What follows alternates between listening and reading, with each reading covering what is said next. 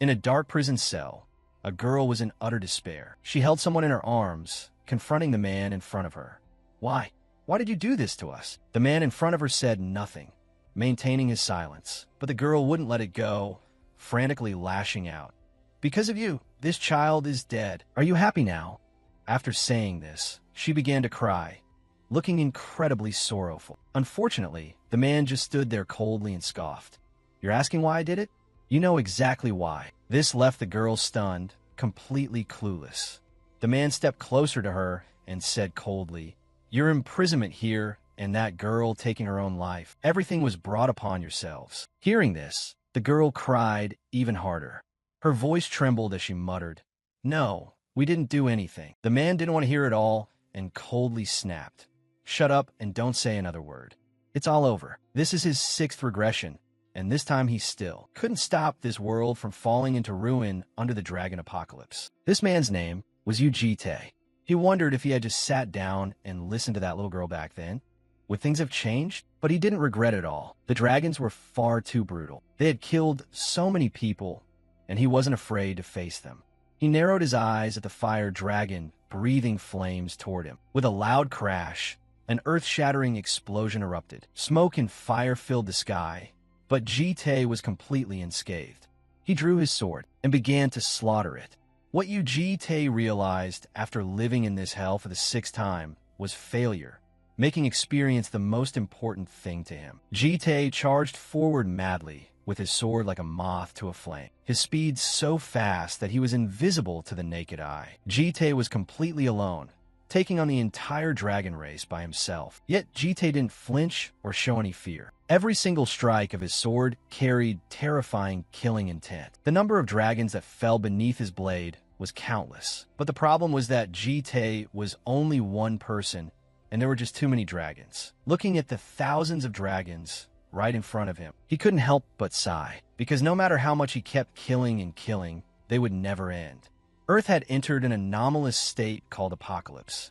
Jite had failed to save the Earth. However, the world's time-reversing pendulum power kicked in once again. Jite wasn't too surprised by this situation. He stood there calmly, his back perfectly straight. Then he gently closed his eyes, waiting for time to take him back. Time rolled back to the 21st century, a time of utter panic. Refugees flooded the streets, and belongings were scattered all over the ground. In the 21st century, when world gates began opening everywhere, monsters poured out of them, making it seem like humanity's spark would slowly fade away. But then mankind discovered a new flame, and ushered in the era known as the New Horizon. After that, youths with exceptional potential from around the world were brought to an artificial island for training. That was the birthplace of the International Urban Academy. That was the exact moment Lair was built, and as the new loop began, the regressor would enter his 7th lifetime right inside Lair. In a small alley, a burly man was grabbing a girl by her hair. His superhuman arm was pressed against her neck. He screamed frantically, "Damn it, if you want to live, back off." The police surrounded the man, yelling loudly at Ho-Sik, "Drop your ability and surrender immediately." Hearing this, Ho-Sik snapped back in frustration. "Screw off, it's already over anyway. You're all coming to hell with me." At that moment, someone walked into the alley. He quietly appeared behind Ho-Sik and said coldly, "I told you to surrender." Ho-Sik jumped out his skin. How did he not notice him getting close? Since when had this guy been standing behind him? Thinking of this, Ho-Sik shoved the girl hostage away, and then frantically attacked the young man, cursing repeatedly. "Holy shit, damn it, you're a cop too, right? Too bad you're." The young man had great combat skills, quickly dodging his attacks. Then he landed a punch right in Ho-Sik's face, scoffing coldly. Not a cop, a police officer. This single punch sent Ho-Sik flying dozens of yards, slamming hard onto the ground, his face swollen like a pig's head. Seeing this, the young man couldn't help but sigh with regret. I forgot to adjust my strength and overdid it." This young man was the regressor Ujite, who had just returned, and his identity this time was an officer at the Lair local police station. A moment later, at the Lair local police station, a female officer was checking the news about Ho-Sik. But it wasn't long before Ho-Sik, who was completely unconscious, was lying at her feet. Her voice trembled as she asked, "Why is he lying here?" Jite brought him in. He explained slowly, "I was just passing by, saw him, and picked him up." Hearing this, The female officer sighed and said, "Ah, let me write up the report first. Actually, never mind. Thanks for your hard work, Senior Jite." After saying that, though, she felt a bit puzzled. Jite seemed a little different right now. Was he always this tall? He seemed even more handsome, too. While the two were talking, a middle-aged man appeared next to Jite and said with a smile, "Hey, you Jite. I heard you caught Choi-ho sick. Is this the guy?" Jite nodded slightly and replied, "Ah, yes." The man examined Ho-Sik's injuries for a bit, then scolded him in a low voice. "But hey, you hit him way too hard. What if we get sued for police brutality again?" Jite just stayed quiet and said nothing. He was silently observing the two of them, both completely unfamiliar faces. To someone who hadn't gone back to work since the regression started, they all felt like total strangers. With that thought, Jite grabbed Ho-Sik by the collar to drag him away, leaving only a sentence. "Get back to work. I have other things to do." The reason Jite gave up his life to regress and stop the Earth from being destroyed was because of the hatchlings, because of the deaths of those baby dragons. When hatchlings grew to a certain point in the world called Askaliba, they would come down to Earth to travel and look for happy experiences. Some would get caught up in uncontrollable wars and lose their lives. Some would be crushed by human malice until they broke down. Some would take their own lives because they couldn't fulfill their given missions. Those deaths enraged the dragon race, and they turned to attack humanity. That's why in this loop, he decided to try a different approach. Just as Jite walked outside, the female officer ran after him and called him back. "Senior, are you busy after work? A new place just opened nearby. Are you busy after work? A new place just opened nearby. Are you busy after work? A new place just opened nearby." In beautiful, bustling Italy, people were enjoying a peaceful life. In a park, a girl was happily playing with some children. She used flower branches from the bushes to make wreaths and placed them on the kids' heads. Their giggles and laughter echoed throughout the entire park. At the same time, a figure was quietly watching them. Waiting until the children left, that person finally showed himself. The newcomer was Jite. He approached the girl and spoke slowly. "Hello." Hearing the voice, the girl immediately turned her head around. She was a beautiful girl with natural green hair, looking very much like a human, yet she wasn't one. Jite stared intently at the girl and said casually, "Can you come with me for a moment?" The girl didn't answer right away. She activated her passive ability so she could use the language of this world. Then she spoke politely. "Hello, mister, were you looking for me?" Jite nodded slightly and replied, "I have something to tell you." The girl asked suspiciously, "So you already knew me beforehand?" Jite didn't hide it either, casually admitting, "That's right. What about you? Do you know me?" The girl chuckled and replied, "Of course I do, Mr. Uyitai." The atmosphere instantly fell into silence. Seeing that Jite didn't answer, the girl raised an eyebrow and asked again, "Am I right?" Jite's expression looked a bit uneasy right now. He asked in a deep voice, "How do you know that name?" The girl pointed at the badge on his chest and smiled, saying, "Right there, it's written on your chest, mister." It read Jite. Hearing that, Jite looked down and indeed saw the badge with his name on it. He was overthinking things. Seeing his expression, the girl continued, "I was just joking. I really don't know who you are or what you're planning to do, but I do know one thing. That Jite doesn't belong here at all." Jite said nothing to that, his gaze turning slightly cold. The girl asked again, "So, did you come here to kill me?" Jite shook his head slightly and replied, "No." Seeing him deny it, she asked curiously, "Then is it to kidnap me? Do you want to take me somewhere else?" Jite thought for a moment before replying, "Pretty much." Hearing this, the girl suddenly thought of something and spoke in a panic. "Don't tell me you're some kind of creep who's into dragons?" Jite sighed helplessly. "Stop talking nonsense. I came to protect you from this dangerous world. If you don't cooperate, I'll have to use force." The eyes of the Green Dragon clan could read the will of heaven, so they were sharper than other clans and quicker to grasp situations. And the girl in front of Jite right now was a member of the Green Dragon clan. Jite knew that, so he warned her in a low voice, "I hope you make the right choice." The girl was caught off guard for a second, but quickly snapped out of it.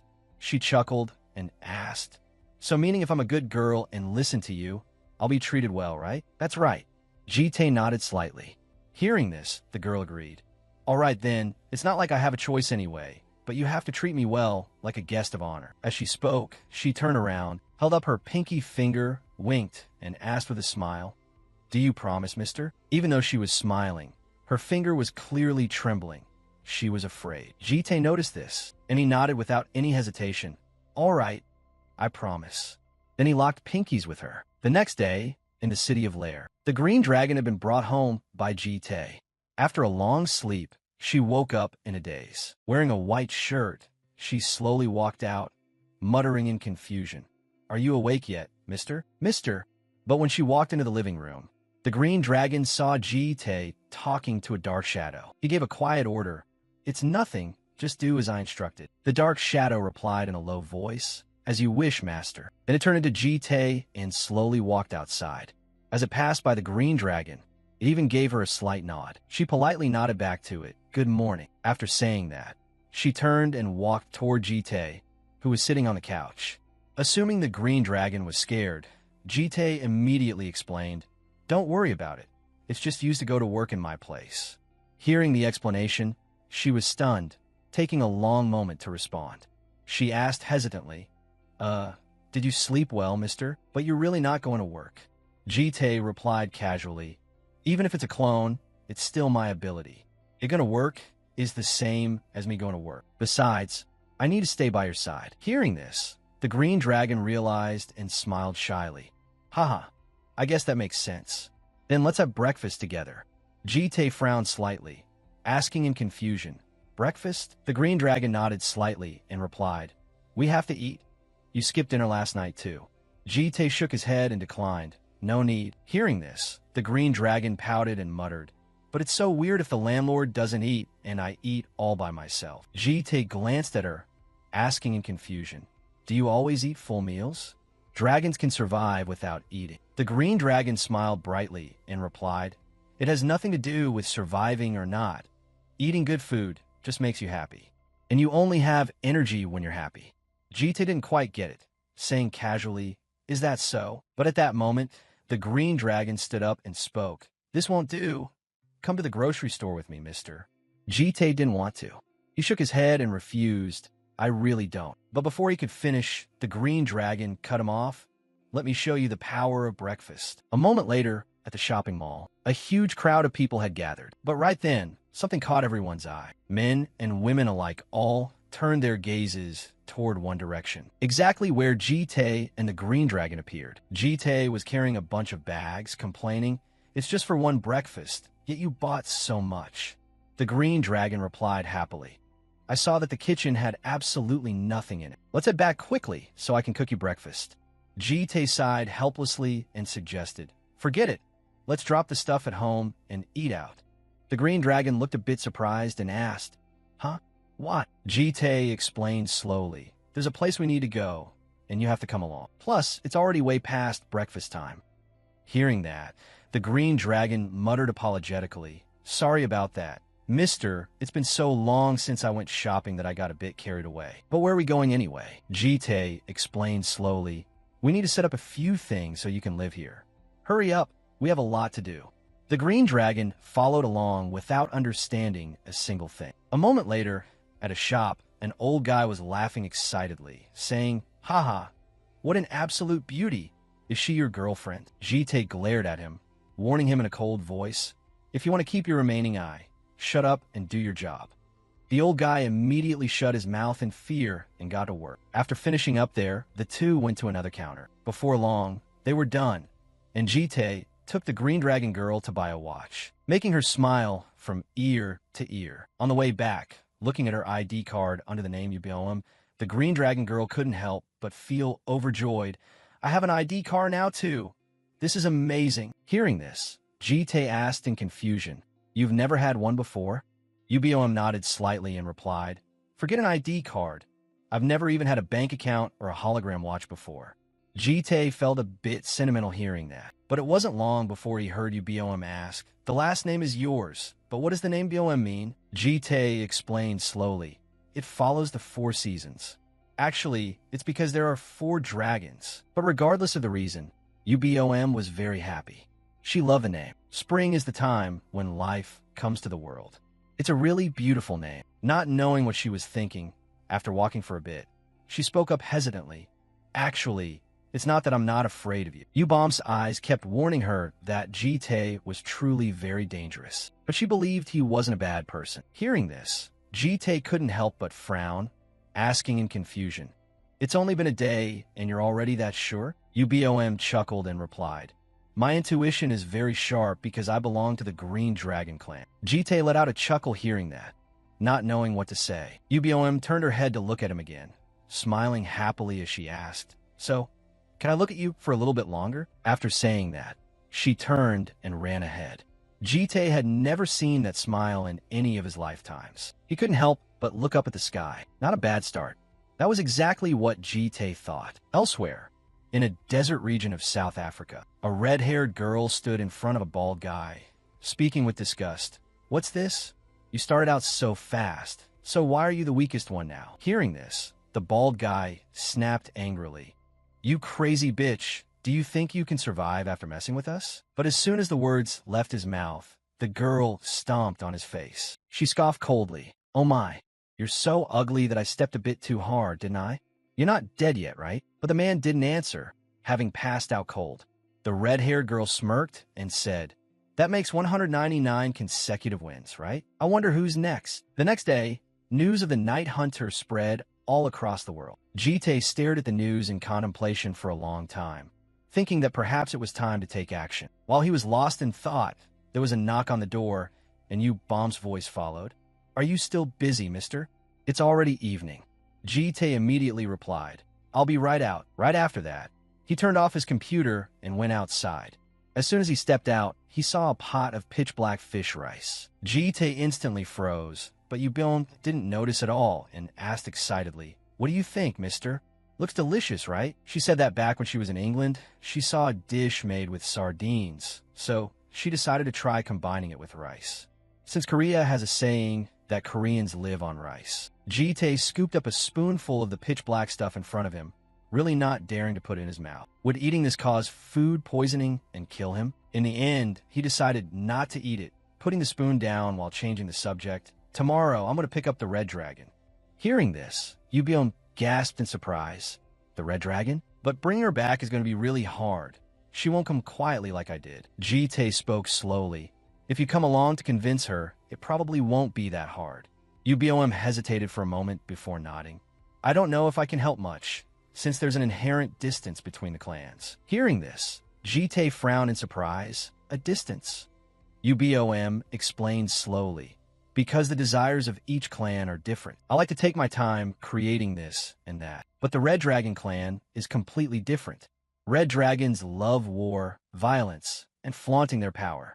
The harder you try to force her back, the more dangerous it gets. To the Red Dragon clan, submission is worse than death." Jite frowned slightly, muttering hesitantly, "But if we don't bring the Red Dragon back quickly, it'll be very dangerous. Someone is targeting her, and if things go on like this, the Red Dragon will definitely die." With that, Jite looked intently at Ubom and said firmly, "So if you come along, we can resolve this peacefully." But before he could even finish, he noticed Ubom looking at him with a strange expression. He asked in confusion, "What's wrong?" Ubom chuckled and replied, "It's just that this is the first time you've asked for a favor like this, so it feels a bit strange. I thought you were the type to shoulder everything alone." Hearing this, Jite immediately fell into silence, not knowing how to react. Ubom smirked upon seeing this. "All right, I'll help you. It's rare for you to ask for help anyway. Plus, I don't want my friend to die either." But she said she had one condition. Jite looked at her in confusion, asking what it was. Ubom pointed at the pitch-black stuff on the table and said, "You have to finish this meal. I saw you secretly put down your spoon the moment you mentioned the red dragon." This statement left Jite's face completely blank. Afterward, he let out a helpless sigh. Having no other choice, he could only hold back his nausea and eat that pitch-black stuff. On another note, somewhere in South Africa, a battle was raging and the ground was littered with bodies. The culprit was none other than the red-haired girl known as the Night Hunter. She slammed a man onto the ground and muttered with disgust, "Are you boys seriously this week?" With that, she turned to leave, smirking with dissatisfaction as she muttered, "I didn't want my 200 victory to be this boring. There are no opponents left in Africa, So where should I go next? At the same time, two men were hiding behind a wall, one of whom couldn't help but curse. Our elite forces got completely wiped out by a single girl, while the other reminded him, don't think of her as just a kid. She's a battle-addicted monster. One thing he was absolutely sure of was that relying on their own forces was hopeless. He just hoped that person would arrive quickly. But while they were talking, they didn't notice that the night hunter had already quietly slipped behind them. She scoffed and said, "Hey boys, what are you whispering about while hiding back here?" The two men panicked instantly, spinning around in a hurry to fight back. Too late. The night hunter let out a sinister laugh, swinging her sword down to strike. But at that exact moment, the night hunter sensed something rushing toward her from a distance. She immediately raised her blade to block it, yet she was still pushed back step by step by the incoming force.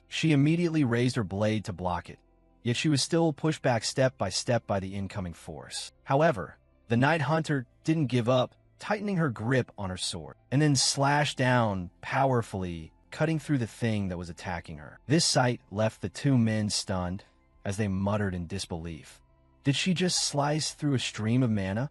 This little monster. Right then, a voice rang out from behind them. Is that girl the night hunter? The two men immediately turned around to look. The newcomer was none other than Javier Karma, the 8th-ranked ranker in the South African coalition. He gave a deep-voiced order. Evacuate the wounded immediately. With that, he narrowed his eyes at the night hunter in the distance, a flash of surprise crossing his eyes. She was just inspecting her sword, pouting as she muttered, "You actually startled me there. That last hit must have been pretty heavy." She was just inspecting her sword, pouting as she muttered, "You actually startled me there. That last hit must have been pretty heavy." Karma couldn't help but comment, "I heard you were female, but I didn't expect you to be this young." Hearing this, the night hunter smirked and pouted, saying, "Oh wow, are you falling for me too? That's exactly why I wear a mask all the time." She even confidently added that everyone got distracted by her flawless face, which was why they couldn't fight properly. Karma was left speechless by this statement. He couldn't be bothered to talk nonsense with her, so he said coldly, "You've already felt the difference in our power, yet you still don't plan to surrender?" Breaking into a smile, the night hunter pouted and said, "What are you talking about? Running away just because an item broke is way too cowardly. I'd rather die than give up in disgrace." As soon as the words left her mouth, she summoned her mana into her hands and then charged forward madly like a moth to a flame. She roared fiercely, "Dying in a thrilling battle is way better anyway." Just like that, the night hunter charged with powerful momentum, unleashing a storm of attacks on Karma. But he still managed to dodge them. The night hunter didn't give up at all, closing the distance step by step. But he still managed to dodge them. Finishing her sentence, she threw a punch, but the sight right in front of her made the night hunter's eyes widen in shock, because her fist did absolutely nothing to Karma. She cried out in shock. No reaction at all. Karma stood there tall and proud, speaking coldly. "It seems you've never fought anyone stronger than yourself, have you? Have you seen every battle up until now as just a game?" With that, he clicked his tongue and commented, "What a shame. Even though you're highly talented, I am not someone you can play around with." Finishing his sentence, Karma raised his blade to slash down, and the night hunter's expression instantly turned grim. Karma's blade was wrapped in an enormous amount of mana as he slashed down without a moment's hesitation, his eyes completely filled with killing intent. The night hunter bit her lip hard, cursing to herself, "Damn it, I can't dodge this one in time." With a loud crash, the blade light, carrying powerful mana, slashed down. The night hunter couldn't dodge in time and was blasted far away. Karma was a bit surprised on his end. Being able to increase her arm strength to block in that split second meant she was definitely no joke, so he would have to crank up his output. But when Karma was about to attack again, there was no one left in front of him. Karma frowned and muttered, "Did she run?" Meanwhile, the night hunter was being dragged into a hidden corner by UBOM to hide. Seeing UBOM, the night hunter asked in surprise, "Green Dragon, what are you doing here?" UBOM replied in a low voice, "I heard you were in danger, so I came to save you." It turned out the night hunter was actually the red dragon that Jite was looking for. Hearing this, the red dragon snorted in disdain. "You just pop out of nowhere and claim you're saving me?" UBOM ignored her, treating her injuries while reminding her, "If you keep fighting, you're really going to die." The red dragon unhappily slapped UBOM's hand away and spoke with annoyance. Green Dragon, you can interfere in other things, but stay out of my battles. I don't care if I live or die. I have to fight to the very end. Seeing how stubborn she was, Ubilum couldn't help but sigh helplessly and advise her, Red Dragon, if you die, our whole trip is over too. These words left the Red Dragon stunned. Ubom continued to treat her, speaking slowly. Your death isn't just your own. You don't want to ruin our fun either, right? She mentioned that she wanted to stay and play on Earth, so she hoped the Red Dragon would cooperate a bit. Hearing this, the Red Dragon fell into silence. After hesitating for a long time, she pouted and spoke up, Fine. Or are you planning for us to run away together or something? That guy is strong as hell. If we run, we'll just get caught right away. Ubom ignored the comment and replied calmly, He'll handle it. The Red Dragon was a bit surprised, asking back in confusion. Ubom chuckled softly and said, I didn't come alone. That was right. If Ubom was here, then Jite was definitely here too, and he was currently standing right behind Karma. Sensing the killing intent, Karma immediately spun around and asked in a cold voice, Who are you? Hearing this, Jite let out a malicious smirk, and then he replied in a deep voice, I'm that kid's guardian. On another note, in a certain forest, a blonde girl was lying down soaking up the sun when she suddenly caught a scent and muttered in confusion, How strange. I clearly smell the green dragon, but turns out it's not her. The person in front of her was actually Jite, meaning the one with Ubom is your clone. The blonde girl opened her eyes wide at Jite, asking curiously, Who are you, mister? You're probably not a bad guy, right? Back in South Africa, after hearing the answer from Jite's clone, Karma couldn't help but ask back in surprise, A guardian? That kid doesn't really look like the type who needs a guardian.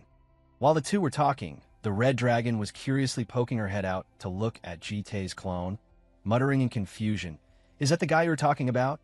Ubom was truly at her wit's end and quickly pulled her back. It's dangerous, step back. Out in the open, Jite's clone didn't bother to explain things to Karma, speaking indifferently. It's a long story to explain, so let's just end things here. These words took Karma by surprise. Then his surprise turned into anger as he gnashed his teeth and muttered, You just crawl out of nowhere and talk absolute nonsense. I definitely can't let this slide. Jite's clone said nonchalantly, but she hasn't killed anyone yet. Letting out a soft snort, Karma spoke coldly, Don't mess with me. Jite's clone still earnestly tried to advise him. That kid won't be staying here much longer anyway, so can you just drop it? Karma grew a bit impatient hearing this, tightening his grip on the hilt of his blade as he ground his teeth, and said, You think I'm just going to drop it because you showed up and said a few words? This area falls under Sand's jurisdiction. As soon as the words left his mouth, he swung his blade, attempting to attack Jite's clone. Karma roared fiercely.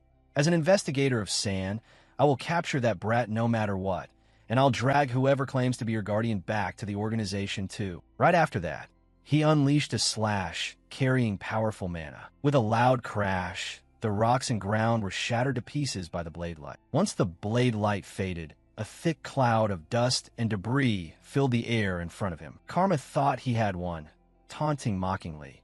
Being in cahoots with that little monster. I'm sure a hit like this didn't hurt you, right? But as soon as he finished speaking, a disdainful voice rang out from behind him.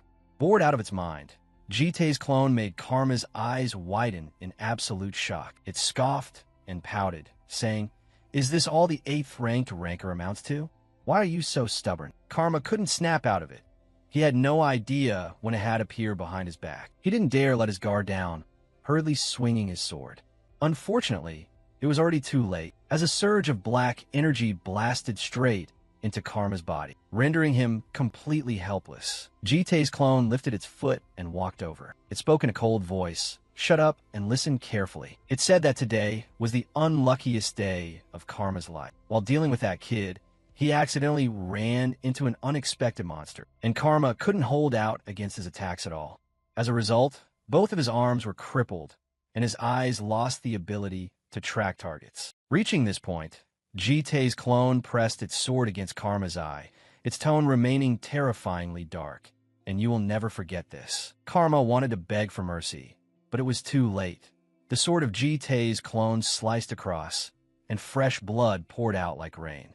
Sand possessed superhuman healing abilities, so even if limbs or eyes were lost, they could be cured. But they would never soothe the terror that had been deeply engraved into Karma's consciousness. As we can see, the power brought by fear is highly effective, and Jite utilized it perfectly. After finishing up, Jite's clone glanced toward the red dragon in the distance. She was currently frozen stiff with fear, trembling as she muttered, "Hey, green dragon, what exactly is that monster?" UBOM sighed and explained, "He's not a monster.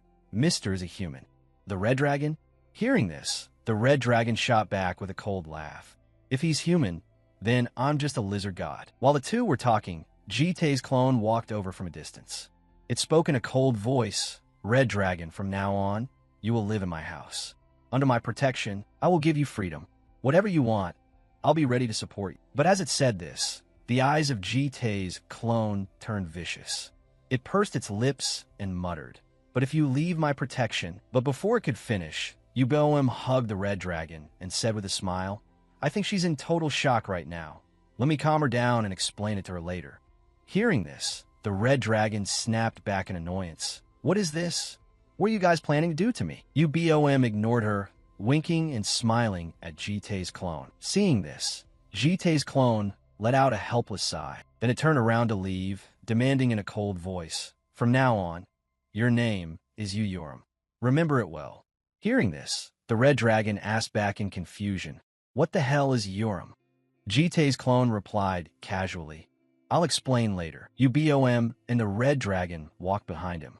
Ubom smiled happily and said, "Red dragon, you've grown bigger since the last time we met." The red dragon snapped back very irritably, "Now is not the time to joke around, got it?" Meanwhile, Jite's clone was looking up at the sky. Then it linked up with the Jite on the other side to report, "Everything has been handled, master." At the same time, deep within the Amazon rainforest, Jite received this report. He spoke with satisfaction, "Good job. I'll wrap things up here and head back right away." The red dragon naturally had a rough personality, making her hard for his clone to convince. So it was a good thing UBOM went along. Right then, the blonde girl came over and squatted down next to Jite's feet, asking curiously, "Who were you just talking to, mister?" Jite shook his head slightly and replied, "It's nothing." She still smiled innocently and said, "Your smartwatch is so magical, mister." This was the gold dragon. Just like every other gold dragon, she loved getting attention. In the third lifetime, the gold dragon lived like a celebrity, shining under the spotlight. But the most prominent figure would always be the dragon that brought the greatest destruction. Being loved by many people made life glamorous, but it came with countless troubles. That was probably why she was currently hiding out in the middle of nowhere like this. While Jite was lost in thought, the gold dragon squealed excitedly again, "Mister, this is so cool." With that, she jumped up and down, saying happily, "It projects the screen right into the air, and the image is super clear. I've never seen anything like this before." Jite finally couldn't hold back anymore, asking in confusion, "Why did you run all the way here?" These words left the gold dragon stunned. Jite ignored her reaction and continued, "If you wanted entertainment, shouldn't you be staying around humans? There's nothing but wild animals and bugs here." Hearing this, the gold dragon gasped in surprise. "Huh? How do you know?" Jite replied casually, "The green dragon told me." The gold dragon instantly cheered up again. "No wonder I smelled her scent on you, mister. Are you close with big sister green dragon?" Seeing her like this, Jite couldn't help but sigh. He asked the gold dragon in a deep voice, "Are you afraid of humans now?" Hearing this question, the gold dragon instantly froze. But very quickly, her voice trembled as she muttered, "The thing is, it's not that I'm too scared of humans. I used to live with them too. It was just that the gold dragon felt like some people looked at her in a weird way, and others kept following her around. So she felt a little scared." With that, the gold dragon leaned her back against Jite, looking incredibly pitiful. Jite glanced at her and suddenly asked in confusion, "Do you like bread?" The gold dragon was caught off guard for a moment, muttering hesitantly, "Bread?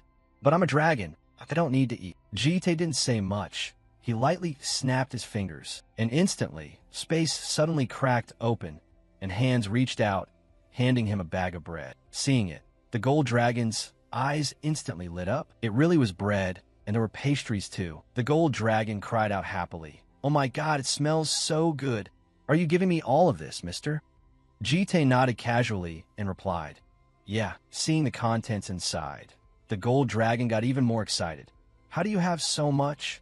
There are donuts too, and blueberry tarts. There's every kind of pastry in the world. Jite glanced at her and said seriously, Gold Dragon, don't stay here anymore. Come with me. He mentioned that her friends are there too, so she would be safe, and that she should enjoy this trip just like the others. The Gold Dragon, who was completely engrossed in eating her pastries, was left bewildered by Jite's words. She muttered hesitantly, but my mom told me not to follow strangers. Hearing this, Jite made another promise. I'll buy you more macarons. These words seemed to hit the gold dragon's sweet spot perfectly. She opened her mouth wide and stared at Jite, her eyes filled with pure joy. The next day, at a high-rise building in Lair, Yoram stood on the balcony smoking, looking down to observe the scenery below, though her face didn't look very happy. Yoram was thinking about the incident with Karma in South Africa, as well as Jite's devil-like appearance when he dealt with Karma. In the end, she couldn't help but curse under her breath. At the same time, UBOM walked out from inside the house, seeing Yoram standing there deep in thought. She couldn't help but call out, Red Dragon, but before she could finish her sentence, footsteps echoed from outside. UBOM glanced over and immediately saw the gold dragon walking in with Jite, with the gold dragon happily chatting away. So this is where you live, mister? Ah, I promise I won't ask for more pastries. But that sausage roll was absolutely delicious. As she spoke, she popped a piece of macaron into her mouth. The exact moment the sweetness of the pastry melted in her mouth, the gold dragon's eyes widened in absolute shock. She squealed excitedly. What is up with this macaron? It's super crispy on the outside, but completely melts on the inside. This is literally the taste of heaven. Seeing the two of them, UBOM ran out to greet them. You're back, mister. Jite nodded slightly and replied, yeah. Seeing UBOM, the gold dragon also smiled happily and said, Big Sister Green Dragon. UBOM smiled gently at her. Long time no see, Gold Dragon. In a split second, the gold dragon threw herself into UBOM's arms. It's been way too long. I missed you to death. UBOM patted her head and praised her. You've gotten more and more beautiful. The two girls clung to each other, talking and laughing very happily. The gold dragon asked joyfully, When did you get here, sister? UBOM replied casually, I just got here a few days ago. The red dragon is over there too. Do you want to go say hello? Right at that moment, Jite's clone walked out as well, speaking respectfully, Welcome back, master. Jite nodded slightly and ordered, You did well. I'll call you later. Go back to work for now. Hearing the noisy voices of everyone, Yoram also walked in from outside. Jite glanced at her, somewhat at a loss for words, while Yoram also wore an annoyed expression, clicking her tongue in irritation. In stark contrast to her, the gold dragon briskly ran over to greet her. Big Sister Red Dragon, how have you been lately? What is this smell? Are you smoking again? Why does the Red Dragon clan always do things that harm your body? Her constant chattering made Yoram incredibly annoyed. She reached out and pinched the gold dragon's rambling beak shut. Yoram barked irritably. Hey chick, you're so annoying. Shut up right now before I rip your beak off. The gold dragon cowered in fear, muttering in a trembling voice, Red Dragon, you're so mean. Afterward, all three hatchlings sat on the couch with Jite sitting across from them, and he asked for their ages. Igrekubom replied calmly, I'm 20. The gold dragon didn't hide it either, replying, I'm 10. This age is seriously perfect. Somebody help. Someone's luring a minor into his house. Yoram sat with her chin resting on her hand, hesitating for a long time before answering. Yoram, 16. The gold dragon didn't mind her young age at all, puffing out her chest and saying fiercely, We dragons grow much faster than humans, so stop treating me like a kid. Hearing this, Yoram let out a cold snort and taunted, Oh, real tough, huh? At this point, the gold dragon asked in confusion, By the way, did he just call Big Sister Red Dragon Yoram? Is that a fake name? Who knows? Yoram snorted coldly and pouted. UBOM smiled brightly and explained, That's the name Mr. gave to the Red Dragon, and I'm UBOM. The gold dragon couldn't help but ask in confusion, Huh? We haven't even had our coming-of-age ceremony yet, and we already have names? Dragon names are supposed to be special, right? How can it be this simple? Then I guess my name must be Jaeul. Jitae nodded slightly and replied, correct. From now on, your name will be Yu Jaeul, and that egg will be Jaeol. Hearing this, Jaeul was instantly stunned. She looked down at the necklace around her neck, hesitating for a long time before asking in confusion, Mister, do you know this is a blue dragon egg? Jitae casually admitted, yes. It's a polymorph type, right? It's about to hatch too, so be careful. The more Jaeul listened, the more shocked she became, asking in surprise, oh my god, for a human, you sure know a lot, mister. How do you know so much? Jitae replied casually, it's not important. Right after that, his tone turned serious. He spoke in a deep voice. Since everyone is here, I'll say it one more time.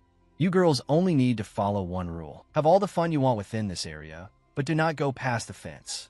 The three hatchlings widened their eyes in surprise upon hearing this. Jaeul quickly asked back, what do you mean, mister?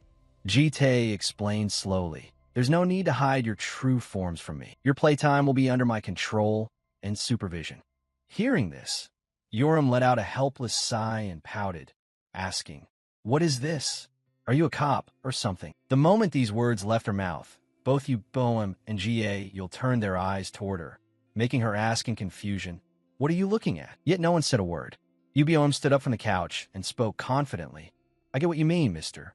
Meaning we can still go out to play, right? With that, she looked at her two friends and asked, do you two want to go out for a stroll? Since we're going to live here anyway, we need to sort out paperwork and buy supplies. Hearing that they could go out, Jaeul immediately squealed excitedly. That sounds like fun. Yoram, on the other hand, pouted in disdain. Go out? You guys don't even have any money. But as soon as she said that, Jitae tossed his black wallet into Bomb's hands, speaking nonchalantly. Don't worry about money. Just go out and have a good time. Boem cheered happily upon hearing this. Thank you, mister. How much can we spend? As much as you want. Jitae replied indifferently. And with just that one sentence from him, the three girls excitedly headed out. After that, it was a cycle of buy, and swipe, with transaction notifications constantly buzzing while Jitae was working at home. By the time they returned, a massive pile of stuff had been added to the house, and Boem apologetically brought the wallet back to Jitae. She explained slowly, sorry about that. Mister, we spent a bit too much, didn't we? I wanted to buy you a few outfits too, but it went over the card limit, so I had to give up. Jitae shook his head casually. It's fine. Right at that moment, Jaeul's cheerful voice suddenly rang out, causing Jitae to look up. Hey, mister, take a look at this. She pulled out a pile of clothes and began trying them on. There was every style imaginable. She asked happily, what do you think, mister? It looks great, right? I bought a ton because the clothes were so pretty. And this watch too. I bought the exact same one as yours, mister. Jitae nodded slightly in approval. It suits you well. Getting praised made Jaeul very happy, and she winked and smiled, saying, thank you, mister. You're the best. Seeing them talking so happily, Yoram seemed to be deep in thought about something. After a long while, she finally held up her hand and pouted, saying, I bought something too. Then Yoram pulled out the sword she had just bought to show him, muttering shyly, and this too. My old sword was completely ruined. Jitae asked curiously, do you like it? You bought a pretty decent sword. Yoram nodded and replied, it's all right. Luckily, I didn't buy a cheap knockoff. Seeing how boring their conversation was, Jaeul immediately cut in. I bought a few outfits for you too, sister. Give them a try. Seeing that pile of rainbow-colored clothes, Yoram turned around and ran away in terror. I don't need any of that stuff. Boem sat on the couch watching the two of them happily running around. Then she glanced at Jitae with a smile and said, Yoram isn't great at expressing her feelings, but she's really grateful to you, mister. That's good then, Jitae said casually. Then he stared intently at Boem and asked, what about you, Boem? I didn't see you pick up anything. Hearing this, Boem smiled and replied, I bought something too. The one sitting on the table over there. Then she pointed toward the table in the kitchen.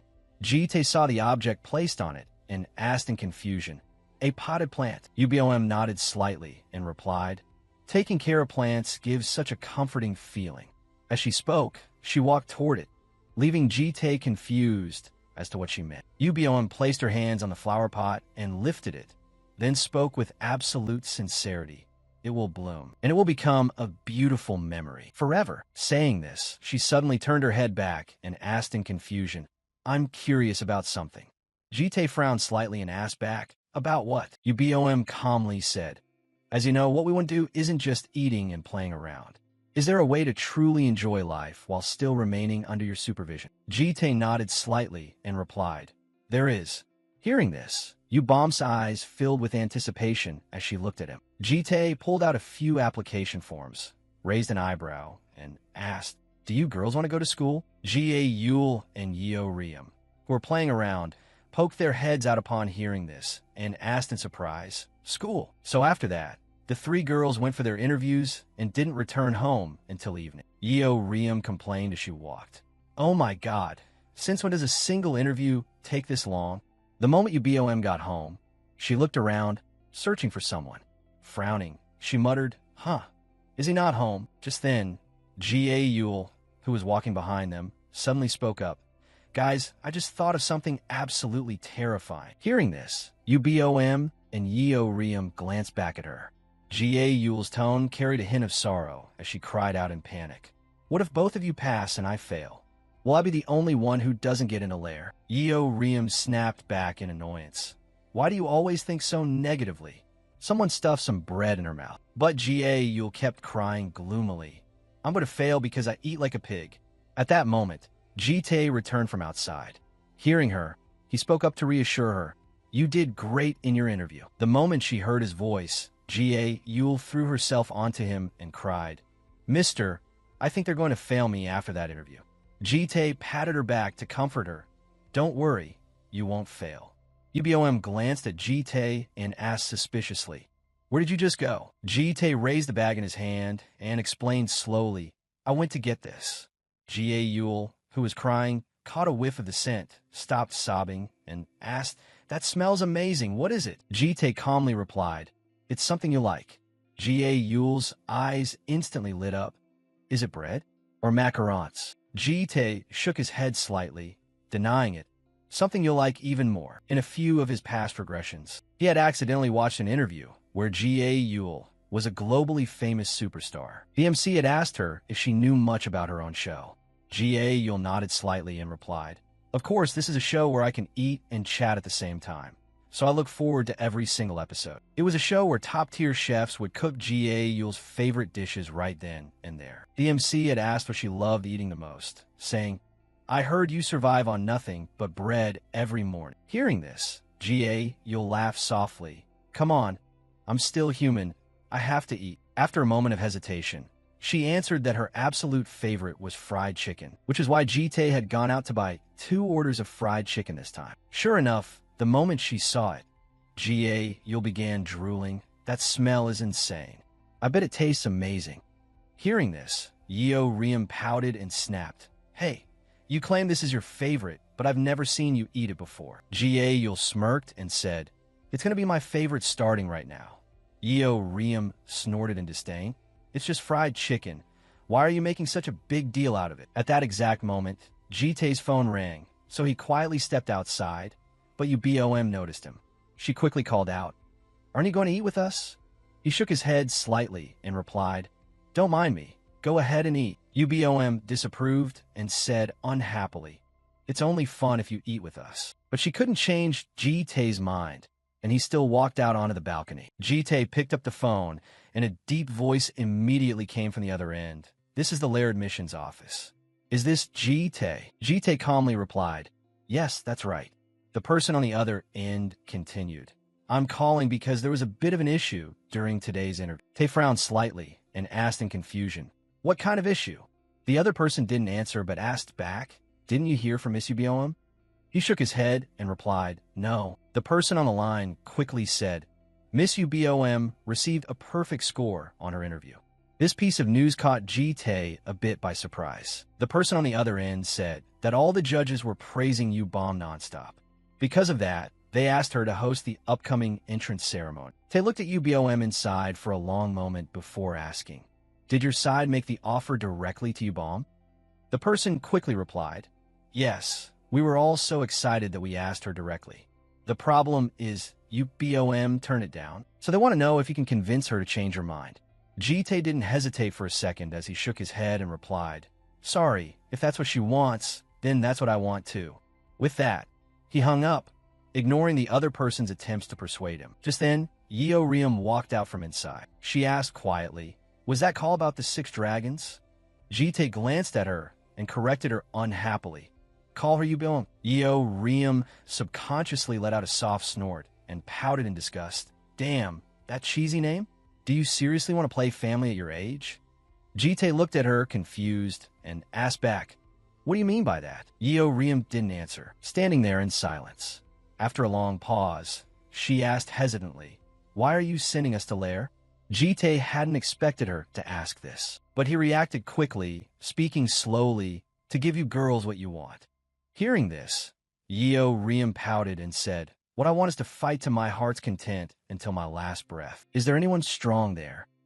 Jite nodded slightly and replied, "Definitely, because the strongest people in the world gather there."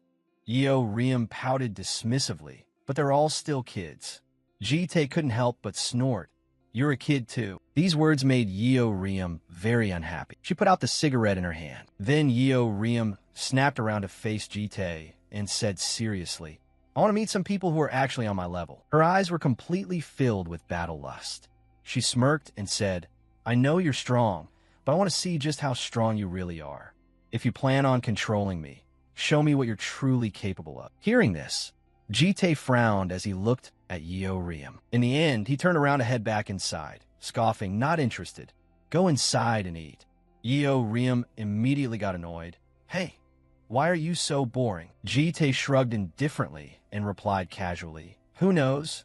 Yeo Riem was so pissed that she flipped him off and snapped in annoyance, "Knows my ass." While she was throwing a fit, you'll actually poked her head out and poked the hornet's nest. "Hey, big sis, don't be like that. Try a bite of this."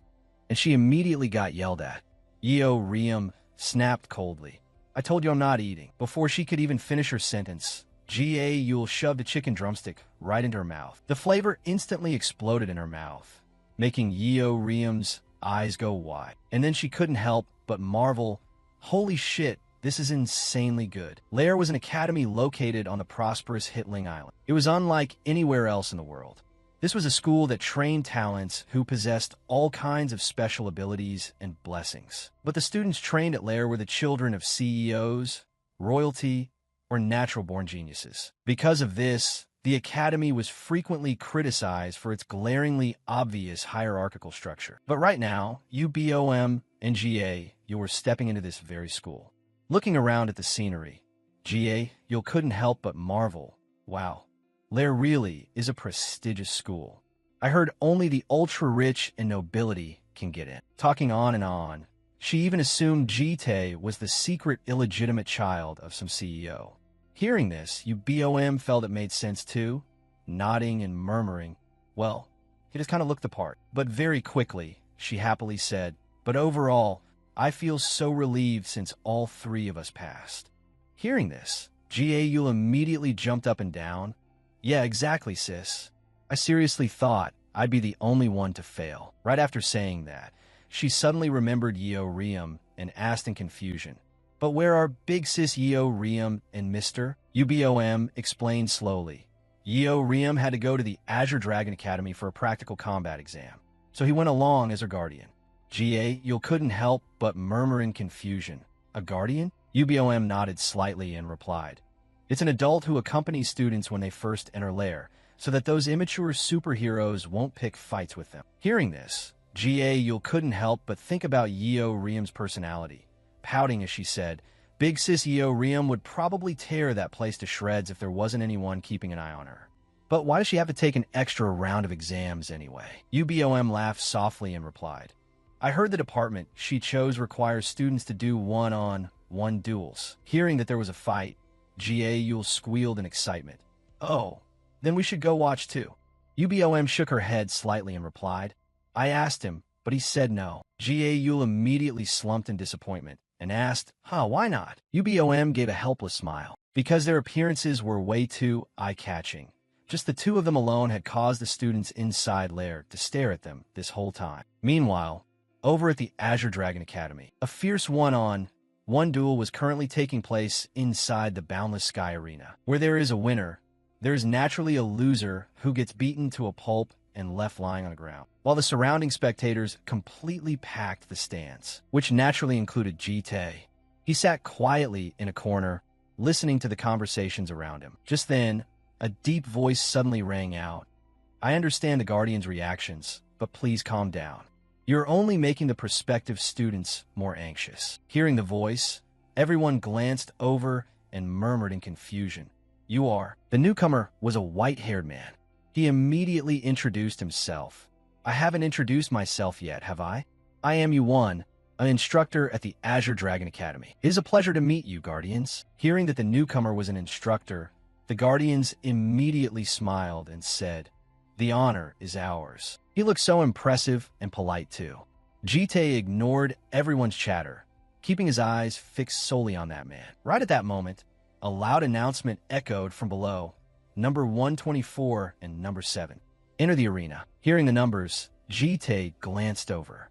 An imposing figure stepped onto the stage, holding a fresh sword in her hand. The next fight belonged to Yeoriam. As she walked, she pouted in pure disgust. Damn it. I hope this match isn't boring. Hearing these words, the opponent standing across from her immediately looked pissed. But with Yeoriam's personality, she couldn't care less. She snorted and said, if it is, I'm literally running away from home. The two of them stood on the stage just like that, both radiating powerful auras.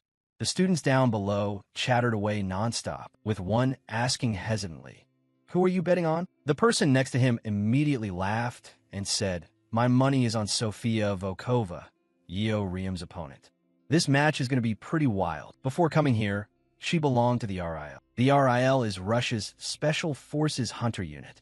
The unit played a massive role in the Great War. They're infamous for training methods that are basically identical to torture. Right at that moment, a muscular man with a scar over his left eye suddenly shouted at the top of his lungs, Sophia, the higher-ups have incredibly high expectations for you. You can do this, you will win. Sophia, hearing these cheesy words, couldn't help but sigh helplessly, dying of embarrassment. With her childish, mocking personality, Yeoriam immediately taunted her. Hey, your dad looks worried sick over there. Sophia immediately glared over, her face twisted in anger.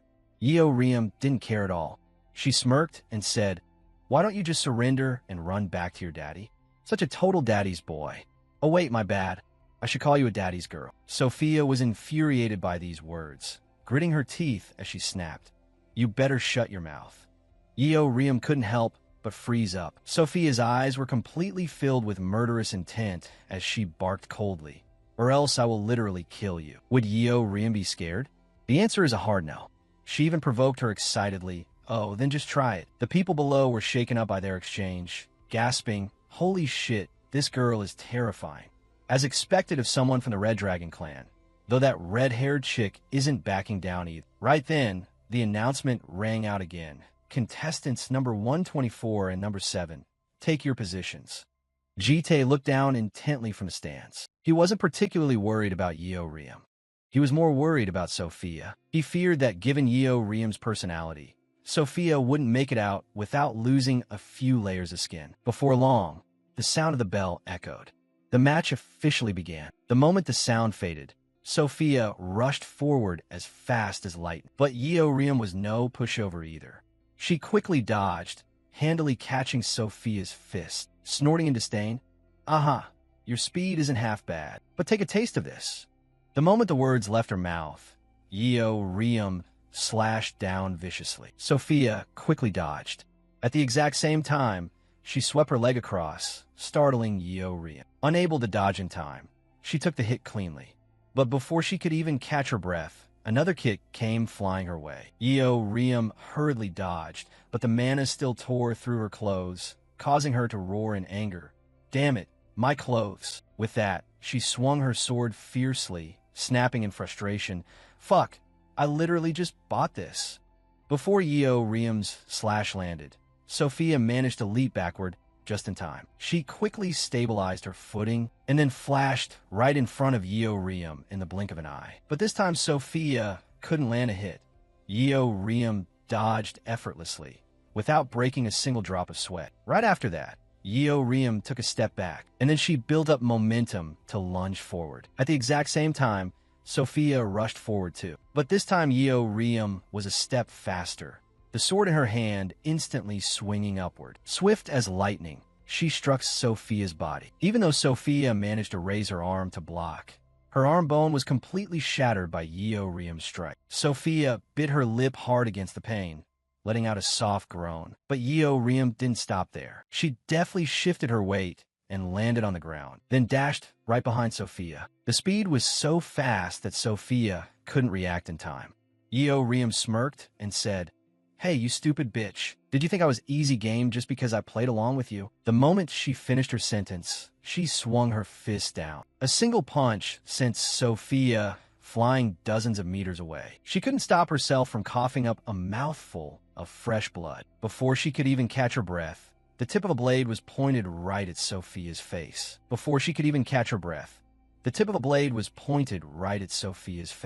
Hearing this, Yeo Riem smirked in pure mockery.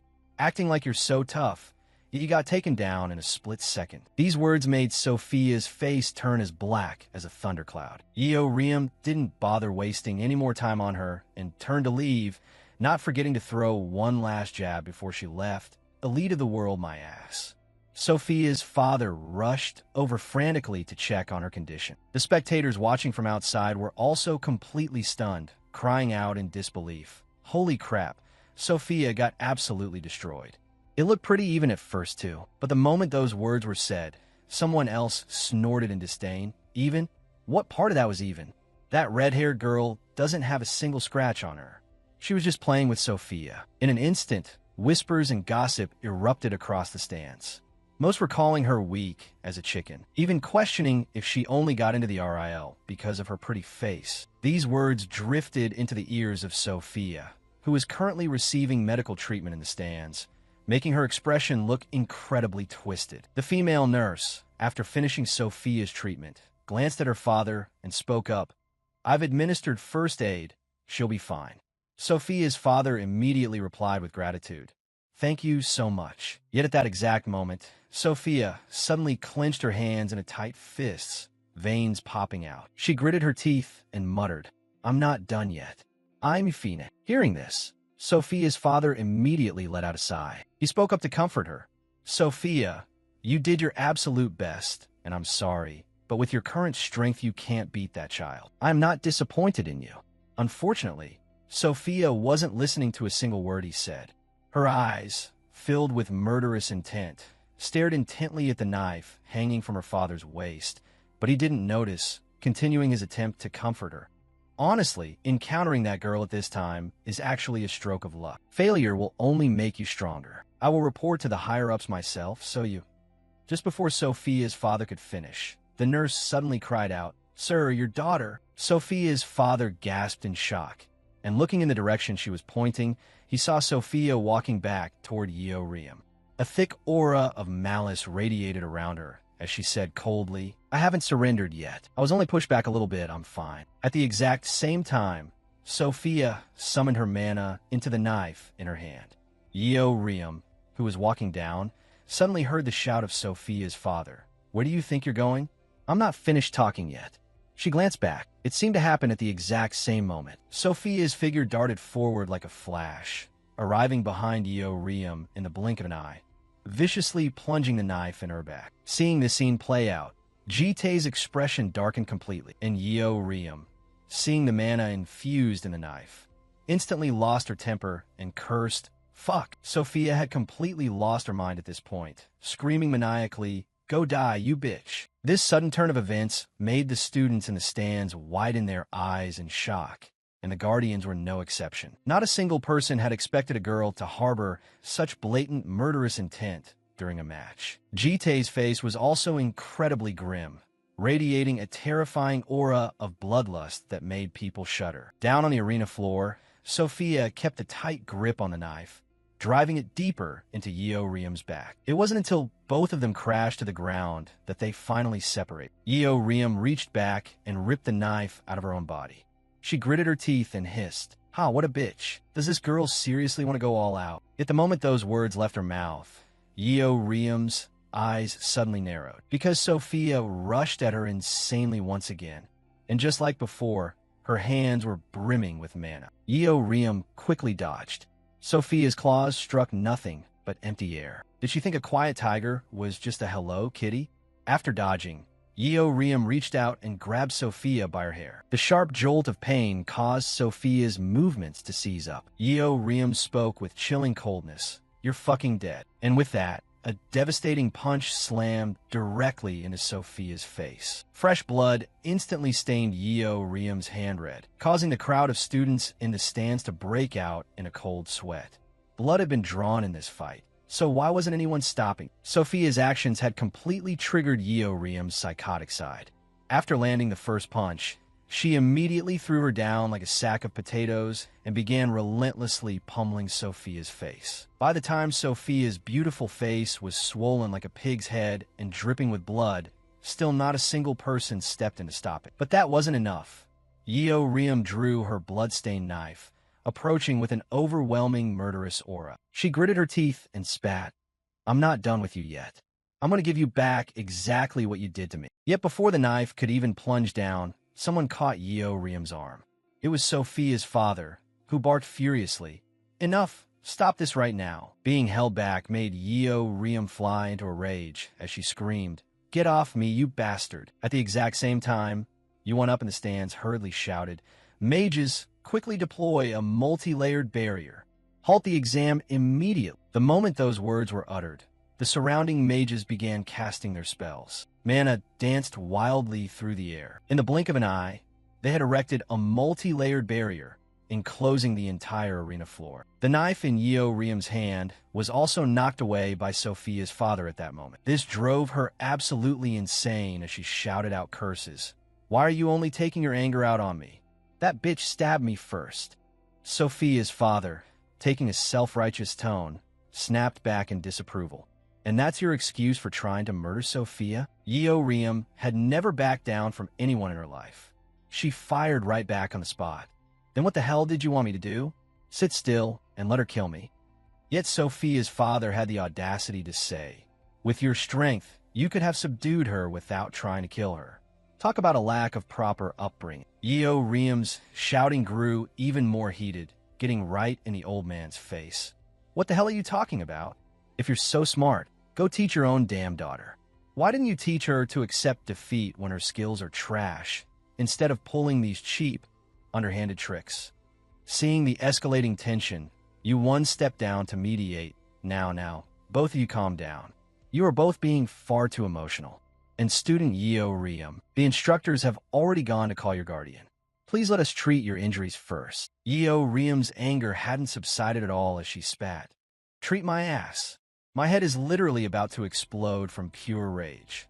Yuan maintained his dignified facade, saying, Of course I understand your feelings right now, but I cannot stand by and watch you make things worse. These words made Yeo Riam freeze. The first thought that flashed through her mind was, how can humans be so utterly petty and shameless? Yet Yuan still had the nerve to speak up, his tone carrying a blatant warning. If you blow this matter out of proportion, even I won't be able to help you.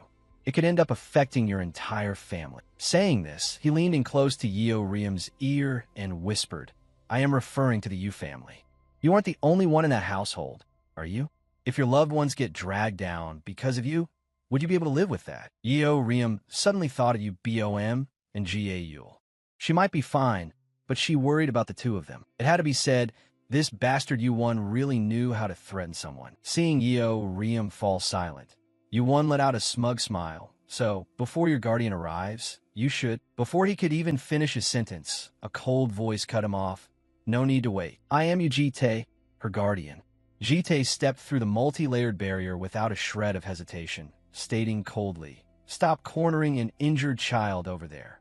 Let's take this talk outside. This revelation completely stunned both Yuan and Sophia's father, though Sophia's father looked far more anxious than anything. A short while later, inside Yuan's office, he walked in carrying a tea tray and said enthusiastically, This is Taiwan's famous oolong tea.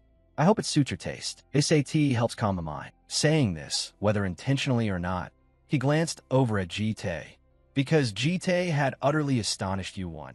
Anyone who could effortlessly walk straight through a multi-layered barrier was bound to be a top-tier powerhouse. However, he had never once heard of Ji-tae or any Yu family before, so he would definitely have to investigate further. Right after that, Yu-won sat down directly across from them, offered a smile, and opened with, "Haha, oh boy, I honestly don't even know where to begin. I'm truly sorry for everything that happened."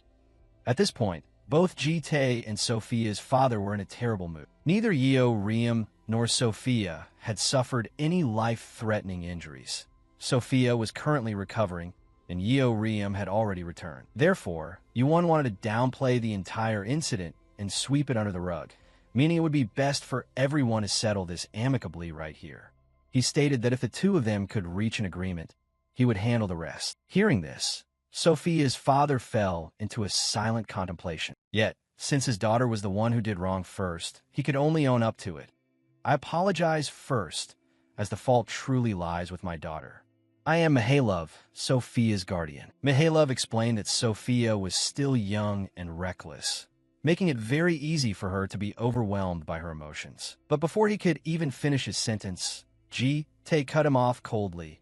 "I don't accept your apology." These words infuriated Mihailov, who slammed his hand on the table and barked. "What?" Ji-tae maintained his calm demeanor and spoke up. "There's no point in you apologizing, because you weren't the one who caused the trouble." Mihailov looked at him in utter disbelief and said urgently, "Come on now, we're both guardians of these kids, so I hope you can speak a bit more politely. Don't you know where I come from?" Ji-tae didn't care at all, replying indifferently, "But we are not on equal footing. Is that how people from your place apologize?" Mihailov glared at him in frustration. "Are you saying I should drag an injured child all the way here just to apologize?" Without a shred of hesitation, Ji-tae nodded and replied, "Yes, exactly." Seeing the two of them arguing fiercely, Yu-won hurriedly waved his hands to intervene. "Please, let's all calm down first." Ji-tae was perfectly calm. The one who needed to calm down was Mihailov. Ji-tae sat indifferently in his chair and questioned him in a stern voice. "I didn't come here because of that girl.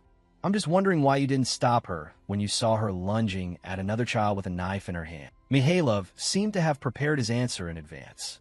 He immediately replied, "That happened entirely too fast." Except Ji-tae didn't buy this excuse for a second. He snorted in disdain and snapped. "Too fast? What a pathetic excuse. Aren't you embarrassed to use your own daughter to mask your own incompetence?" The moment these words left his mouth, a loud slam echoed as Mihailov kicked the table hard. He grabbed Ji-tae by his collar and warned him, "Listen here, you bastard, my patience has its limits. Are you trying to make an enemy out of the RIL?" With that, mana began to flare from Mihailov's hand, like father, like daughter. When they couldn't win an argument, they resorted to violence. He gritted his teeth and warned, "Your family is just some nobody clan that no one has ever heard of." Unfortunately for them, Sophia's entire bloodline was destined to suck it up and swallow their pride today. While he was still putting on his tough guy act, his eyes suddenly widened in sheer shock. Because before Mihailov even realized it, the knife strapped to his leg had already been taken by Ji-tae. He even remarked coldly, "This knife is incredibly sharp.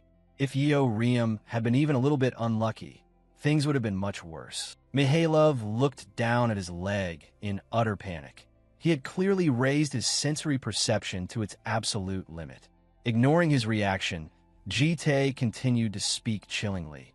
"Your sheath is entirely too loose, which is probably why you didn't even notice when a child snatched it away.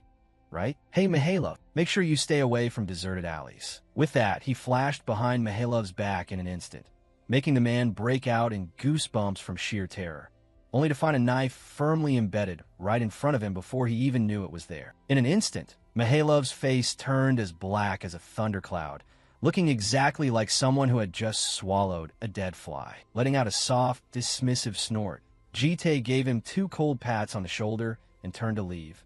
"Now that we're done, I'll be taking my leave." The atmosphere in the room instantly froze into an awkward silence. Yu-won hadn't expected the tables to turn so abruptly either. Over on this side, Ji-tae quickly made his way outside, and the moment he stepped out, he saw Yeo Riem waiting for him. He asked caringly, Are you alright? Yeo Riem shook her head slightly and replied, It's just a scratch. You know, it's not that easy to kill us red dragons. Hearing this, Jite nodded in satisfaction. That's good then.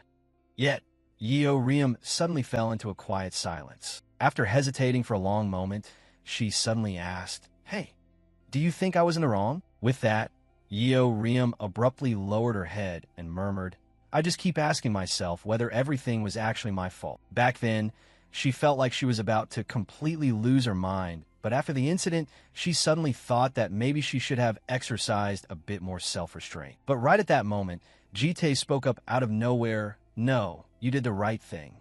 These words caught Yeo Riem a bit off guard. Jite continued to speak with absolute composure. If there's a next time, just kill them where nobody is watching. Although his face didn't show a single ripple of emotion, his words were completely laced with thick, murderous intent. Yet this was clearly exactly what Yeo Riem wanted to hear. She stared at Jite's retreating back, then let out a delighted sigh of relief. Yeo Riem hurriedly ran up to Jite's side and said triumphantly, Don't you dare take those words back. You're the one who told me to do it, all right? Jite nodded without a second thought and replied, Yeah. The two of them slowly left the place just like that. Jite suddenly remembered something and suggested, Yeo Riem, start packing your things the moment we get back home. Hearing this, Yeo Riem asked in confusion, Why? Where are we going? Jite explained slowly, You're moving into Lair. Yeo Riem nodded in understanding. Ah, you mean the dorms, right? That kid is probably going to be chirping away in pure joy again. While the two of them were talking, a voice suddenly rang out from behind them, guardian of student Yeo Riem, Mr. Ujite. The two of them instantly stopped in their tracks and turned their heads back to look. The newcomer was Yu-Won, who put on a highly enthusiastic front as he spoke up. Could I borrow a bit of your time to talk? The two of them instantly froze and turned around to look back. Hearing this, Yeo Riem put on an impatient expression and said, I really don't want to listen to any nagging. Yu-Won burst into laughter. It's not nagging at all. I am actually bringing you a massive opportunity. Student Yu, would you like to become the representative freshman for the Azure Dragon Academy? Yeo Riem frowned slightly and murmured in confusion. Representative freshman? Yu-Won nodded slightly and replied, Exactly. You will become the face of the entire school.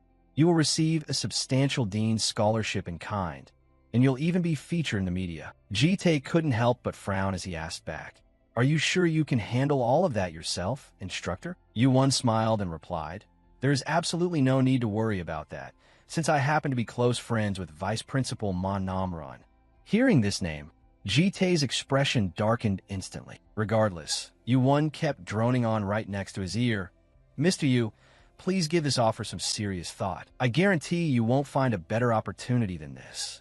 Jite's eyebrows furrowed tighter and tighter. A friend of Manhwa, right? Makes sense considering you're both demons. Demons? Unlike the superhumans who received holy blessings, they embraced the absolute void. They always gravitated toward blind, chaotic rage, harboring intense murderous intent toward humanity alongside the darkest, most twisted desires. This world had once come perilously close to total destruction solely because of those demons. In his first and second lifetimes, Jite had lost his most precious things because of them. In his first and second lifetimes, Jite had lost his most precious things because of them. But Jite restrained his anger to the absolute limit, because Yu-Won needed to die with a much heavier burden resting upon his shoulders, forcing down the burning wrath in his heart. Jite spoke up slowly. I understand what you're saying. He glanced at Yeo Riem, standing behind him, and continued seriously. But what matters more is what the person directly involved thinks. I am merely her guardian. Hearing this, Yu-Won caught on and walked toward Yeo Riem, smiling as he said, You are absolutely right. In the end, it is her decision to make. As he spoke, he placed a hand on her shoulder. The Azure Dragon Academy is about to undergo major innovations, so we want you to be our representative student for the event at the end of the year. Would you like to shape a new future together with me? Finishing his pitch, he took hold of Yeo Riem's hand, his attitude appearing profoundly sincere. However, Yeo Riem rejected him bluntly. No way. These words completely caught Yu-Won off guard, and he asked in disbelief, I'm sorry, did I just mishear you? Yeo Riem pouted and replied, "Nope, you heard perfectly right." With that, she yanked her hand away and turned around to walk off. "Let's go home. Mr. said I need to go pack my things." Seeing this, Yu-won cried out in panic. "Wait a minute. Then why did you even show up for the interview?" Yeo Riem replied casually, "I was just lying in bed." Yu-won grew even more bewildered. "And then what?" Yeo Riem let out a yawn and said half-heartedly, "I was bored, so I just wanted to pick a fight." Hearing this, Yu-won's face completely froze up, turning stiff. Right at that moment, he suddenly spotted something down below. Instantly, Yu-won raised his voice, "Student, you look down there." Yeo Riem felt a bit confused, but looked down anyway, only to see a massive crowd of people holding a ton of equipment in their hands. She murmured in confusion, "Who are they?" "Reporters," Yu-won explained nonchalantly. "They came to hear my stance regarding today's incident. They're waiting out there just to interview me. This also means that your fate here at Lair depends entirely on what I say. Do you understand?" Yeo Riem didn't say a word, standing there in silence as she looked down, but very shortly after, she simply turned around and walked away with an incredibly indifferent attitude. "Don't care. Bye-bye." Hearing this, Yu-won's frustration turned into a cynical laugh as he glared intensely at their retreating figures. Very shortly after, he spoke up in a chilling voice. "I only hope you don't grow to regret that decision." A short while later, the crowd of reporters waiting outside spotted Ji-tae and Yeo Riem walking down. They immediately rushed over, surrounding the two of them, shoving microphones right into Yeo Riem's face while bombarding her with rapid-fire questions. Yeo Riem was thoroughly infuriated by their actions, shouting out in frustration, "What the hell is wrong with you people?" However, these journalists were absolute experts at being completely thick-skinned. Even though they saw that Yeo Riem was furious, they didn't back down in the slightest, continuing to fire questions wildly. On top of that, the flashing camera lights pushed Yeo Riem's rage to its absolute peak. Seeing that the situation was getting out of hand, Ji-tae immediately stepped forward to intervene. "Please stop forcing an injured child."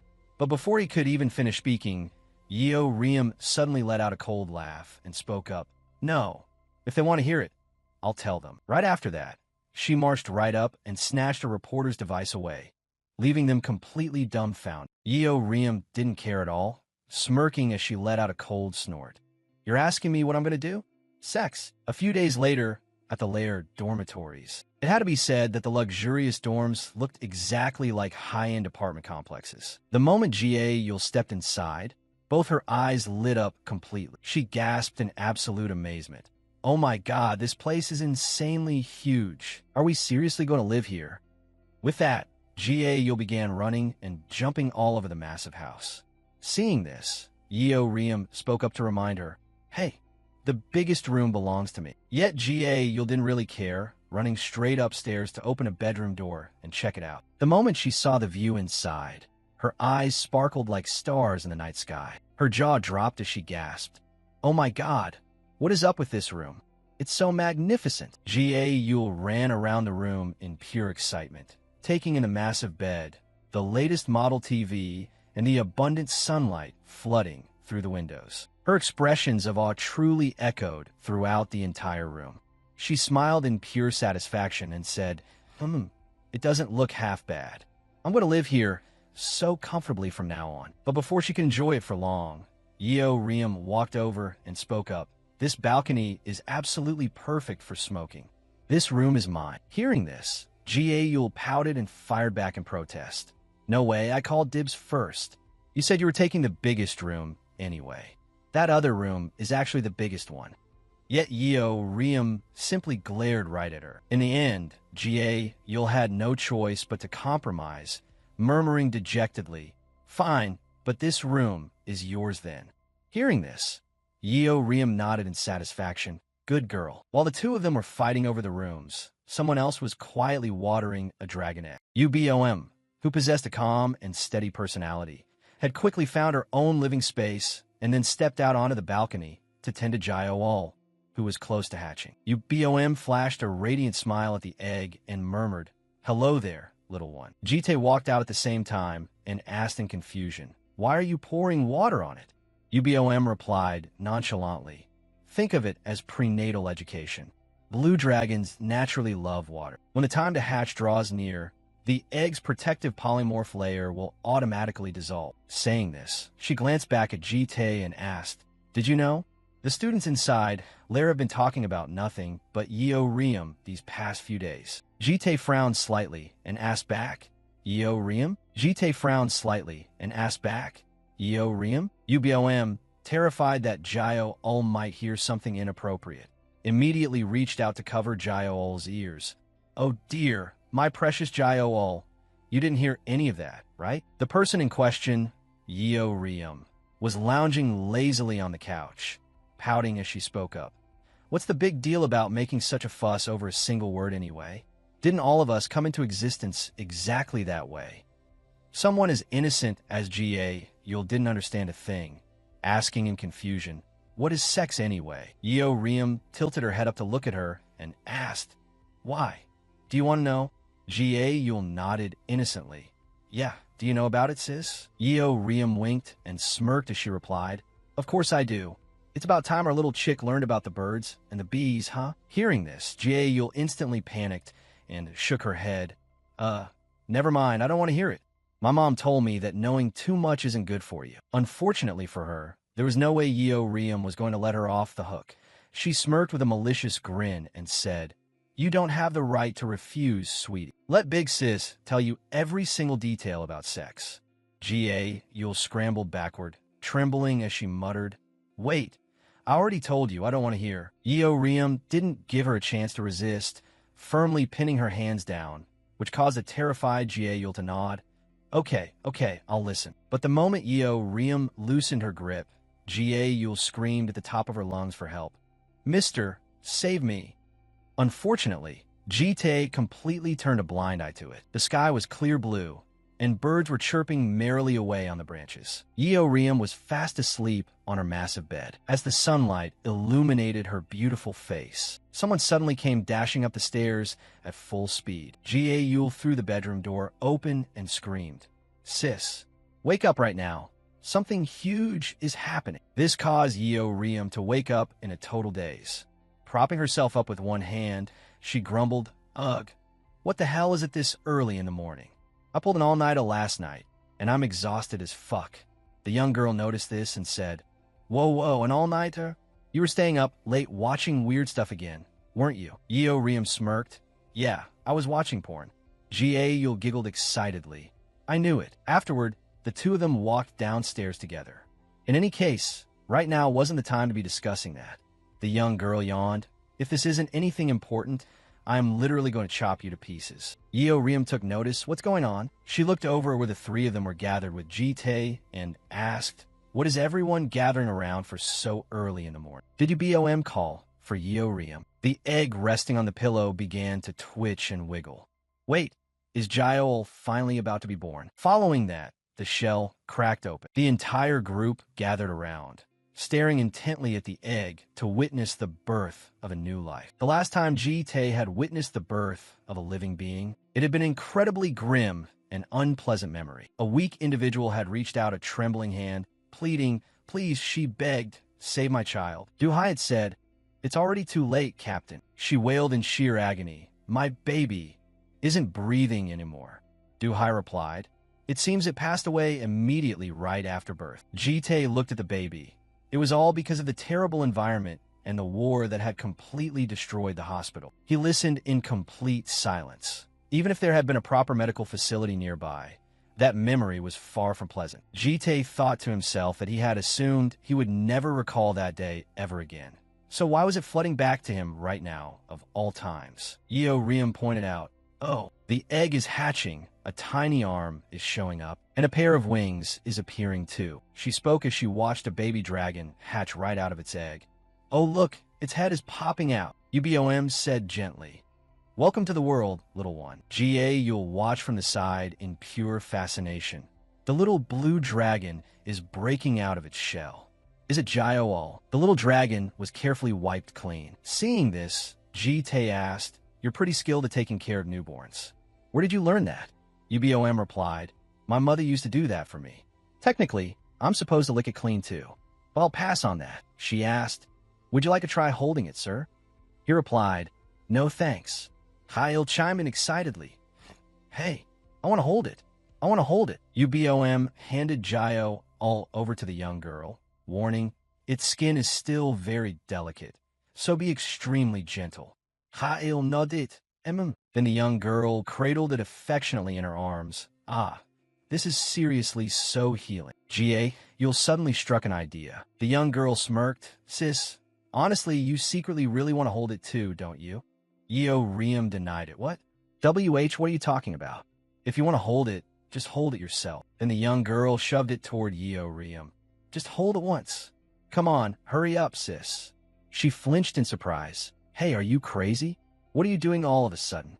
UBOM gave a gentle, soft laugh. Now. Jayo let out a tiny yawn. Yeo Riem's heart was instantly stolen away. Gayon smilet, say. Now you get why you should try holding it. Yeo Riem admitted. Well, yeah, it is pretty cute. Then Yeo Riem turned to ask Ji-tae, hey, we've all held it already. You should give it a try too. Ga-yul chimed in, exactly. Jayo is going to be sad if you don't hold it. Yeo Riem smirked. Huh. Trying to act all high and mighty by yourself, huh? She taunted him. Fine then, I'm just going to throw it. So you better catch it yourself. If it ends up getting hurt from the impact, it's totally not my responsibility, alright? Ga-yul gasped in shock. Are you seriously going to throw it? Yeo Riem laughed. Ever since I moved into this house, I've had only one single goal. Do you know what it is? Then she put some force in her arms, getting ready to hurl Jayo all away. I just want to see the look of absolute panic on that stone face over there. The young girl went into a complete panic. Ah, you've seriously lost your mind. Before she could even throw it, he scooped Jayo right out of her hands. Whoa, awesome. Your reflexes are insane, mister. Yeo Riem pouted, looking totally bored. The young girl remarked, you are seriously not normal at all, sis. UBOM asked, since you're already holding her, why don't you try caressing her a bit, sir? Ji-tae fell into a brief contemplation, and then he slowly reached out to touch it. He gently stroked Jayo-ul's forehead. Like this. Ga-yul snapped a photo of the incredibly rare moment. What are you doing? The young girl replied. Hee. This is such a rare sight. Moments like this definitely need to be captured in a photo, right? UBOM picked up a rose. Then let's take a group photo together to commemorate Jayo-ul's birth. Ga-yul asked, yeah, sounds good. But what's that flower for? UBOM smiled at the photo prop, making the two of them pose. Ga-yul was full of curiosity. The flower was tucked into Ji-tae's hair. Another one was also placed on Jayo-ul. He was cradling the little girl in his arms. Yeo Riem remarked, the expression over there looks a bit off, don't you think? UBOM covered her mouth and giggled. What do you think?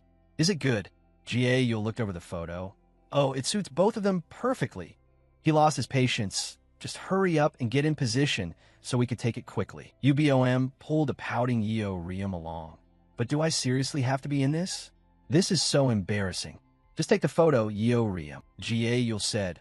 All right, get ready for the picture. 1, 2. A photo featuring every single member of the household was captured. Jayo-ul was currently drinking milk. All right, Jayo-ul, are you ready for this? Ji-tae asked, what are you doing? UBOM stroked the little girl's head. Since the semester hasn't started yet, I wanted to take advantage of this free time to teach her polymorph using transfer magic. Transfer magic was a type of spell that imparted knowledge to another individual by guiding one's mana directly into them. The recipient could usually absorb the knowledge without having to pay any price, but the caster had to bear the risk of draining their own vital energy. He asked, is that going to be all right? UBOM lifted Jayo all up. It's going to be very difficult for her to go outside if she stays in her dragon form. She shared, both Yeo Riem and Ga-yul learned polymorph while in their human forms. She shared, both Yeo Riem and Ga-yul learned polymorph while in their human forms. Jayo-ul waved her tiny hands. Since we develop so rapidly, I want her to have an enjoyable experience before she grows up. Ji-tae sat down on a chair. Just let me know if you need any help from me. She let out a sigh. What? You don't know the first thing about magic, do you? UBOM said, well, I do have one request. She continued, while I'm performing the transfer, could you please stay right by our side? He replied, got it. UBOM glanced over and said, geez, sitting all the way over there makes you look so cold-hearted. She patted the spot next to her. Come closer. Don't be shy. Ji-tae replied, there's no need to go that far. UBOM rested her chin on her hand. Of course there is. What if I get tired and drop Jewel? If you're close by, you can catch her. UBOM complained. If Jewel hits her head on the edge of the table, I won't be able to live with the guilt. He thought about it for a moment, then sighed in defeat, before moving over to sit next to you. Well, I guess there's no choice then. Their shoulders brushed against each other. She blushed. You're so firm. Jite asked, huh? UBOM started. Oh no, I meant the sofa is a bit firm. Jite said, that's strange. It's full grain leather. She focused again, then pressed her forehead against Jewel's. A blue aura radiated from her. Here I go. A few days later, in front of a grand, luxurious house, UBOM slumped onto the couch as if completely drained of energy. Phew, all done. Jite walked over and spoke up. You did well. She lay comfortably on the couch and replied, you worked hard too. Having to sit right next to me, didn't you? UBOM stood up gloomily and started walking. Well, I'm going to my room to rest for a bit then. Don't forget to feed Jewel and soothe her aura. As she was speaking, she suddenly tripped. Wake me up if anything happens. UBOM tumbled forward. Her eyes widened in shock. She accidentally fell straight into his arms. Jite looked down at her and said, let me take you to your room. UBOM's cheeks flushed bright red, and she placed her hands against his chest. She shyly avoided his gaze. Carrying me princess style like this is a bit embarrassing. Jite said with a serious face, if you can still joke around, it means you're doing just fine. UBOM giggled happily and asked, am I too heavy? He gave a brief but smooth reply, light as a feather.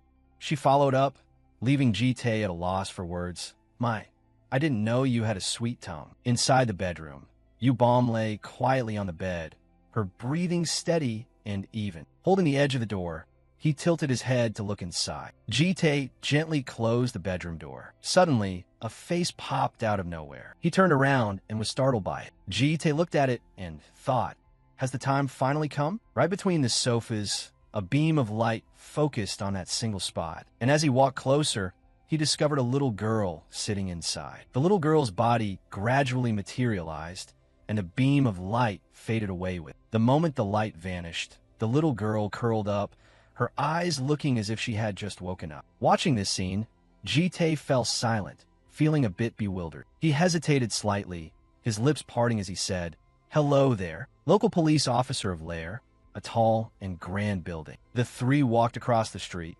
laughing and talking. The superpowered investigation team scoured the area for months and couldn't catch those guys, yet you took them all down in just a few days. Did you see the department head's face just now? He was absolutely thrilled. Kim Sung pulled out a gleaming gold card and looked at him. Does our golden boy Jite want anything to eat? I'm treating the whole team to a feast today. Karara walked over and nudged his shoulder, her voice playful. Team leader, you're using the corporate card anyway, aren't you? Kim Song started and gave an awkward laugh. I mean, let's keep partying. Jite suddenly spoke up, freezing the two in their tracks. Please excuse me. I have to head back first for some personal matters. He leaned down, looked at him, and asked, why are you slipping away again? You missed the last party too. Karara pushed up her glasses and chimed in. You've been leaving early a lot lately, haven't you? Pretty suspicious. Senior, do you happen to have a girlfriend? He didn't look at them, responding indifferently.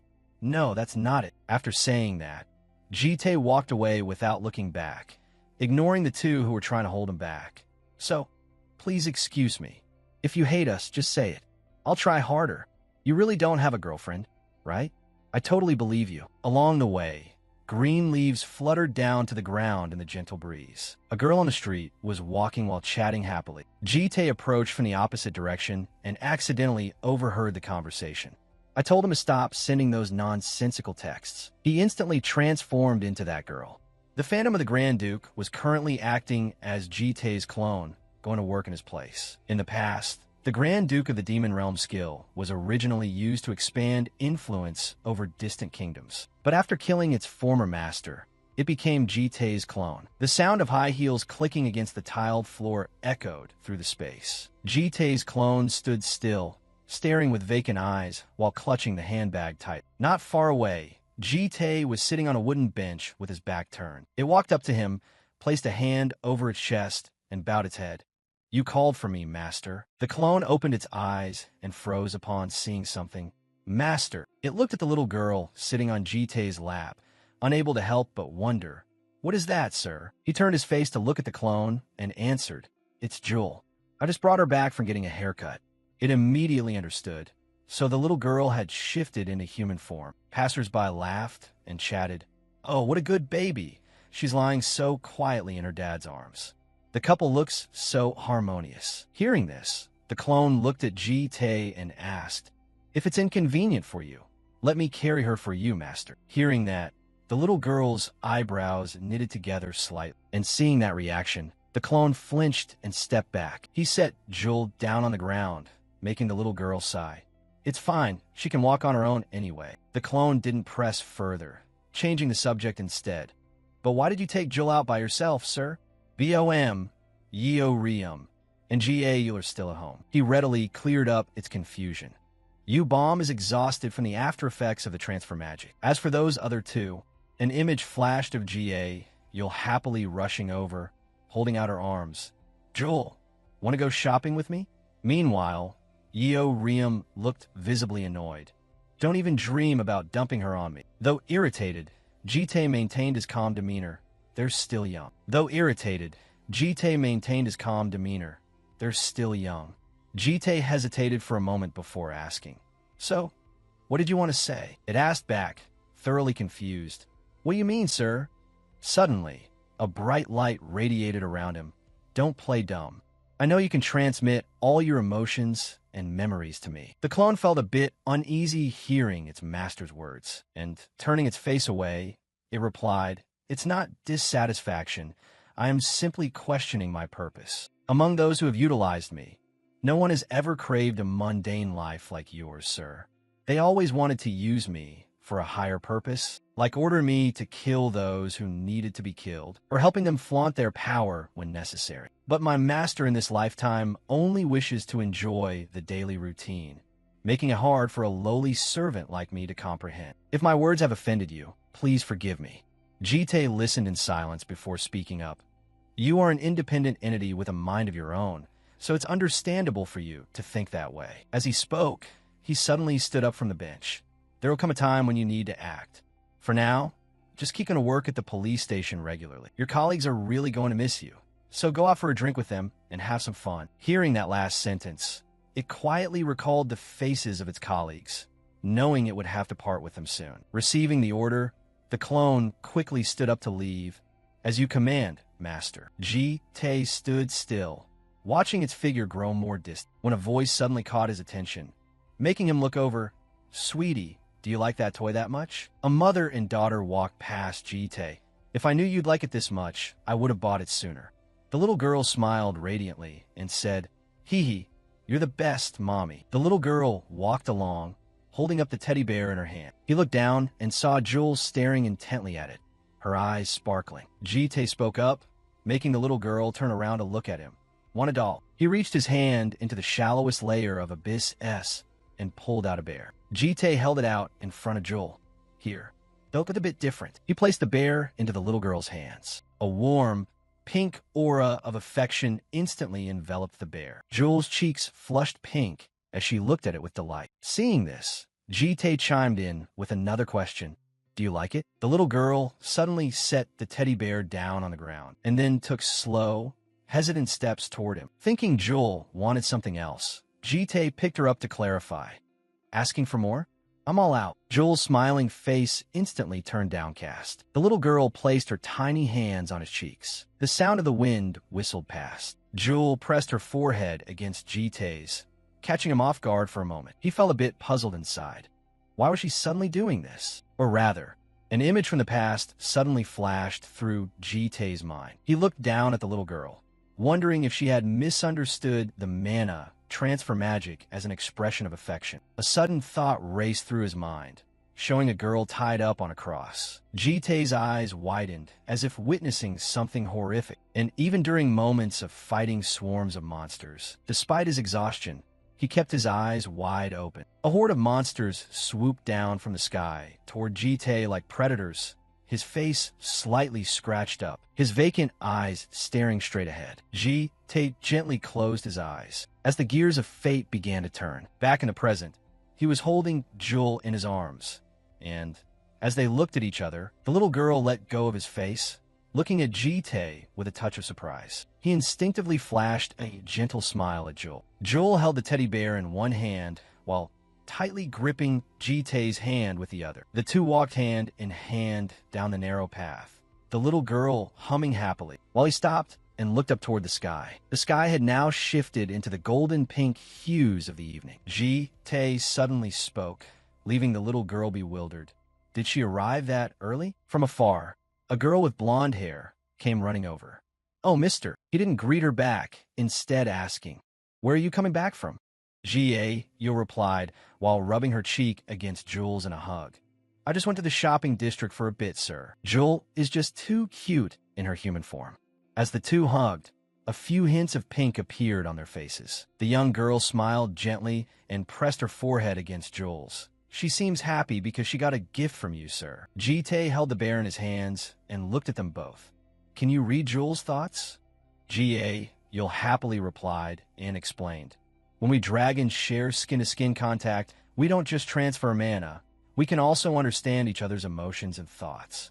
Touching foreheads is especially effective. Simply put, it's the kind of physical contact you use when you want to express affection." Recalling what happened earlier, he raised a hand to touch his forehead.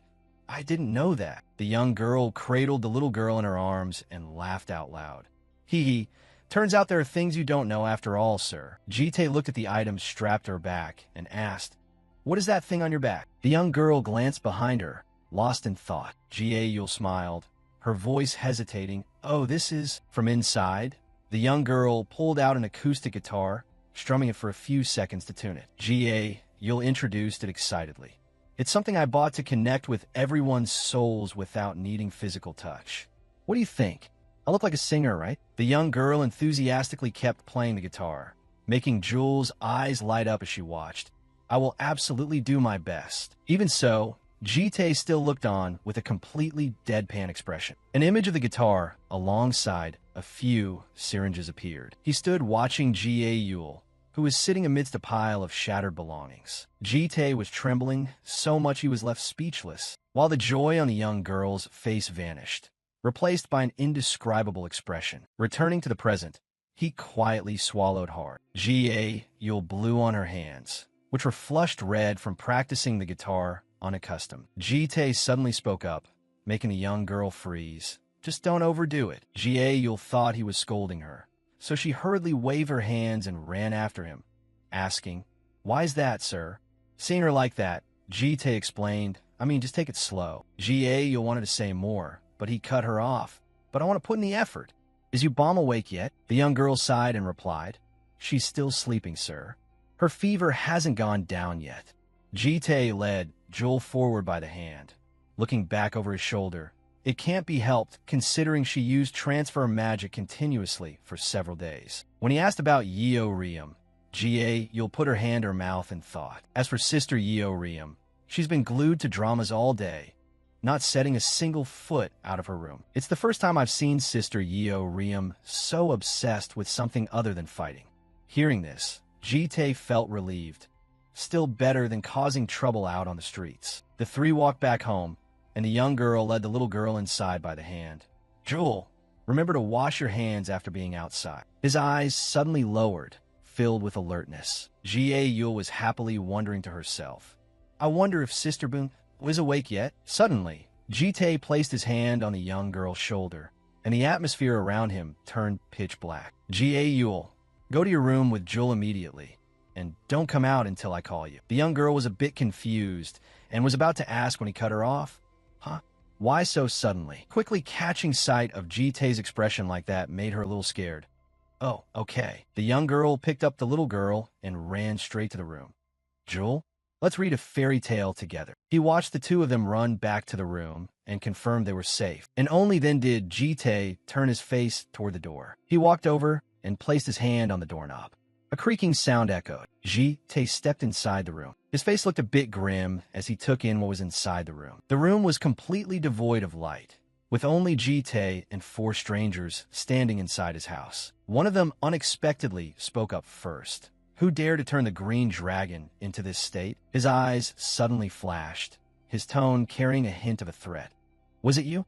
Guardian. Dragons would use enslavement magic to chain up any monsters or humans that proved useful to them, turning those individuals into nest guards, otherwise known as dragon knights. Some of the most elite guardians would act as bodyguards for the young dragons when they went out for leisure, just like this bunch. UBOM was still fast asleep in bed, completely oblivious to everything. Jite looked at her and thought to himself, did he use sleep magic on UBOM? The bodyguard suddenly stomped his foot hard against the floorboards. He yelled furiously in his face, answer me.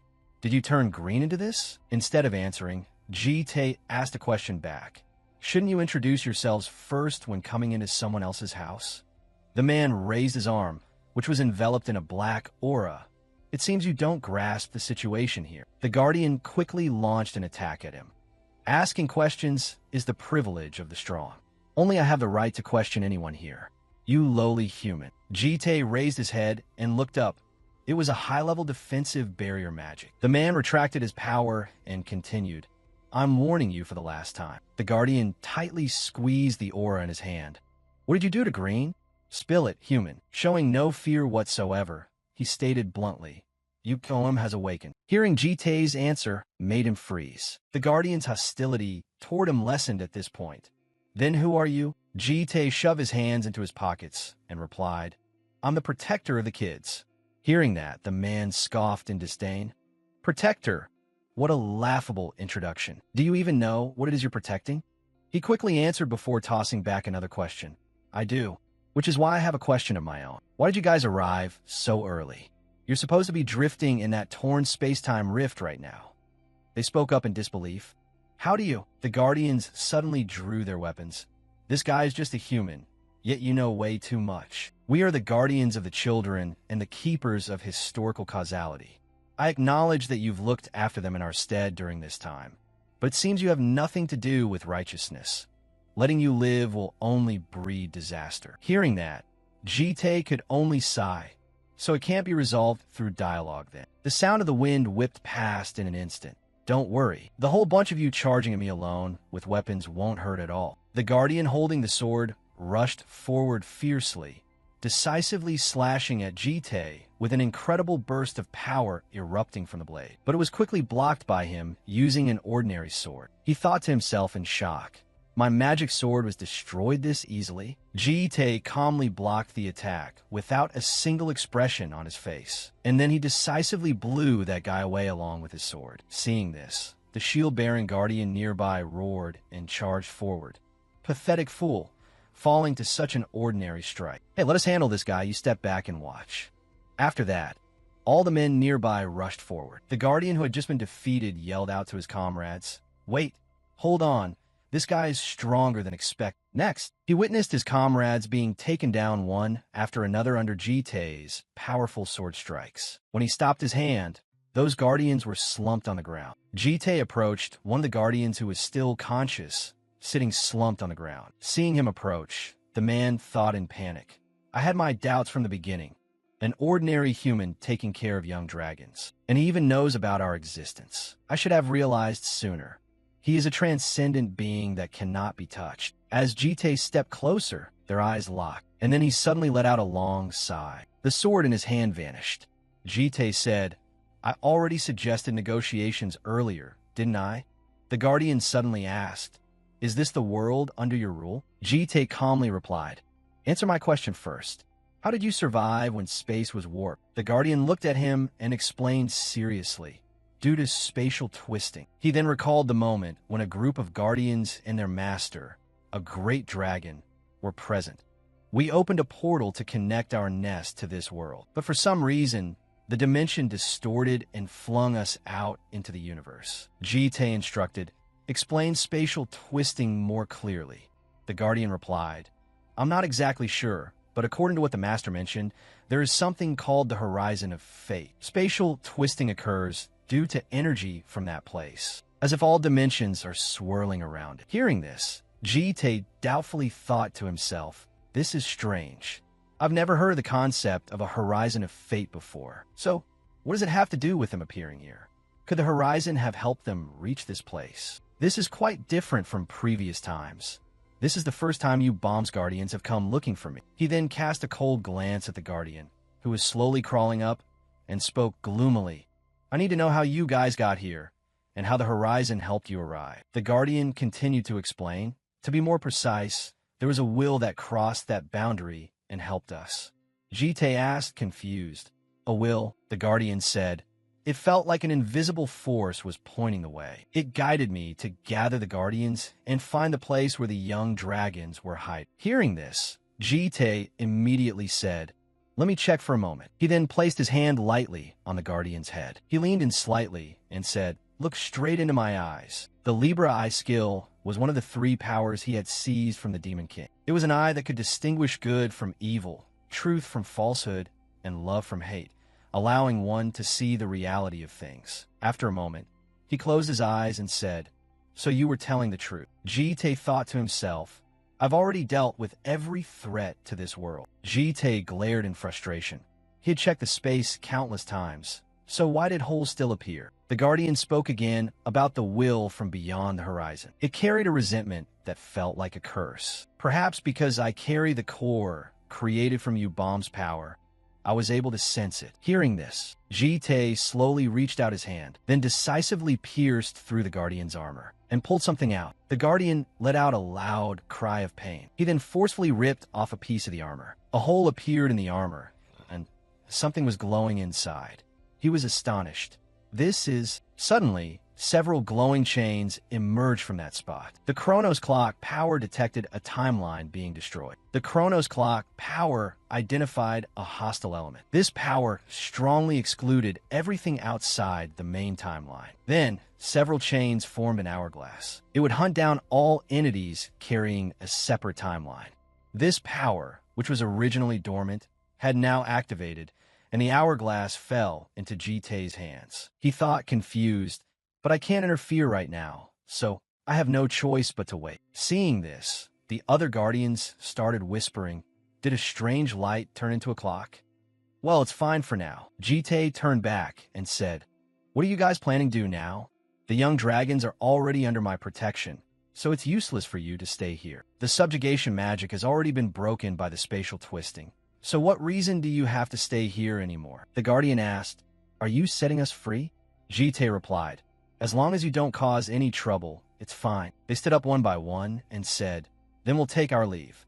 Same here. Jite calmly closed his eyes slightly and said, yeah, go ahead. But the guardian whose armor he had torn earlier said with difficulty, I can't leave. Jite understood and asked, you won't leave? He replied firmly, yes, because I am a guardian of causality. Before he could even finish a sentence, Jite punched him hard, knocking him down. Jite slowly walked over and said, I'll ask again, you still won't leave? The guardian replied determinedly, I cannot. He placed his foot on the guardian's chest and forcefully unleashed a burst of power that shook the entire room. He coldly asked, for the last time, still no. The guardian looked at him and answered weakly, I cannot. The guardians behind him said, it's useless to keep talking. He's always been a stubborn guy who stands before freedom but dares not grasp it. What a fool. Jite glanced over and thought for a moment, then turned his face away and said, fine, at least you're qualified to be a guardian. A sword slowly appeared in his hand. The guardian was surprised. A moment later, the room was in chaos, and the guardians who craved freedom had now perished. The stubborn ones who didn't leave struggled to stand up, wondering, why did you keep only me? Are you testing us? Jite calmly replied, not exactly. It's more like I find you quite interesting. Why do you insist on protecting Ubom so much? He replied, that is because my loyalty to the Ubom clan is immutable. He said, loyalty is good, but Ubom already has me to protect her. You are weaker than me, so what right do you have to protect her? However, there's a role that suits you quite well. Hearing this, he curiously raised his head. Afterward, in another place, Jule, and Yeo Riam were standing there when Jite said, say hello. He appeared with the guardian from earlier, who was now wearing an apron. Jite said, this is my new helper. His face looked somewhat unwilling as he thought helplessly. A helper. Inside the cozy kitchen, the rustling sound of dishes being washed by a smart robot could be heard. It washed each bowl and plate thoroughly, creating suds to clean them. The smart robot opened its mouth in its own way, No, you're different from a human. It turned around and retorted, what? A helper? Are you joking? Jite snapped, don't like it. The robot stubbornly argued back. What does protecting dragons have to do with cleaning? My head isn't smart enough to understand this. He slammed his hand onto the table. As I said yesterday, I'm enough to protect the dragons on my own.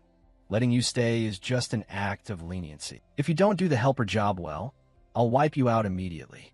So try your best. The robot sighed, heading back to the kitchen area. Why did I end up in this situation? Just then, UBOM walked over with a sweet voice. You're the guardian from Ascalibur, right? It was surprised. Ms. UBOM, is your health okay?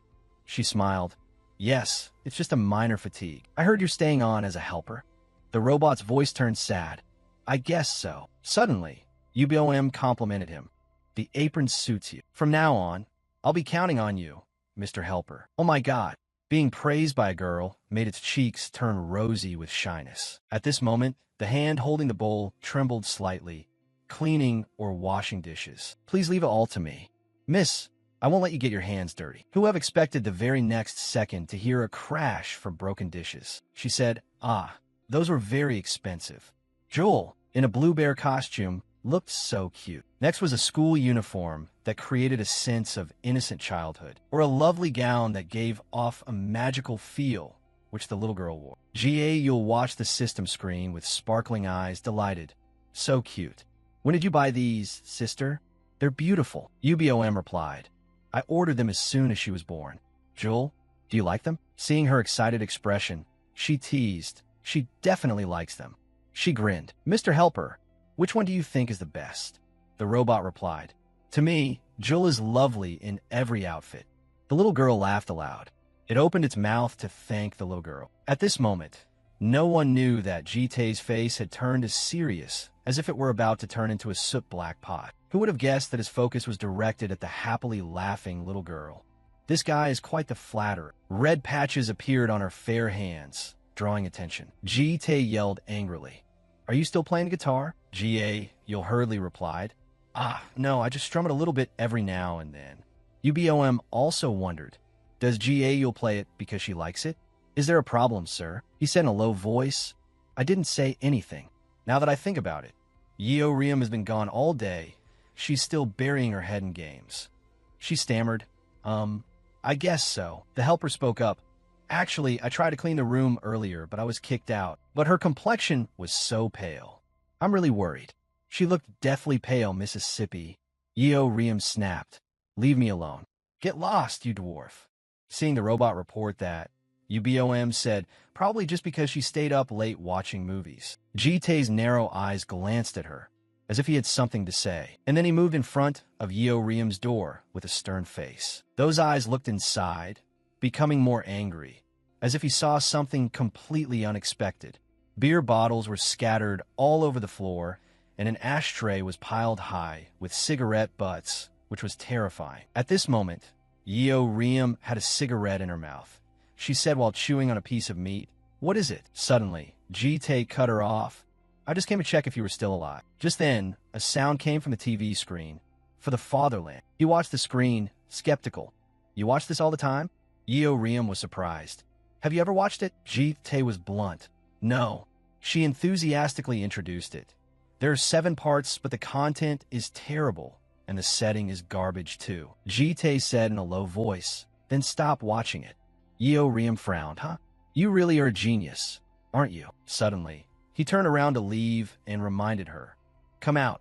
I have something to discuss. Afterward, Jite gently carried Joel in his arms and instructed. So, from now on, we're going to do a deep clean. Hearing this, Riem complained. Huh? Deep cleaning? Yul wondered. Why all of a sudden? He explained, even though you guys aren't regular people, if you're living in the human world, you have to know how to keep things clean. Especially Riem and Yul. Both of your rooms are filth. Being named like that made Yul shout. How? How could you enter my room? My mom taught me not to let others trespass into one's nest like that. Jite asked pointedly. Did she also teach you to be a slob? The little girl cried. That's not the point, he said with a serious face. The helper will take care of the living room and kitchen, but clean your own private rooms. Riem stood up and picked her nose. That's absurd. We already have a helper. Why do I still have to clean? Seeing that, Yul criticized, Ew, that's so dirty. She quickly reached out and smeared her hand on Yul's face. Is that so? Here, this is for you. After that, the entire house heard Yul's loud scream. After Riem left the room, Yul held her face and cried noisily, Sister, I hate dirt. Riem added a jab. You say you hate dirt, but your room looks like a pigsty. Hey, dwarf, I'm gonna practice. Clean my room for me. I'll check on it when I get back. The robot replied nimbly, Yes. And UBOM also stood up. I cleaned up since yesterday. I'm going to the night market now. There are many people in our house now, so I'll cook a feast. Hearing her report, Jite nodded repeatedly. Okay, but in his memories, his face turned pale when he saw the food cooked by UBOM. UBOM smiled warmly. Oh, is there anything you want to eat? Is there anything you're craving? He quickly said, No, go ahead. At the same time, at the helper's feet, beer bottle fragments were rolling around. Even the robot was speechless when it saw the condition of this room. Then the robot said, Even though I don't have a nose, I can still smell the stench.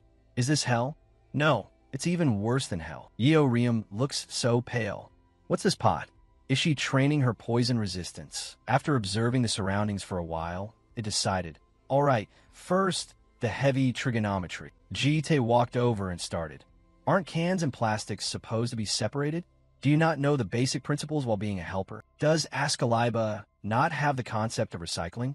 What a lawless land. It frowned and thought. Others might not know, but I can recognize it. This is devilish energy. Could it be his clone? He mocked, just staring blankly like that. Do you intend to stay up all night? The robot nodded obediently. I understand. Looking exactly like the real self, Jite walked over and said, You two are cleaning. What are you doing? The devilish Jite clone replied, You're here, my lord. I'm guiding the helper. It trembled, not daring to speak. I heard its account. He said in a low voice, Don't just stand there and boss people around. Go help him. I called you because I was afraid you wouldn't be able to clean Riem's room. The Jite clone was stunned. Me? In the gym, Riem was lifting weights in her fitness out. UBOM was busy looking for fruits to cook. On this side, Yul was trying to stuff clothes into the wardrobe. Everyone was busy scrubbing the house clean. The sky had shifted to a shimmering golden orange, covering Jite's mansion. The devilish Jite clone came to report. Everything is done, sir. He replied, Good. This is the place you need to go. I don't know what he saw, but it made the Jite clone surprised. The computer screen displayed satellite footage of the Northern Hemisphere. The Jite clone said, Moscow, he explained. The Invisible Demon Organization is researching super demon types here. Finish up the police work this week, then fly to Russia. Jite emphasized, Find Prototype X for me at all costs. The Jite clone stated clearly, As you command, I will prepare immediately. At this moment, UBOM stepped in with a bright face and a sparkling smile. I'm back. The robot smiled kindly. Welcome back, Mississippi. Yul piped up. Sister, you bought so much. UBOM replied while carrying 2 bags in both hands. There are many mouths to feed in the house, so I have to cook a lot. The Jite clone stepped forward and said, UBOM is back. I'll take my leave. Jite stopped him. Wait, he commanded in a gruff voice. You must swap clothes with me right now. At this moment, some rather strange dishes were displayed on the dining table. UBOM spoke up. Enjoy your meal, kids. You'll focus on the soup bowl. This soup tastes just like the one in Askaliba. Riem added. It's all right. The little girl wondered innocently. It would be so fun if Mr. Helper ate with us. She yelled loudly. How is he supposed to eat without a mouth? You idiot. Right at this moment, the Jite clone, who was disguised as the real Jite, was sweating bullets while looking at the food. Master, was it because of this that you told me to sit here? Yes, in the thick, foggy space. At the abandoned industrial zone near the lair, there was a guy shouting and cursing with blood flowing continuously from his mouth, looking truly demonic. He looked straight into Jite's eyes and cursed crazily. Do you think you can get away with this and be safe? You lowly human, who dares to? Do you know who my backers are? Who would have expected that before he could finish his sentence, he was slashed across the abdomen? Watching him hit the floor with a thud, Jite said, Yes, I know very well. He grabbed the guy by his hair and reminded him, Professor, one of the Azure Dragon Academy. right? Or rather, it should be the demon human, one of the invisible, right? What is one plotting? What kind of trick are you trying to pull? At this moment, Jite used his heavenly dragon eye power and threatened, "Don't lie to me. Tell the truth." The guy, with his face twisted and covered in deep red blood, trembled. "I don't know the details, but he said that after 3 months, if the plan succeeds, he will be chosen." Jite said in a low voice, "Chosen? You mean the throne, right?" The guy replied hurriedly, "Yes, that's right. The throne refers to the 4 elite demon humans selected by the invisible. Normally, demon humans operate in small groups, but those who achieve the throne will have their own army and reach the highest level in the demon-human hierarchy. Disaster-level power." Jite pondered. This is strange. In previous loops, one never reached the throne. Furthermore, at this point in time, he didn't have the stature to come up with any plans. At this moment, he suddenly discovered something unusual. The Chronos clock power detected malice from beyond the horizon. The Chronos clock power existed because a heart existed outside the world's timeline. The demon-human one target had intervention from an entity dissatisfied with the regression loop, located outside the world's timeline. Demon-human one had escaped the regression cycle, carrying the most elite elements from the previous loop. After the Guardians, now it's one. Is everything related to me being interfered with? While Jite was deep in thought, he suddenly heard the guy call out, "Hey, I only know this much, but if you spare my life, I can dig up more information. My mother is sick waiting at home. I won't betray you. Please spare me." Unexpectedly, Jite didn't show any mercy and slashed his head straight off, causing it to fall to the ground. Jite used his heavenly dragon eye power to create killing intent. I said it before, lying is useless with me. And even if it's the truth, you still have to die. Immediately after, the abandoned house emitted a thick, foul smell, the scent of blood, destruction, and incineration. The sky shifted to a new day with freshness amidst the chirping of birds. He walked through the crowd, calculating in his mind. If one had a major plan to reach the throne, it's very likely that plan relates to the lair. Jite recalled the moment one told Yeo Riem, "Can you represent us and lead the event at the end of the year?" The year-end event might relate to that guy's plot. Suddenly, a voice rang out, "Oh, the baby is so cute." In the middle of the park, everyone was excitedly looking at UBOM and Joel. Everyone complimented Joel. "I've never seen such a cute baby. What's her name?" UBOM opened her mouth. "This is Joel." People passing by always had compliments for the girl. "Her eyes and hair color are beautiful. How old is baby Joel?" Suddenly, UBOM noticed Jite's appearance and opened her eyes wide in surprise. Jite said, "What business do you guys have with the child?" Due to the sharpness of his eyes, everyone shook their heads in fear. "Ah, nothing. UBOM spoke softly. "I haven't seen you all day. Where have you been?" He replied, "Just some minor errands." "How come you're hanging out with Joel?" She tilted her head and replied, "I've been sick lately, so I haven't had time to play with her. And since school starts tomorrow, I'm afraid we won't have many chances to play together later on." He responded, "I see." UBOM's bright eyes and approachable smile met Jite's gaze. He had that perfect side profile with a sharp, attractive bridge of his nose. Suddenly, she spoke up. "Doesn't it look a lot like we're a family like this? Joel is your daughter, and I'm her mother. If we go by that script, then we would be..." At this moment, little Joel was looking at them with clear, innocent eyes. UBOM expressed to him, "And so, you and I would be..." Jite remained silent, saying nothing, as if he were deep in thought. Who knows what UBOM was thinking at that moment, but she laughed bashfully. Seeing Jite so serious, she immediately eased the tension. "I'm just kidding. Just kidding. Why are you being so serious?" He said sternly, "If you keep talking nonsense, just go home." Then Jite picked the little girl up, headed forward, and asked with concern, "Did you have fun playing?" UBOM stood far away, watching that retreating figure with a thoughtful expression on her face. The sky had shifted to an orange-yellow hue that looked truly romantic. Beneath the beautiful cherry blossoms were students dressed in neat uniforms. The girls were rushing across the street to make it to class on time. Petals fell all over the academy courtyard, creating a lyrical scene. At the same time, Jie Yule was busily chewing on a piece of bread while running in a rush, her cheeks flushed pink and her mouth beaming with a bright smile. "Finally, I get to go to school. What class are you in, big sister? I wish I could be in the same class as you." Bomb smiled. I'm taking superhuman studies, literature, magic studies, and sociology too. By the way, G.A. Yule, I've been wondering for a while, why you keep holding that sandwich in your mouth? You already ate at home this morning. Suddenly, the little girl laughed shyly, her cheeks turning bright red. You don't know? My mom said that if you hold a sandwich in your mouth on the way to school and bump into someone, G.A. Yule revealed the secret, saying that person would be their destiny. Talking about this, her eyes sparkled like glittering stars, full of hope. Who would have thought that while she was so excitedly talking, she would actually bump into Yeo Riem? It was so romantic. Ouch! Yeo Riem scoffed. I wish I had a destiny person like that too. Oh my god, I didn't expect to bump into little G.A. Yule. So, am I little G.A. Yule's destiny? The little girl cried. But you're a girl. Yeo Riem quickly grabbed the piece of bread and popped it in her mouth. So what? I've seen in Western movies that girls bite and nibble on each other all the time. The little girl shouted, My sandwich, Yeo Riem reminded her. By the way, where did that guy vanish to this morning? Isn't he supposed to be observing us? G.A. Yule answered, Yeah, I think he said he would head to the office first to confirm something. Yeo Riem laughed loudly. Huh? He didn't come home yesterday either, probably out chasing girls. G.A. Yule looked blank. No way, he's not that kind of person. G.A. Yule wondered. What's wrong with you?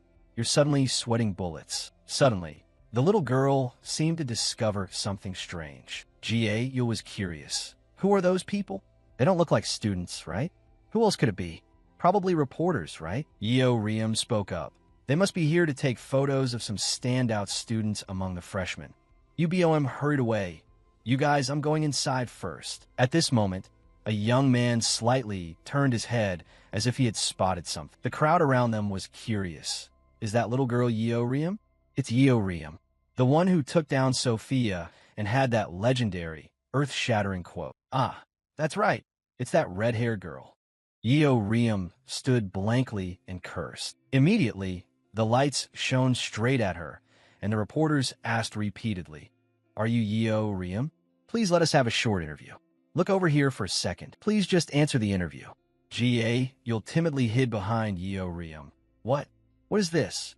What is wrong with you people? At this moment, Yeo Riem's mouth opened wide and she yelled, Everyone! She angrily shouted so loud that it was ear-piercing on the school grounds. Yeo Riem was furious. Hey reporters, I already answered like that last time. Isn't that enough? Fine, I'll deal with each one of you. She didn't hesitate to give them the middle finger. Bring it on. You bunch of parasites. Jill woke up from her sleep, waking up to see the house empty. The little girl just kept staring toward the door. Seeing this, the guardian was also worried. He was flustered. This is really awkward. Before leaving, Jite had instructed him, The kids have gone to school, and I won't be home either. Today, only you and Jill are at home.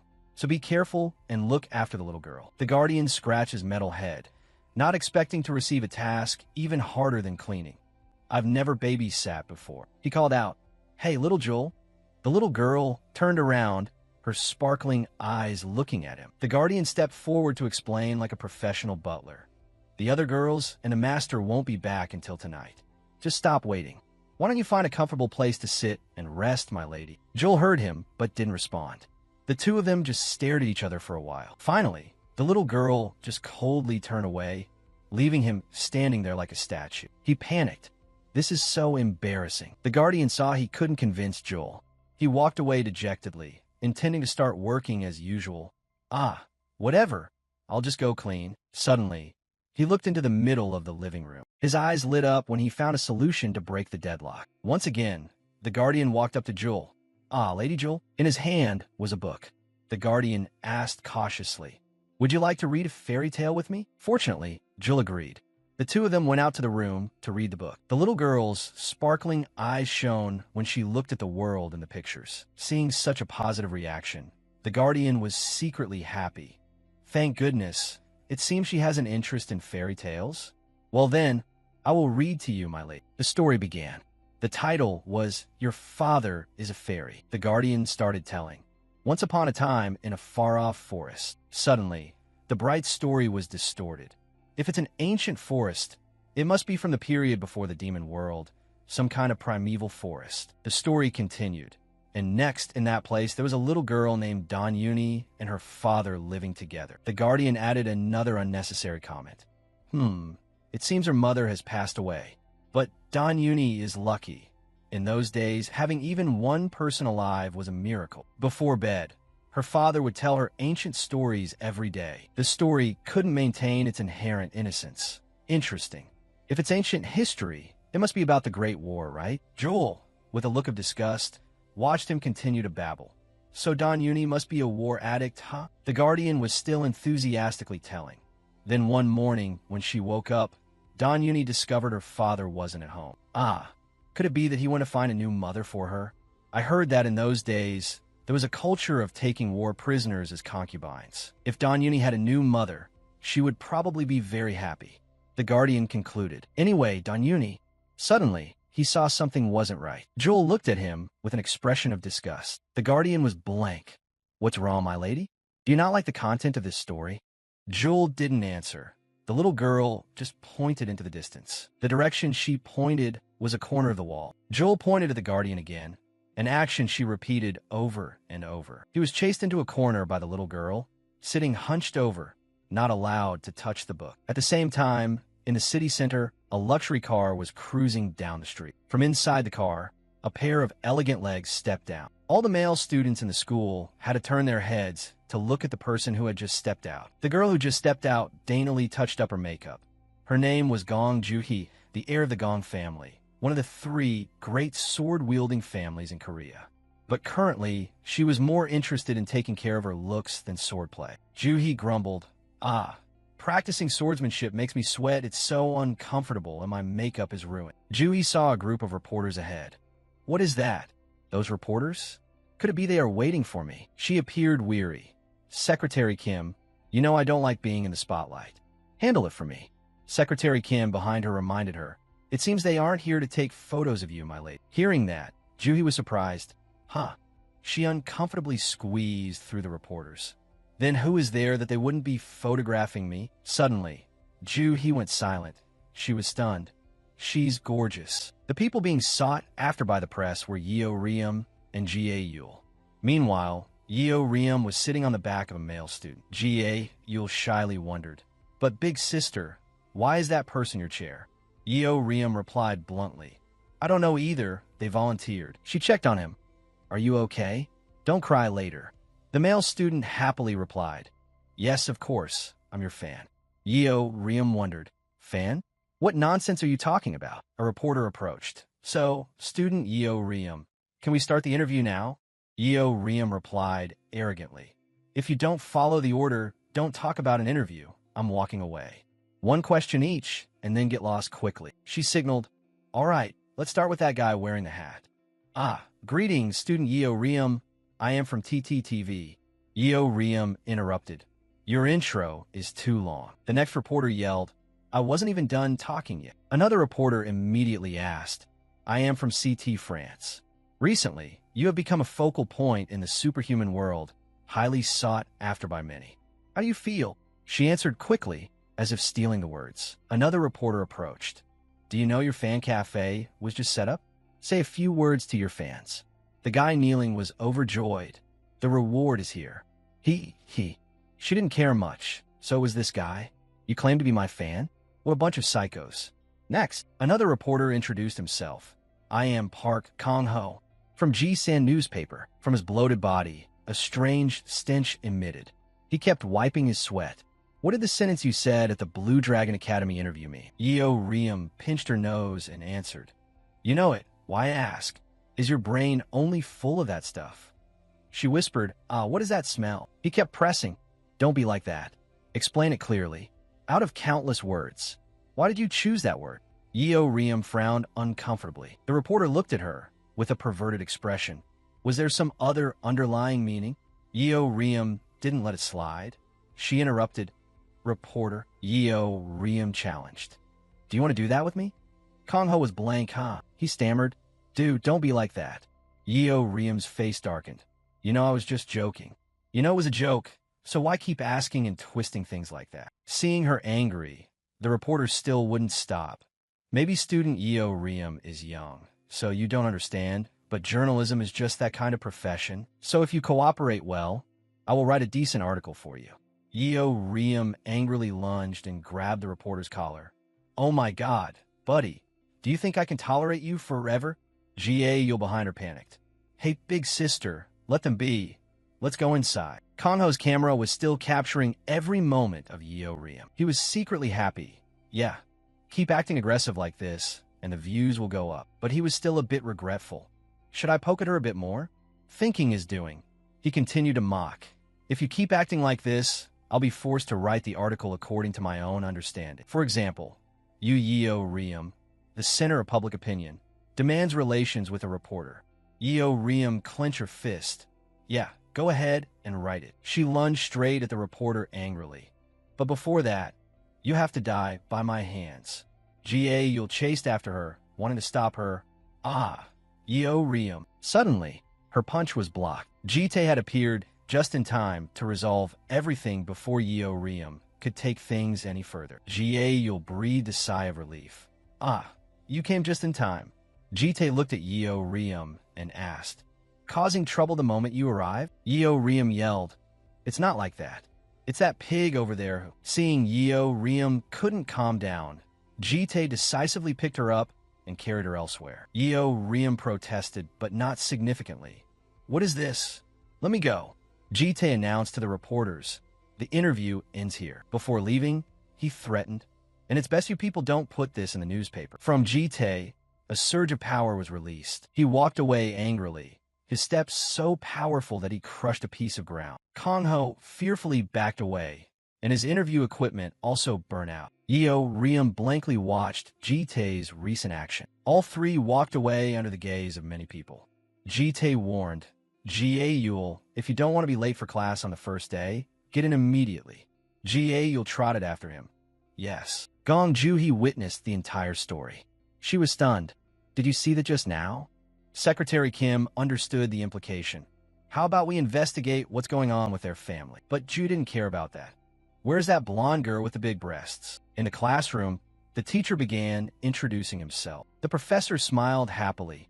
Welcome, students. I am a swordsmanship teacher, Kaido. Today's lesson will cover the history of swordsmanship and the attitude when holding a sword. Yeo Riem watched listlessly. What? What is attitude when holding a sword? Hurry up and teach us how to fight. Jite appeared surprised, but that's surprising. I thought you would be so bored with school that you'd run away. She sighed. What are you talking about? I've watched boring movies and still managed to finish them. She was serious. I have to work hard until I can defeat that pile of pillars wearing hats. Just you wait. The day will come when I defeat him. She wondered, wait, why are you taking the class with me? Go follow the others. Jite replied nonchalantly. You know the reason better than I do. Yeo Riem raised an eyebrow. Oh my, I'm not causing trouble. I've been very well behaved lately. Jite reiterated. Did you forget about the reporter incident just now? Yeo Riem was startled. She still wanted to make excuses. It was because that pig kept making me angry. He kept trying to piss me off. If you were in my shoes, you couldn't have held back either. While speaking, Yeo Riem inched closer to Jite. He warned, don't get involved with me. It's hot. Yeo Riem happily provoked. Why?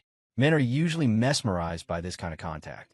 Or are you shy? Before Yeo Riem's teasing, Jite only remained silent. Yeo Riem didn't get the reaction she was hoping for. She was bored. Yeo Riem slumped over on the table. So boring. Jite spoke up. Learning is boring by nature. Yeo Riem denied. It's not the learning, it's the way you talk. She lay collapsed on the table. A kidnapper who isn't even interesting at all, Yeo Riem recalled. At first, I thought you were weird too. I thought there would be days with dopamine explosions waiting for me. Yeo Riem pouted. But I didn't think you'd be playing this kind of family game. Jite replied. The things that happened on your way to school were exciting enough, weren't they? Recalling the old story, Yeo Riem was annoyed. It wasn't that kind of frustrating story. It should have been about fighting, killing, and the intoxication of victory. Suddenly behind her, the teacher's voice rang out. Oh ho, it seems our student Yeo Riem is feeling itchy. In times like these, the teacher has a good method. The teacher proposed, stay behind after class with your guardian. Yeo Riam's face twisted when she heard the request. After school, in the gym, Yeo Riam was holding a wooden sword, trying hard to polish it. The more she polished, the angrier she got. Yeo Riam stood up abruptly, threw the sword in her hand, and the more she thought, the angrier she became. Why do I have to polish this? I like fighting. Opposite her, Jite was also forced to clean. He calmly advised, instead of grumbling, hurry up and polish it. Yeo Riam uncomfortably requested, call the person at home to finish it, right? He likes cleaning. Jite asked back. Then who will look after Joel? She had to click her tongue and let it slide. That blue girl is also demanding. Yeo Riam changed the subject. I have a question. When you were young, did you study anything? While polishing the sword, Jite replied, didn't have time to study properly. She took the chance to tease. What? You're also a dummy? Not having time to study is usually just an excuse, isn't it? He just replied simply. Back then it was war. I had to be busy surviving. Yeo Riam heard that and went blank. She turned away. Damn, you ruined the mood again. So what is my situation due to? She thought for a while and decided to ask, is your life fun? Jite was not happy. Yeo Riam slumped down in front of him. Then why live? It's so boring. If I were as strong as you, I wouldn't live such a dull life. Or is it because you're too strong that you're bored with life? Haha. Jite pondered. Life goes on. I can't just quit. Yeo Riam broke the seriousness. What's with the childish talk? Jite didn't want to argue. All right, enough chatting. Go polish it. Changing scenes to the evening at Jite's house. Everyone was living happily. The scene was as warm as a real family. Yeo Riam toyed with the Rubik's Cube in her hand. So you turn it like this to make the sides match up? While she was fiddling to find the solution, the Guardian kept walking back and forth, cleaning behind her back. Yeo Riam, annoyed, threw the cube straight at him. Hey jerk, do you intend to keep annoying me? The Guardian focused. The Guardian was in a pathetic position. He stammered, sorry. After releasing her anger, Yeo Riam lay collapsed on the chair. The Guardian went away sadly to clean somewhere else.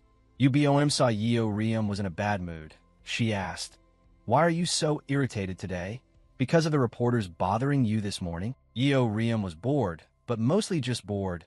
I haven't been able to fight lately. Yeo Riam called. Hey, Big Sister Bomb. UBOM was startled. Her face turned pale. Did you just call me Big Sister? She went to Yeo Riam's side again. Yeo Riam? What's wrong with you? Do you need to go to the hospital? Yeo Riam frowned. Oh my god. Do you want me to address you rudely for you to be satisfied? She propped herself up to sit. Anyway, that's not important. She wondered. Why are you living, Big Sister? First time seeing Yeo Riam like this. Both UBOM and Jewel stared in amazement. UBOM whispered in the little girl's ear. Jewel? Big Sister Yeo Riam has finally reached puberty. Jewel nodded in agreement. Yeo Riam blushed and shouted, I heard all of that. You idiot. And you, blue little girl, what are you nodding for? Yeo Riam recounted. Today I asked the human guy what he lives for. Do you know what he said? Yeo Riam mimicked Jite's expression at the time. Life just keeps going on. You can't give it up. UBOM and Jewel exclaimed. Oh, just now you looked exactly like him. Yeo Riam continued. But that person doesn't feel happy. People in this world live to find joy. If you can't feel joy, what's the point of living? For example, that yellow monkey, it just needs good food to be happy. And that little child playing with an old teddy bear is already happy. UBOM was also lost in thought. He doesn't say anything to us, but he must have things he likes, right? Suddenly Yeo Riam replied. In my opinion, you're just like that person. UBOM wondered. I'm like him. Yeo Riam agreed. Yeah, both equally hard to understand. Both are boring as hell. UBOM mused and thought seriously. Is that so? Yeo Riam continued to ask. So do you see anything fun while living? UBOM remembered something. Her eyes lit up. There's one thing. Yeo Riam was curious. What is it? UBOM's answer stunned Yeo Riam. Do you know? Is he a human or a lord? Yeo Riam was skeptical. What? You can tell just by looking that he's the cold-blooded psychopath type. Thinking about Jite, UBOM gently replied. Yeah, I thought so too. Memories of them sitting together appeared in UBOM's mind. She remembered Jite's face at that moment. UBOM instinctively smiled bashfully. But actually, he has a cute side too. Yeo Riam suddenly lunged forward. her face full of disdain. Huh? What's with that disgusting smile? UBOM was startled by Yeo Riam's action. Oh my god. Yeo Riam pinned her to the floor, not stopping the questioning. Don't tell me you two have been doing weird stuff behind my back. UBOM, being tickled by her, couldn't suppress her laughter. Ah, stop tickling me. It's too funny. Just then, Yeo ran down from the stairs. Big sister. The little girl was happy. It's amazing. The social media community is all talking about Big Sister Yeo Riam. Yeo's voice was excited. There's even a fan cafe. Yeo Riam turned and asked, "What is a fan cafe?" An electric current ran through Yeo's head. She seemed to understand something. Yeo turned her head, her face red with embarrassment. Ah, nothing. You two continue what you were doing. Yeo Riam angrily shouted after her. Hey, you little brat. What are you doing? Another peaceful morning arrived at Jitae's house. In his room, he was putting on his shirt, adjusting his watch. The door to the room suddenly opened. Yubom slowly walked in. Master, she looked up, intending to say something. I'd like to ask for a favor. Jitae's shirt was only half buttoned, revealing his toned abdominal muscles. Yubom panicked and slammed the door shut. I'm so sorry. I should have knocked first. Jitae calmly reassured her. What's the matter? Come on in. I'm finished dressing. UBOM entered again, looking even more bashful than before. UBOM started. Could you go out with me today? Jitae tightened his tie. Go out? Why so suddenly? She acted coquettishly. You've only ever gone out with Yeo Riam and Jewel all this time. You've never once gone out with me. He replied, I suppose I have no choice. UBOM thought to herself, I like violence, and Yule is easy to manipulate. Want to go eat fried chicken with me? Wow, fried chicken. Thinking of that, Jitae let out a helpless sigh. Fine. Yule spoke while eating. Big sister, you're going to school. Where are you going? Yeo Riam grumbled. Finish what's in your mouth before you talk. Bomb smiled. I'm going on a date with that person. Yule was startled. A date? Yeo Riam looked away.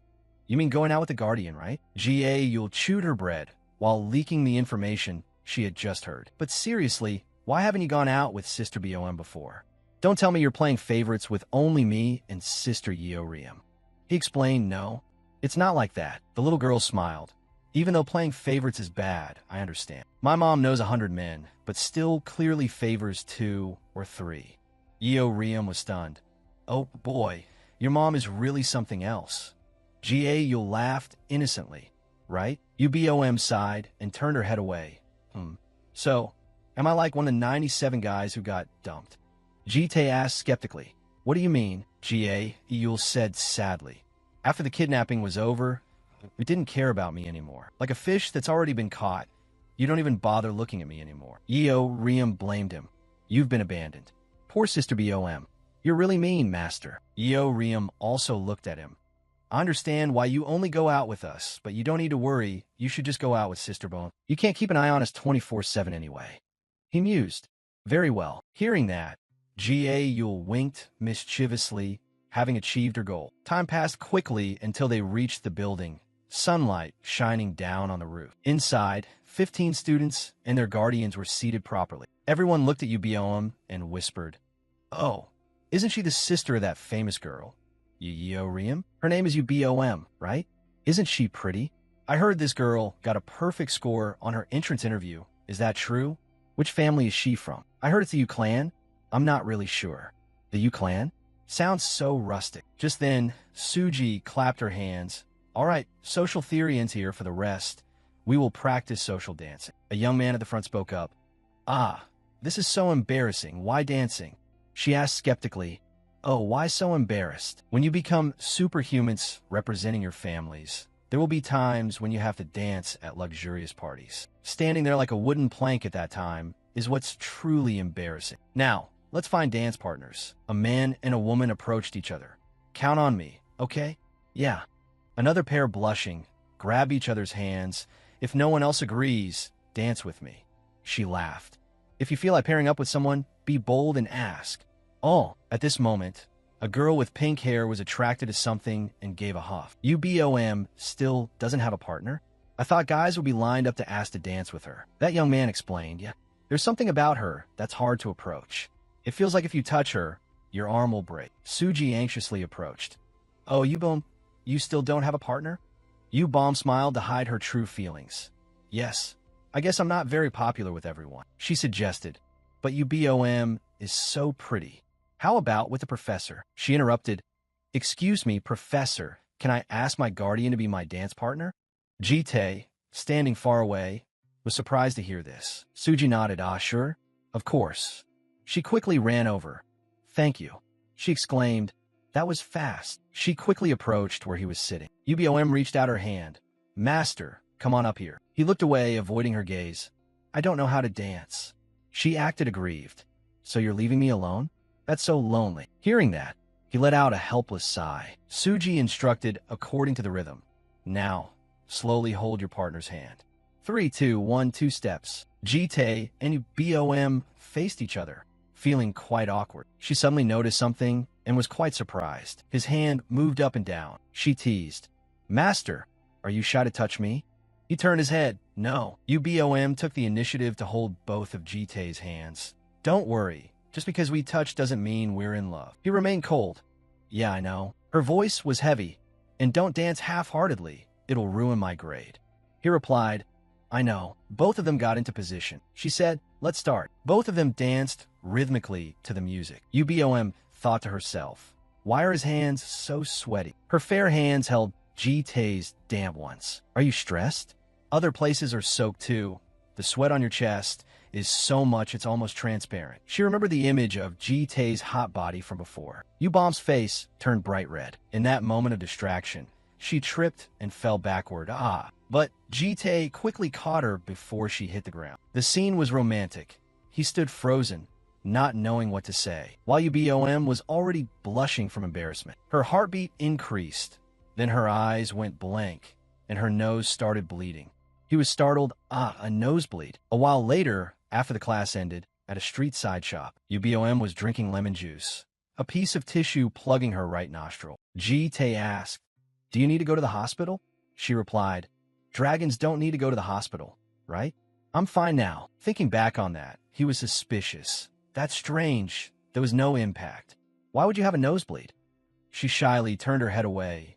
Who knows? She changed the subject. By the way, you dance better than I thought. Where did you learn? Hearing Ubom's question, Jite sank into thought. Deep memories from his soul surfaced, his gaze growing colder. Somewhere a girl was teaching him to dance. Come on, 1, 2, slowly. Her face broke into a happy smile. Not bad. At this rate, you'll be a pro soon. Captain. Jite's silhouette reflected on the ground, creating a sad scene. Then he replied, never learn. Hearing that, she fell silent and said nothing more. Ubom slowly took the tissue off her nose. She stood up and asked, class is over, are you busy? Jite diplit. Numero. She tied her hair up. Then let's go do something fun. The full moon shone through the white clouds. In Moscow, Russia, at the research facility of the underground organization Invisible, alarm lights flashed, and the alarm sounded loudly. A figure ran fast, behind them the bodies of guards. She gritted her teeth. Damn it, fate. Where did that monster crawl out from? The number of people here isn't enough to stop it. I have to escape and protect the headquarters. At this moment, the guardian appeared behind her. Where are you rushing off to? She stared at him, stunned. What do you want? He replied coldly. Master, I'm looking for something. XY Commander Class Superhuman. Where is he? She yelled angrily. You think I'll tell you? Kill me. The guardian used shadows to grab her neck. After killing many superhumans, I realized one thing. When close to death, your instincts will awaken. But when in too much pain, you struggle like a puppet with cut strings. Do you want to dance a few steps under the moonlight too? Vera collapsed in a pool of blood. The guardian knocked her out and sent a signal to report to Jite. Master, an image of a girl with one leg chained appeared. The X-type sample has been transferred to the Invisible headquarters as a test subject. And this time, the X-type is a female model, quite different from previous versions. He listened to the information. Then Jite asked, the lead researcher you handled just now was Vera, right? He replied, yes, master. He ordered, disguise yourself as him. Infiltrate Invisible and find out the true identity of XD. The guardian replied, as you command. After disconnecting, Jite thought about the many vicious-looking superhumans who were worried. Commander-class superhuman, Prototype X, a creature possessing special abilities, connects the minds of countless superhumans. The longer it exists, the more superhuman consciousness it absorbs and becomes dangerously unpredictable. He remembered the superhumans who died by his hand. That's why I always prioritize destroying Prototype X every cycle. But this time, the information was different from previous cycles, causing the hunt to face obstacles. Jite took out his power, which displayed a notification. Central X time speed power is reading malice from the Destiny horizon, scanning for existences outside the timeline. Looking at the notification that continued to scan, he thought, the fact that X changed its form must be due to the malice the Guardian mentioned. Jite clenched his power. Just kill all these life disturbers, and it's done. Just then, Ubiom called, "Master, come here for a second." He walked over and asked, "What?" She urged, "Hurry up, hurry up." Jite was astonished, seeing Ubiom slightly open the curtain to show him the lingerie she was trying on, shyly asking, "Do you see? Does it suit me?" He turned away sharply. "What kind of game are you playing?" Ubiom laughed and replied, "Summer is coming soon. It's not a big deal to buy one." Ha! She even invited him. Standing there is hard to see. "Come inside and get a better look."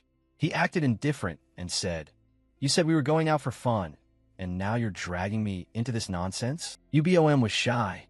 "What's wrong?" "I think it's fun." As if realizing something, she asked, "Huh? What weird things are you thinking?" Adults are truly hard to understand.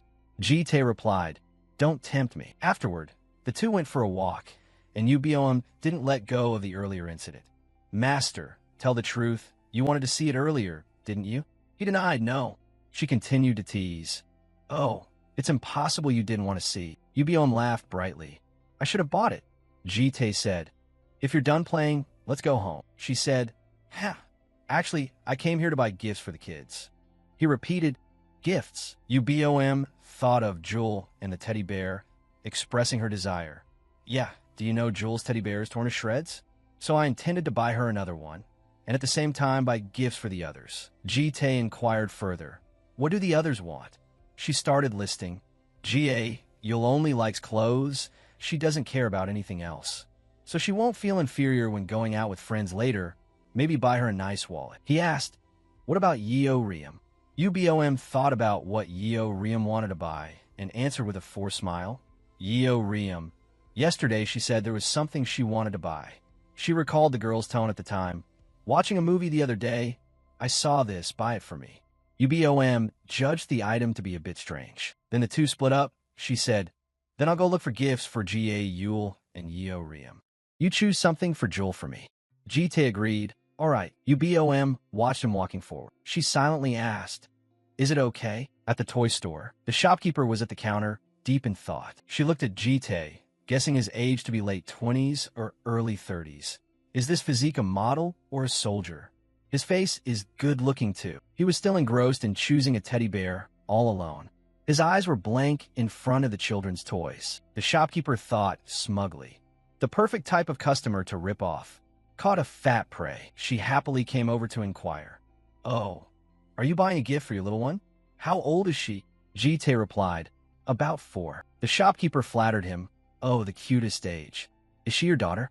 He answered, "Not my daughter, but she is a little girl." She went over, patted Jite's shoulder, and praised him. "Ah, so she's your niece? It's rare to see uncles go pick gifts for their nieces like this. She must love it." And then she continued, "But you're a bit tactless." The shopkeeper put a toy medical stethoscope to his chest, then said, "At 4 years old, you should buy role-play toys like this rather than dolls. This type helps you play with the child and bonds the family." Deep inside, she exclaimed, "His physique is so firm." She enthusiastically pitched, "Ah, if you buy this doctor set, I'll give you a 10% discount on other sets." Seeing him pick up the toy, the shopkeeper asked, "Do you want to take a look?" Jite imagined Jewel playing with a syringe. He said, "Then I'll leave it to you." The shopkeeper was overjoyed at the sale. In the end, Jite bought a pile of gifts, and she kept saying, "It looks like a lot, but it's essential for the child's psychological development. You won't regret it." He held out his card. The shopkeeper asked, "Paying by card?" Jite just nodded. Seeing the card, she was surprised, thinking about the value of the card in his hand. A black VIP card only for elite families. No wonder he bought whatever I suggest. The shopkeeper admired his handsome face, calculating silently. The more I look at this guy, the more attractive he is. He's probably not married. Should I take this chance and flirt? She probed shyly. Hey, are you dating anyone? Suddenly U-Bomb appeared, hooking her arm around Jite's, calling. Master, she asked, are you planning to buy all of this? The shopkeeper guessed. Is she his girlfriend? Looking at U-Bomb's outfit, she guessed. Wait, this is a student uniform. So you two are still. She chatted aimlessly. What are you planning to buy for Joel? He replied, teddy bear. She said, but why choose all these random things? The shopkeeper interrupted. Oh, so you're buying it for your little sister? UBOM glared at her. She said, she might not be used to it first, but UBOM repeated, she won't like it. The shopkeeper said reluctantly, ah-ha-ha, is that so? She picked up a teddy bear and judged, this one might be fine. UBOM looked at the bear and continued, it's like the old bear, so she won't feel strange. Jite added, I intended to buy it from the start. She said, maybe this gets a VIP discount. At home, G.A. Yule and Jules' eyes were round with excitement. Wow, look at all the gifts, they politely asked. Are these really gifts for us? G.A. Yule held a new wallet, overjoyed. I was just thinking about buying a new wallet. I love you both so much. The little girl looked at the gifts everyone was interested in. Jewel has a teddy bear. What gift did Sister Yeo Riem get? She answered sister. With handcuffs in her mouth, she said, adult toys. She coaxed. Hey, yellow monkey, come here. There's a fun game here. G.A. Yule refused hurriedly. I don't want to play. The little girl was scared to tears. Ah. And the little girl held by him expressed her emotions through touch. UBOM spoke, giving you this. Jite opened the gift box. This is, she said, I saw you wearing the same old tie every day, so I bought it as a gift. UBOM added, when I earn money, I'll buy you a suit. He looked at the gift. Thank you. Jite asked, why didn't you buy anything for yourself? UBOM replied, oh, I bought one thing. He was curious. What did you buy? She shyly thought of the lingerie and said, I'll show you later. A few weeks later, the guardian crept in. He asked seriously, did you call me? Jite instructed, I'll be away for 3 days. Remember to take good care of Joel. The guardian said, you're going far away. He glanced at the bed and replied, yes, Yeo Riem is sleeping and drooling. Jite continued, Yeo Riem will be coming with me too. The next day, everyone was gathered in the crowded waiting lobby. A young man among them spoke. It's finally starting. The superhuman war simulation battle. As he finished speaking, the purple circle gradually widened. As known, the simulated superhuman battle is a survival battle lasting 2 days and 3 nights in a virtual space. Students will move in groups of 3 under the command of a representative guardian called a tactical operator. They are originally navigators in professional monster hunting superhuman squads. Here, the guardian will play this role. Jite was also present right there. Yeo Riem, beside him, propped her chin and sat evaluating the members this year.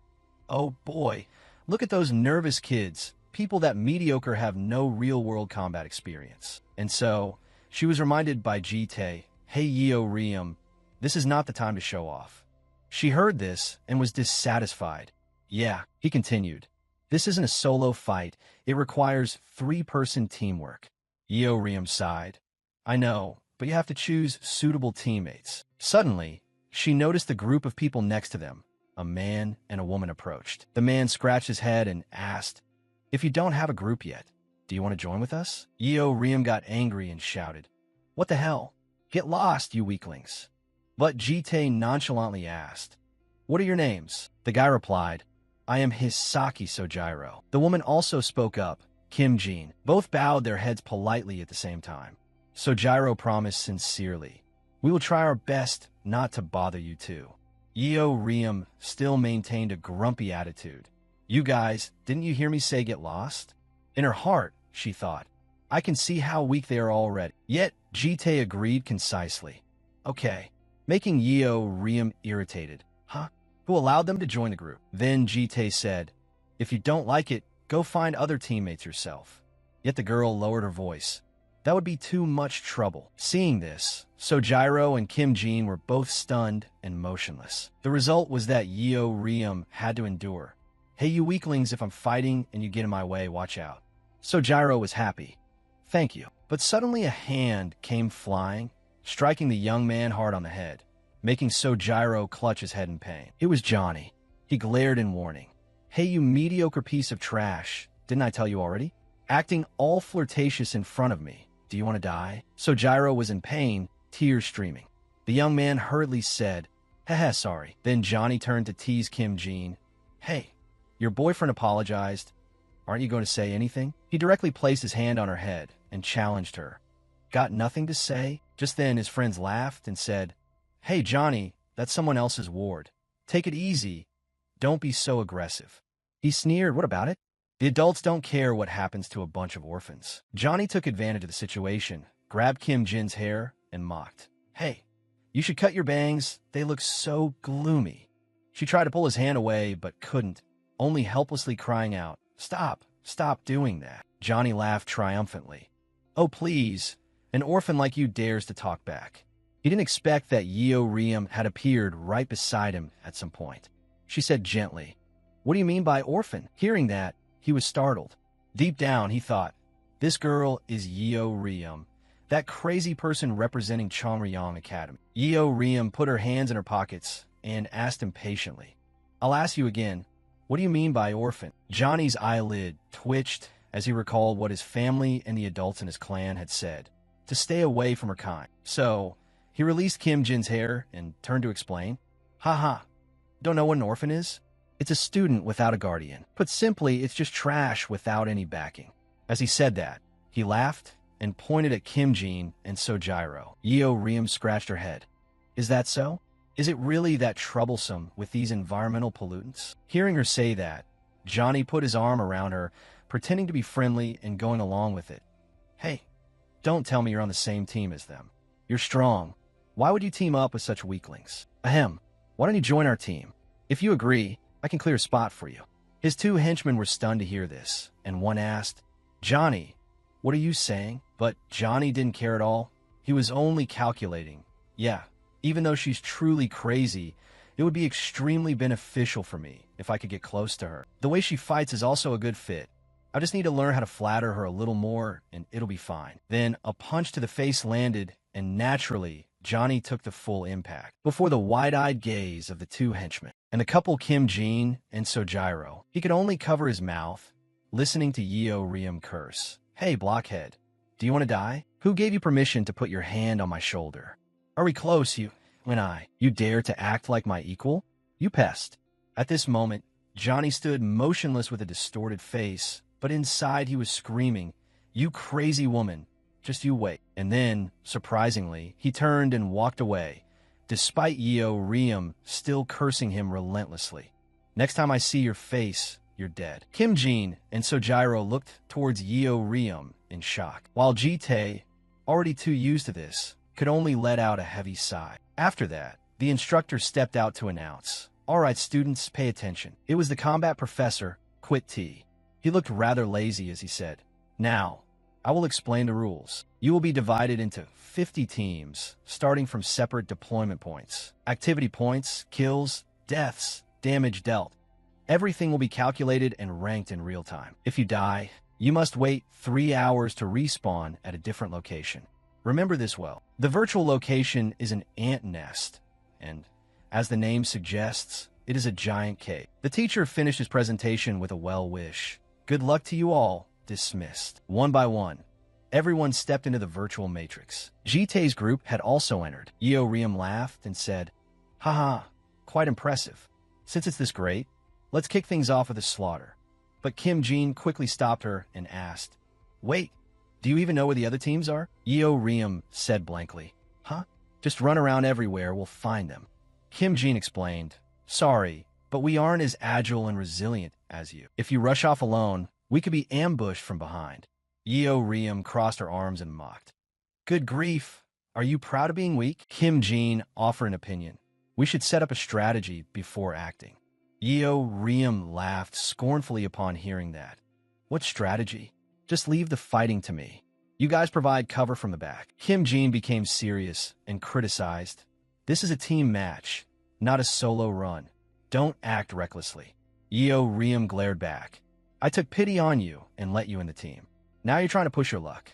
So Gyro, in the middle, nervously tried to intercede. Hey guys, let's calm down. Ji-tae finally spoke up. Do you have any specific targets? Kim Jin was caught off guard by the question and was a bit stunned. Huh. Ji-tae kept his cold expression and continued. How many teams do you want to take down? Kim Jin replied. How can it be that easy? Every team has a navigator. They're hard to catch off guard. Yeo Riem couldn't help but speak up, so pessimistic, talking about how many teams. Then, the mischievous girl wore a triumphant smile. Just wipe out whichever team we see. On the other side, Johnny was wincing because of the gift of love Yeo Riem had given him, muttering as he walked. Annoying girl, my face still hurts. The group's navigator wondered. Why do you keep teasing you Yeo Riem and getting beaten up? The higher-ups told us not to mess with her. He replied grumpily, I just wanted to make friends. Who knew she was actually crazy? The henchman then spoke up. But Johnny, earlier when you intended to kick someone out to bring Yeo Riem in, was that for real? He felt a twinge of guilt. Of course not. I was just testing her reaction. To change the subject, he stomped his feet furiously and shouted, Arg, Yeo Riem, just you wait. When we meet again here, I'll tear you apart. Who would have thought that as soon as you mention the devil, he appears? A voice that sent shivers down Johnny's spine rang out. Tear me apart, you say? Where did the big sister just rush in from? The sword she held was strangely shiny. Her gaze was still full of love, causing Johnny to freeze for 5 seconds, unable to utter a word. His expression was completely solidified. Yeo Riem looked at him and challenged, Go ahead and try it. Before he could even move, she landed a kick right on his chin for the second time, causing the HP of poor Johnny to drop from 100 to 17. After that, she turned with great flair before the admiring gaze of everyone. The result was that Johnny was kicked into the wall, creating a not-so-small tremor. Johnny's navigator thought in astonishment. Damn it, when were we being followed? He realized and shouted, Ambush! Prepare for battle. So the two henchmen prepared their machine guns, getting into a combat stance. Yeo Riem had by then landed on the ground. She said softly, Combat?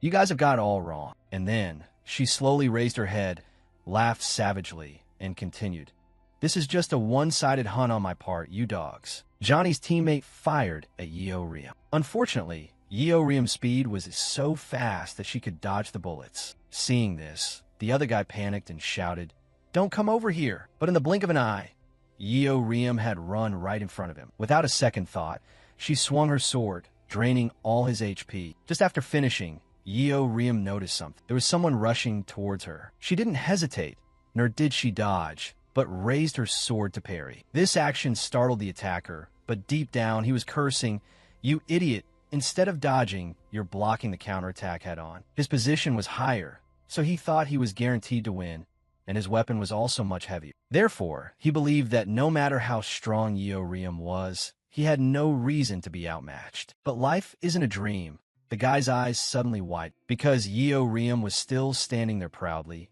sneering, You think you can beat me in a power struggle? Finishing her sentence, she swung her sword down, bringing his HP down to 0. After eliminating them, Yeo Riem was very displeased. She muttered in dissatisfaction, What the hell is this? This guy wasn't even enough for me to warm up. Is that really it? At this moment, Hisaki shouted a reminder, Yeo Riem, there's still one guy over there. Hearing that, Yeo Riem frowned in suspicion. One more.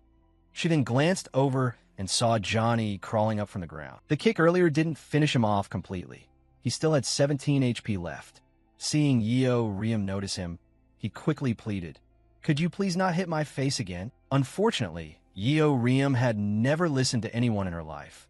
She kicked him directly in the face, causing his HP to hit a perfect 0. Johnny's guardian saw this and exclaimed, It's over. Hisaki quickly ran over to praise her. Amazing. You took them all down by yourself. Kim Jin also secretly reflected in her heart. I didn't expect Yeo Riem to be that strong. Is she that famous for nothing? But what surprised her more was Yeo Riem's guardian, Ji-tae. Despite being in a condition of restricted mana sensing, he still managed to find the other team so quickly. In this training session, combat commanders are not allowed to use mana.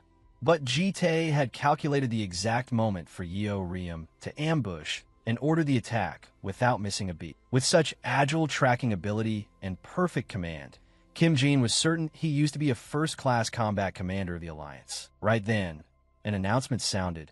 All members of Team 37 have died and will respawn at a different location in 3 hours. Johnny's guardian quickly took the 3 people and left. Jite looked at them steadily, then just gave a slight nod to the guardian. Right at that moment, a cry of surprise rang out from behind. Look at this. It startled Jite, and looking back, it was Hisaki. He was looking at the ranking board and happily shouted, "We only took down 1 team, and we've already jumped to 6th place." Kim Ji nodded in agreement. The demon combat simulation has only just started, so there are probably still many teams that haven't finished their skirmishes. Since Yeo Riem crushed the entire team without taking any damage, it's natural that we'd be in the top. Hearing that, Hisaki wanted to pounce and hug Yeo Riem. That's Yeo Riem. You're really talented. But before he could even touch her, she grabbed his snout. Yeo Riem scolded in dissatisfaction. "You dried squid, what's so funny about just standing there in the back watching and grinning from ear to ear?" She said, "When I charge in alone, what was Hisaki doing, huh? Isn't he supposed to be the sharpshooter? While I was fighting, he should have found a position and gotten into a sniping stance. Instead, he just stood there looking like a bunch of idiots." The 2 Hisakis were scolded at length by Yeo Riem, but it was clear she was right. They could only bow their heads and apologize. Seeing this, Yeo Riem snorted coldly in disdain. "And don't be happy just because we're in 6th place. We definitely must take 1st place. Got it?" Saying that, she tapped her chest, her eyes full of determination. The 2 Hisakis had no other choice but to nod in agreement. But Yeo Riem wasn't done yet. She was both angry and fixing Hisaki's clothes while scolding. "Hey, you dried squid, dress properly. You're not a kid anymore." Jite stood to the side watching this scene, unable to help but sigh helplessly. While they were fighting, Joel had to stay home with the Guardian in a state of extreme boredom. Time passed by, and the demon combat simulation had been going on for 2 days. At the control room of the virtual dungeon, Jite walked in with a cup of coffee, muttering as he walked. "Today is the last day of the simulation, right? Hey, teaching assistant, which team is currently holding 1st place?" The assistant immediately replied, "Team 1 is still in the lead, but Team 50 is trailing very closely." Jite frowned in suspicion upon hearing that. "Let's see, Team 1 is the Elite 52, but who is Team 50? The assistant quickly spoke up. "That's the team with student Yeo Riem." Jite was startled hearing that. "Yeo Riem? Is that the crazy one?" The assistant whispered. "Yes, that's right. Yeo Riem and 2 students without guardians.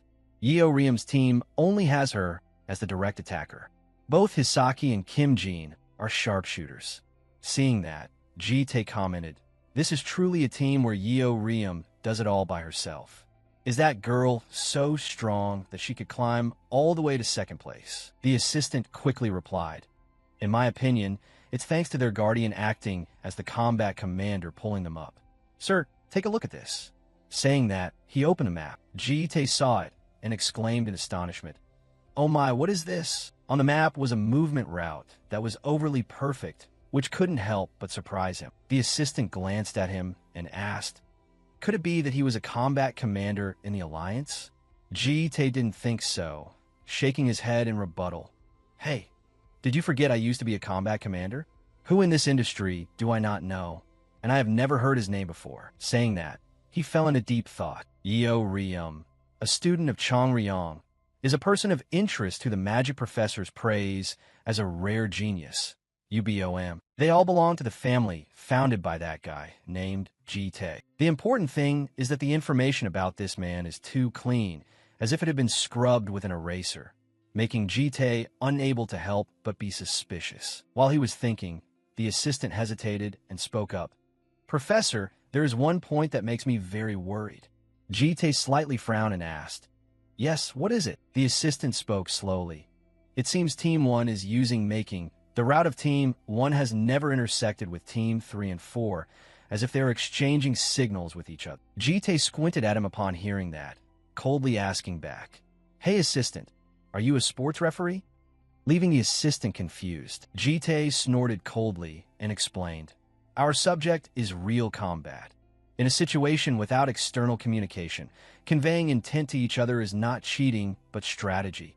Shouldn't we even praise them for it? Hearing this, the assistant realized and quickly replied, Ah, I never thought of it that way. Indifferently shrugging his shoulders, Jite added nonchalantly, but if they meet and don't fight, that truly is cheating. Inside the dungeon, Yeo Riem was furious, punching the wall so hard it cracked. She shouted in frustration, Hey, from the beginning until now, we haven't died a single time, and we're still gaining points constantly, right?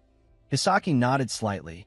Yes, that's right. Yeo Riem was not happy hearing that and shouted, Then why are we still in second place, huh? Hisaki was scared by her, his voice trembling as he replied, Either way, second place is already very good. Yeo Riem angrily punched and kicked him, causing his HP to drop continuously while she kept scolding, I already told you, I don't accept anything other than first place. Kim Jin saw this and hesitated to speak. Sorry, but can't you be satisfied with second place? This made Yeo Riem startle and turned her head to look. Kim Jin felt a moment of unease but still reminded her, You're still doing fine, but we are about to run out of stamina. Furthermore, time is not on our side. She said if they pushed too hard, they would lose points instead, so it would be safer if they considered their current situation. But just as she finished, Yeo Riem suddenly closed in on her, startling Kim Jin. What is it? Yeo Riem softened her tone. Yeah, I get it. Aside from the beginning, you guys have been trying hard, following me quite well. That counts as enough effort. Hearing this, Kim Jin felt touched. Yeo Riem? But before she could finish, Yeo Riem erupted in anger. But that's exactly why you guys can't get anything done. As she spoke, she squeezed Kim Jin's shoulder, causing her to cry out in pain. But Yeo Riem didn't care and kept scolding. Do you know why you two are looked down upon by others and called idiots? Because you don't have a guardian? Jite stood to the side, observing the surroundings, paying no mind to them. No one stopped her. Yeo Riem was free to act out and scold. But it's because you give up as soon as you get a little tired. That damn loser mentality is already deeply rooted in your brains. She said, On the very first day, you two said you wouldn't be a burden to me. So stand up, don't live like a loser anymore. Hisaki heard this and raised his head to look at her. Kim Jin also bit her lip fiercely. She had felt what Yeo Riem had just said. So right after that, they both shouted in unison, We can do it. We will take first place. Seeing them cheering, Yeo Riem smiled in satisfaction. At this moment, Jite spoke up. Now that the speech is over, come over here for a second. The three of them quickly walked over and saw strange marks appearing on the wall in front of them. Yeo Riem snorted coldly. Yeah, I wonder why it looks strange. Are those guys using this sign to join hands? Hisaki also nodded. I looked elsewhere and there are similar signs. Thinking back, I think I've heard of this somewhere. There were seniors who formed alliances to avoid encountering each other. He said, maybe these signs were left by them as well. But that's just a suspicion. Jite hesitated and said, There's no solid evidence. How about reporting this to management? It's not too late yet. But Yeo Riem sat there silently thinking. And after a long while, she let out a smirk. No need. Kim Jin looked at her in confusion. Yeo Riem wore an eerie smile and said, I have a better idea. This way we'll make those bastards suffer big time. In another place, Team 1 was also constantly checking the rankings on the information board. Team 1's current ranking. First place. A blonde fat guy in the team looked at the time on the notification screen. Remaining time until finish. 40 minutes and 35 seconds. The announcement for the whole team is almost done too. 40 more minutes until the simulation ends. The red-haired girl walking ahead suddenly turned back and asked him, Is Team 50 still in second place? The blonde guy quickly confirmed, That's right. But no need to worry, as long as we don't die. First place is definitely ours. Then he remarked with interest, Also, the captain of the second place team is that brat Yeo Riem, right? I heard she's very good at fighting, but I didn't think she'd be this impressive. A freshman climbing all the way to second place. If there wasn't a perfect plan, it would be dangerous for us, wouldn't it? As soon as those words were out, the person walking in front immediately stiffened. The red-haired girl immediately realized the situation and quickly turned back to shout at the blonde guy. No matter how good she is, she's not as good as our captain. Watch your mouth, you pig. He is a descendant of the Yong sword-wielding clan. The captain of Team 1 belongs to the famous Yong sword-wielding family. Yong Mayongo. The blonde guy knew he had made a slip of the tongue and had to smile to make amends. Myonho, I apologize, I just let my mouth run. Yong Myonho calmly reminded him. Don't get relaxed. The exam hasn't ended yet. Even though he remained calm on the surface, his heart was full of determination. No matter how strong Yeo Riem is, it doesn't matter, because my goal is to win first place in this exam to be recognized by the clan head. He was furious when he thought of another person. Just wait and see. I will prove that I am superior to that Yong Teha guy. At that moment, their instructor seemed confused and asked the group, Hey guys, did your plan change halfway through? Yong Myong Ho immediately replied, No, is something wrong? But just as he looked ahead, he was startled. All over the walls in front of them were many symbols placed by them. The blonde guy saw it and shouted in confusion, Why are there so many symbols? With this, how can we know who has passed and which direction we should go? He gritted his teeth in anger. Who is playing this trick? And the red-haired girl warned the group, Calm down, someone is coming. From the tunnel ahead came the sound of footsteps of a group of people. Upon seeing those people, Yong Myong Ho exclaimed in surprise, Are you Team 3? The Team 3 guys also looked back in a daze. Team 1. The blonde guy was confused. We are allies. The red-haired girl immediately asked for Yong Myong Ho's opinion. What should we do now? He didn't hesitate at all and replied, What else? We have to kill them. Simultaneously pulling out his weapon, the Team 3 guys were also flustered by the sight. Hey, they're actually going to fight. Should we pretend to lose? The captain of Team 3 was still more level-headed and immediately rejected his teammate's idea. You idiot.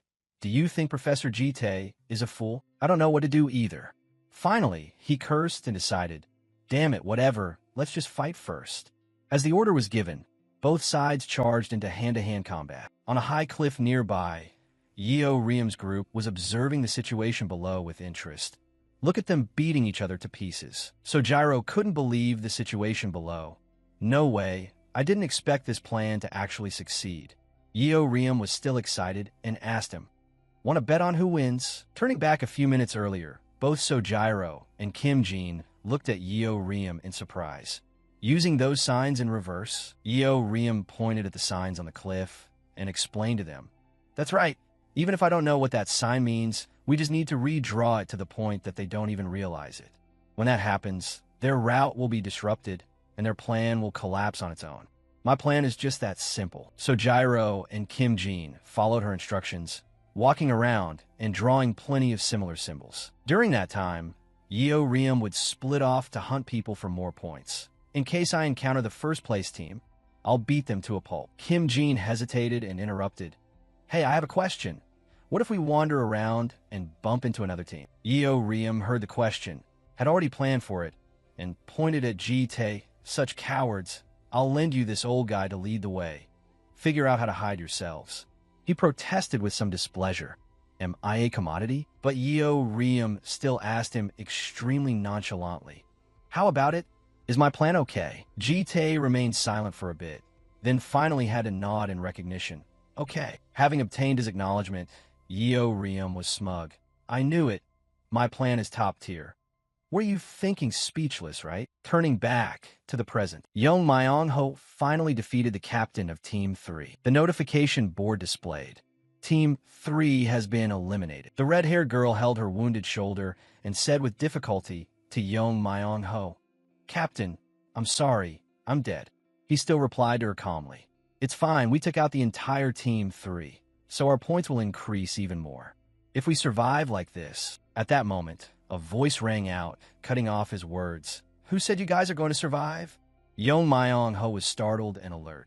Who's there? Yeo Riem jumped down from the cliff and replied with flair. Asking who I am?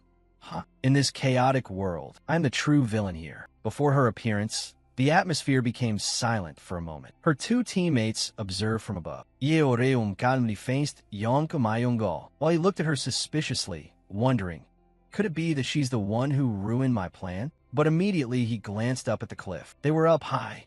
Sojiro poked his head out and said to Yeo Riem, Yeo Riem will provide cover for you. Upon seeing the other two, Yong Myong-ho sneered. He quickly ordered the blonde guy. Wei, can you still move? There are 2 more of them from Team 50 up there. Take care of them. The blonde guy disagreed and suggested, can't we just retreat?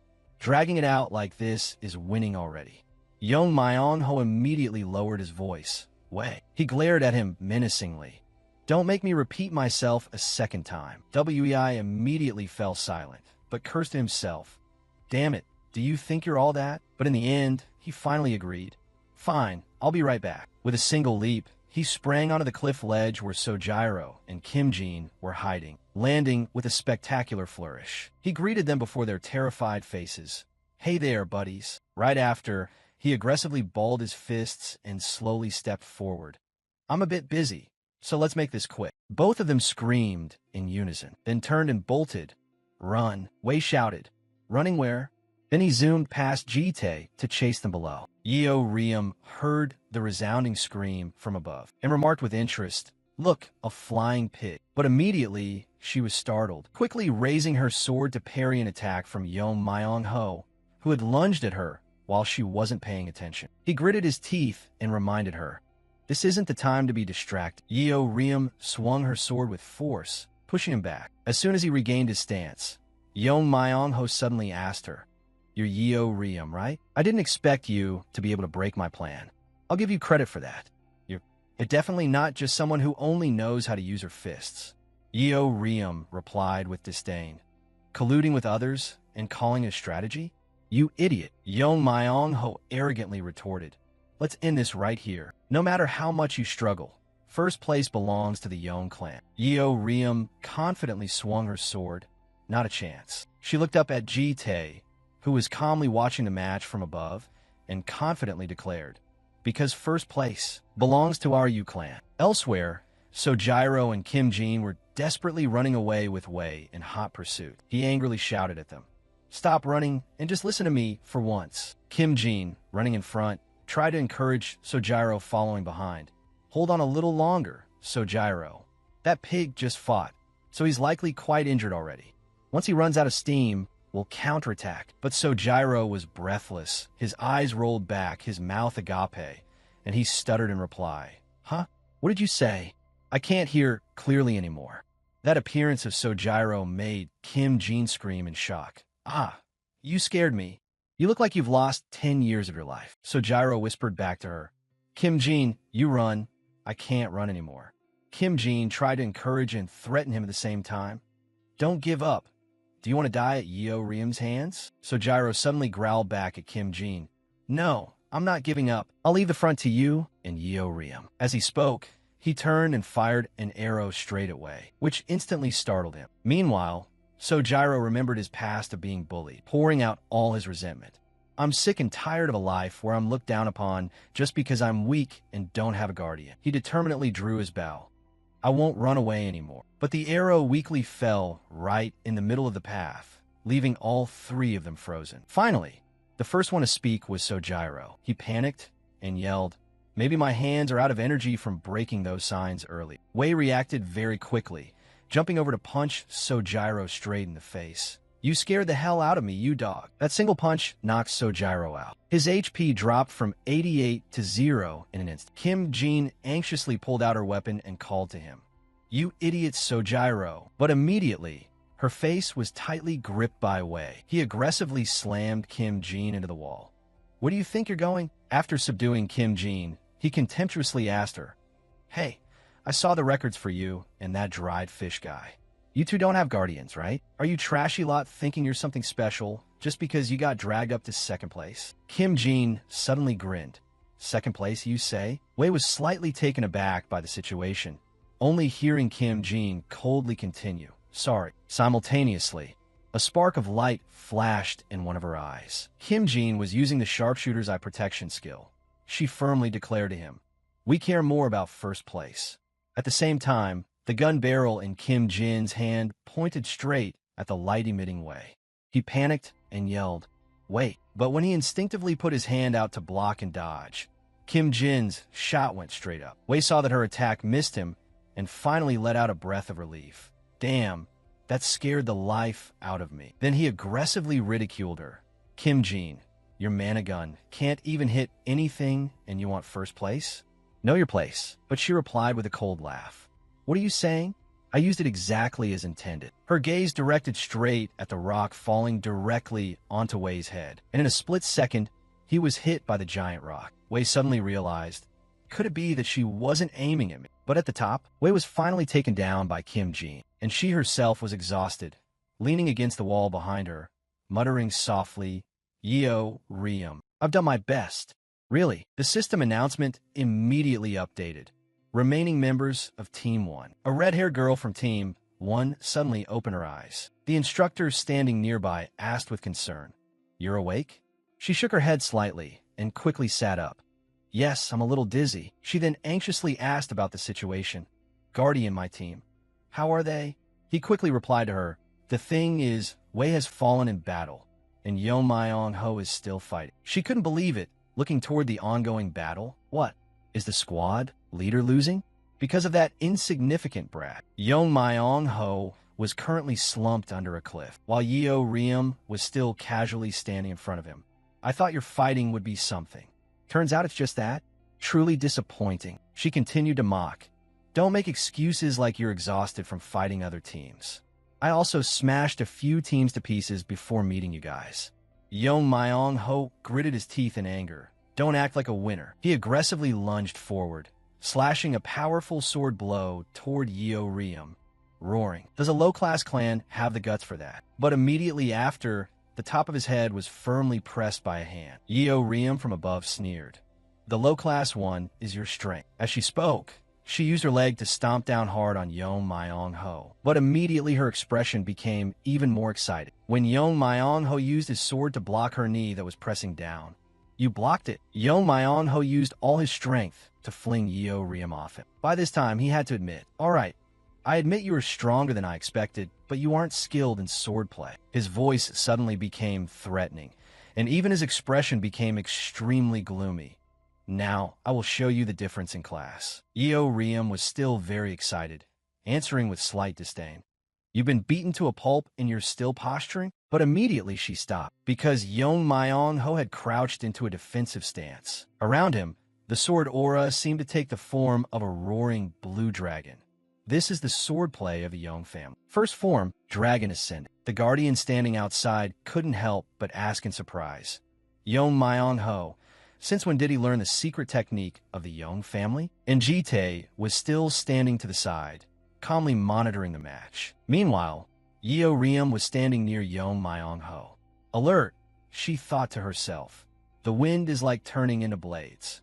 Is this the swordplay of the Young family? But that made her even more excited. Actually, it's pretty cool. Yo Myong Ho had stepped onto the sword aura, rushing straight toward Yeo Riem, arrogantly shouting at her. No matter how strong you are, with that wild fighting style, you won't be able to touch the prestigious swordplay of the Young clan. Swordplay of the Young clan. Second form, Dragon Blade Flash. Yo Myong Ho, like a gust of wind, swept past Yeo Riem, simultaneously unleashing several sword strikes at her. Yeo Riem's entire body seemed to be pierced through by Yo Myong Ho's sharp sword aura. While he was still smugly muttering, I didn't expect the first time I used this swordplay to be in this place. Yo Myong Ho remembered his years of arduous training. For years, I have secretly trained hard to manifest the dragon's sword. He gripped the sword he had just attacked within his hand, proudly reflecting. Real combat is indeed the perfect proof. Now I can be recognized by the clan elders. I am fundamentally superior to that young Teha guy. But just then, he discovered that he was only holding the bottom half of the sword in his hand. Yo Myong Ho bewilderedly asked himself, Huh? Where's my sword? Just then, a cold voice replied, It's right here, along with the figure of Yeo Riem appearing like a grim reaper behind him. She casually mocked him. Hey, I heard you bragging about your prestigious swordplay, so I did some thinking. Yo Myong Ho turned to look back, extremely shocked in his heart. How does that brat have my sword? Yo Myong Ho's sword blade was being firmly bitten by Yeo Riem in her mouth. She answered him with contempt. Prestigious swordplay without a sword is just low class, isn't it? Right after, she imitated Yo Myong Ho, aggressively shouting, swordplay of the Yu clan. Form number 999. Crushing the shadow, hitting straight. Yeong Myong-ho was sent flying by a sword strike, but couldn't help but curse. Damn, this isn't swordplay at all. Yeong Myong-ho was knocked unconscious by Yeo Riem, but she herself was gasping for air, her body swaying. Yet she still smiled triumphantly. First place. We got first place. Saying that, her whole body fell backward. Jitae appeared out of nowhere, reaching out to catch her, calmly inquiring about Yeo Riem's feelings. How do you feel after winning? Yeo Riem happily replied, I'm exhausted to death.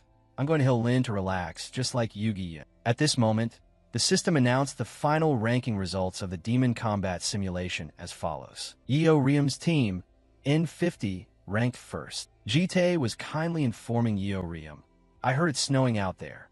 That made her uncomfortably frown. Really? Then the wounds will probably be freezing. Cutting to the outside, snow was now falling on the streets. Looking out from inside the house, Yul sighed. Do you know why snow falls in such a warm spring? That's because of Jul. They say that when the mood of the Blue Clan becomes melancholy, white snow falls around them. In other words, little Jul is feeling lonely, even though she turned her head to say that. As the clan's guardian, the cleaner had to melt Jul's heart. The guardian stammered. I understand the young lady's point, but with this appearance, can I melt young Lady Jul's heart? Looking at his princess-like appearance, Yul was interested. Of course. These days, there isn't a child who doesn't like this character. She confidently ordered, All right, now let's set out to melt Jul's heart. The guardian agreed. Little Jul was currently playing in the living room. She sat drawing by herself in a very bored mood. Then from behind, the guardian approached. Young Lady Jul. Young lady seems very bored. Would you like to play princesses with me? He put on a cute face, but it didn't look cute at all. Seeing this made Jul angry.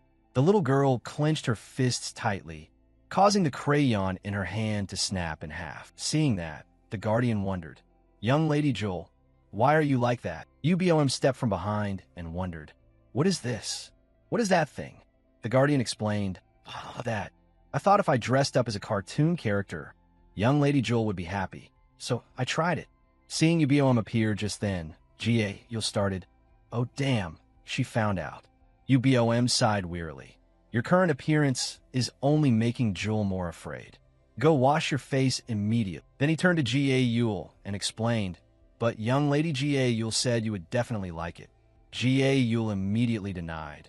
I never said that. Right after that, the guardian went into the bathroom to remove his makeup and return to his normal form. From outside, the door opened at that moment. Jitae and Yeo Riem had returned. She rubbed her head angrily. What the hell? Why is it snowing in May? After the two returned, Yul excitedly greeted them, Uncle Yeo Riem. It's been a long time. Did you two have fun? Yeo Riem looked angrily. You think we just went out to play? She wondered and asked back. Didn't you just come back from playing? Yeo Riem wore a mischievous smile, holding a snowball in her hand and answering, Yeah, that's right. So while we were at it, I also have a gift for you. Instantly realizing her intent, Yul turned to run, but this had been predicted by Yeo Riem.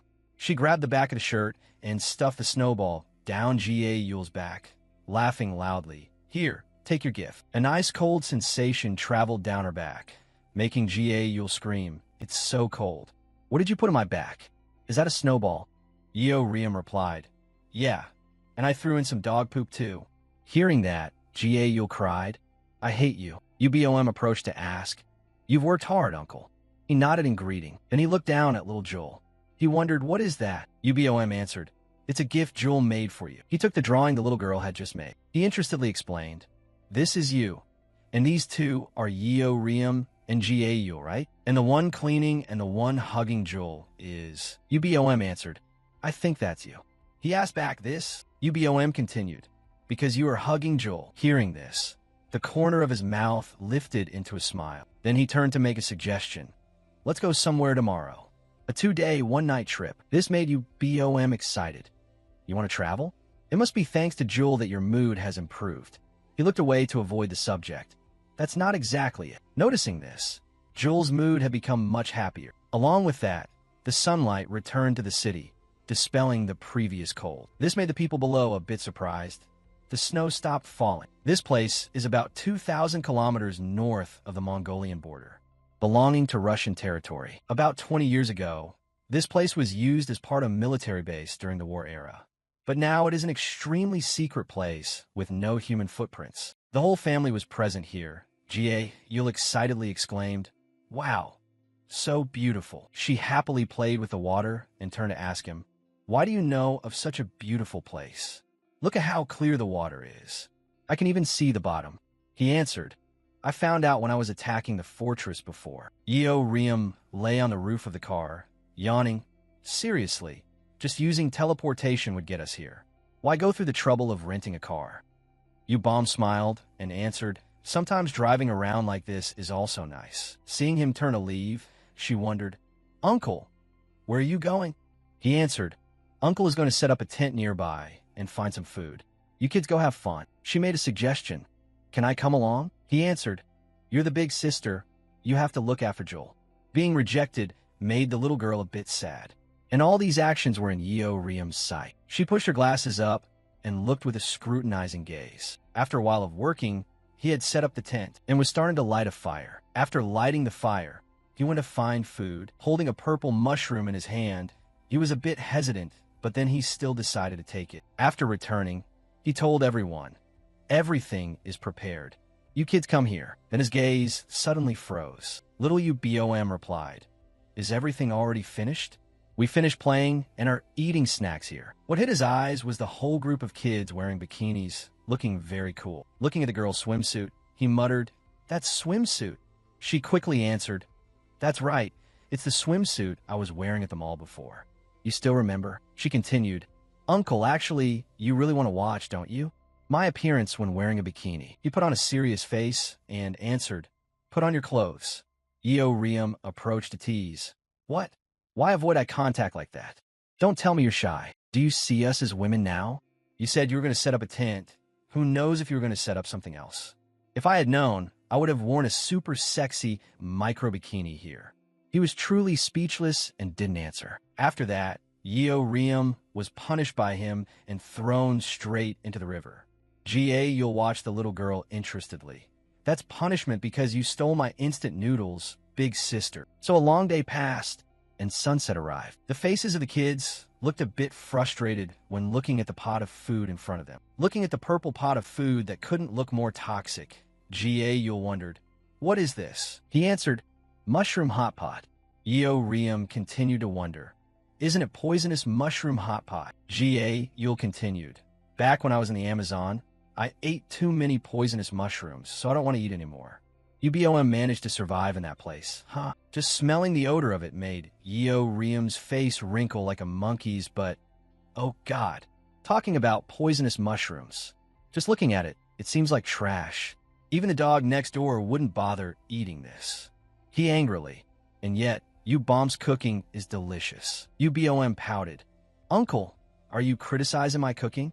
Last time you praised my cooking as delicious." This made him startle and only cough to avoid the subject. Yeo Riem continued, "Anyway, I don't want to eat this. Before I flip this table, bring the instant noodles out here." You'll angrily continued, "You ate it all up earlier already, not caring about them." Ubom reminded Joel to move close to the pot, then took a spoonful and chewed it greedily. This attracted the attention of the others. Seeing that, Yul yelled, "Joel, don't eat indiscriminately from that." Yeo Riem stopped her. "Hey, spit it out quickly." He remained calm behind. "It's healthy stuff." Contrary to everyone's thoughts, the little girl wore a very interested expression and exclaimed, "Delicious, very delicious." This made the rest of the kids surprised. "You can talk now?" The little girl ate another spoonful and giggled. Yul blankly asked, "Joel can talk." But just as she finished her sentence, she realized she was being silly. "Wait, what am I saying? Of course she can talk. She has been able to talk since she was born." Saying that, Yul rushed to hug Joel tightly, laughing. "Oh my god, so it's not that you couldn't talk, but that you didn't want to?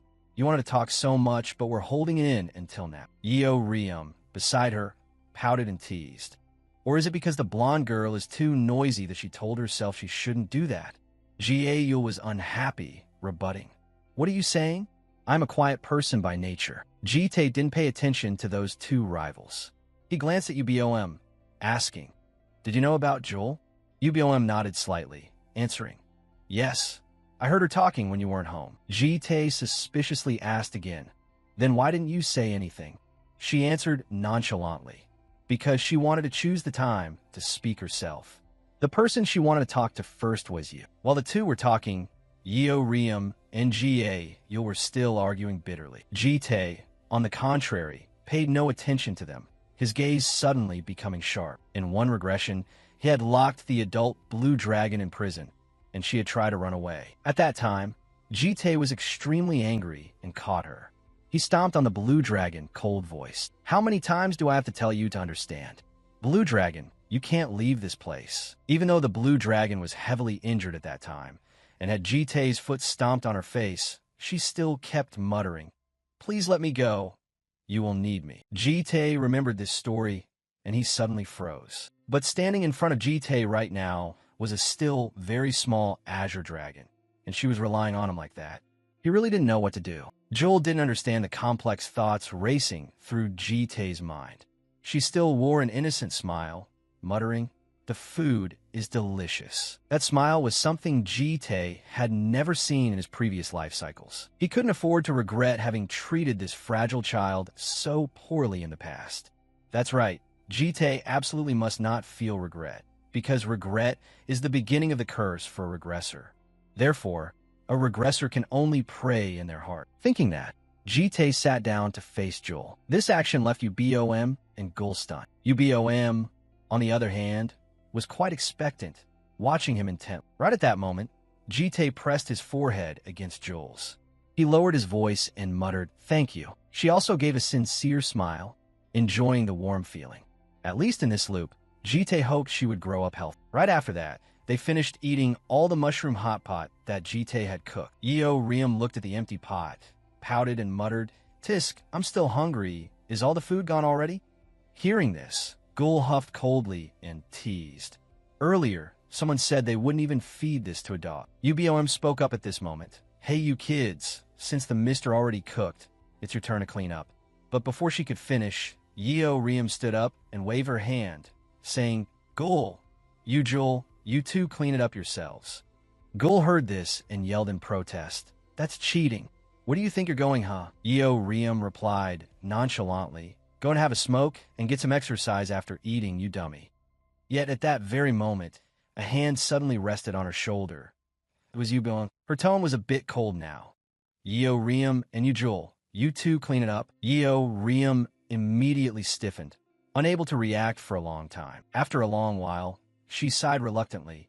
"Fine, I'll do it, okay?" Yet, as soon as she finished speaking, she created a magic circle. Seeing this, Yubon asked suspiciously, "Yeo Riem, isn't this a summoning circle?" She replied calmly, "Just wait and you'll see." Very quickly, Yeo Riem pulled a head out from inside the circle and complained irritably, "Damn it, this is heavy as hell.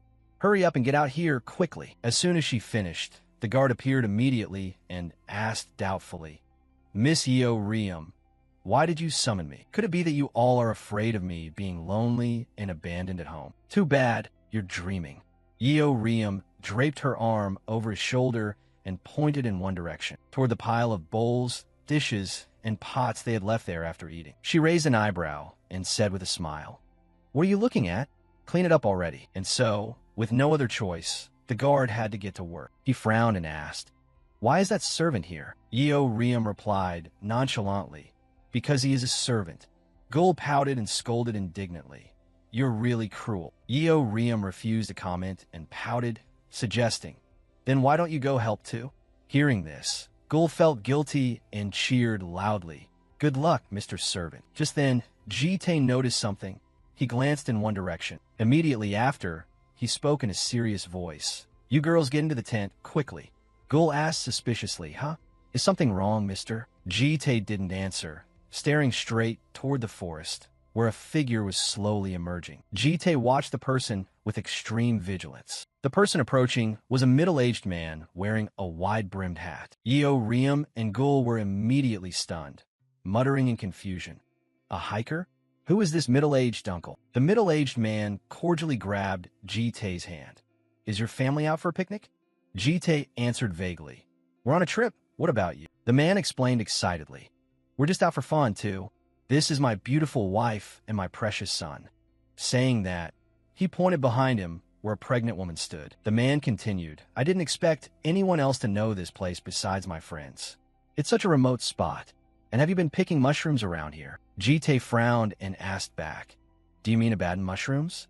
I ate them all. This statement left the man startled and stunned. But very quickly, he smiled shyly and said, Oh, really? Actually, those are mushrooms I planted. Since hardly anyone comes here, I didn't think anyone would eat them. Jitae heard this and said apologetically, I'm sorry. The man shook his head.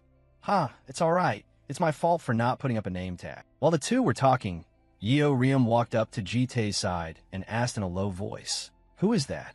He looks damn strong. Jitae shook his head slightly and replied, I don't know. But in reality, he knew exactly who the man was, and he hadn't expected to meet him here. That middle-aged man was the 9th-ranked superhuman in the world, the reincarnated mage Myong Yongha, one of the few nature-type superhumans considered a national-level tactical weapon. Jitae had once fought alongside Yongha. They had been friends, and they had also been enemies in previous life loops. He couldn't remember everything, only that Yongha was always worried about his pregnant wife's illness. Perhaps those mushrooms were also for her. Thinking this, Jitae reached into the shallowest part of the abyss. Then he took out an item and threw it toward Yongha. Myong Yongha looked at the item in his hand in confusion and asked, What is this? Jitae replied nonchalantly, It can replace the mushrooms. It's quite nutritious too. Yongha heard this, bowed 90 degrees, and said, Oh my God, you didn't have to be so polite. Then I will accept it. Thank you very much. Honey, say thank you to the mister. This item is even more precious than Abaddon mushrooms. Jitae considered the debt settled. However, just as he was about to leave, a voice rang out from behind. Hey buddy, since we met like this, I was wondering if you have some time? Yongha saw him stop and continued to smile. If you go a little further, you'll see a spot with a beautiful rift. The view there is top tier. Why don't you all come along? Jitae wanted to refuse, but Yeo Riem and Gul were one step faster. Gul cut in excitedly. The scenery is beautiful, I love it. Yeo Riem, on the other hand, aggressively suggested, What scenery? You look pretty capable. How about a fight with me? Yongha laughed out loud. Haha, these girls are really straightforward, but I don't really like fighting. Jitae sighed helplessly. These two were really something. Just then, a vine suddenly appeared from the ground. In a flash, they wrapped around Yeo Riem and Gul's waists, leaving them stunned. Before they could do anything, they were lifted high into the air by Yongha. He laughed happily. Now, buckle your seatbelts.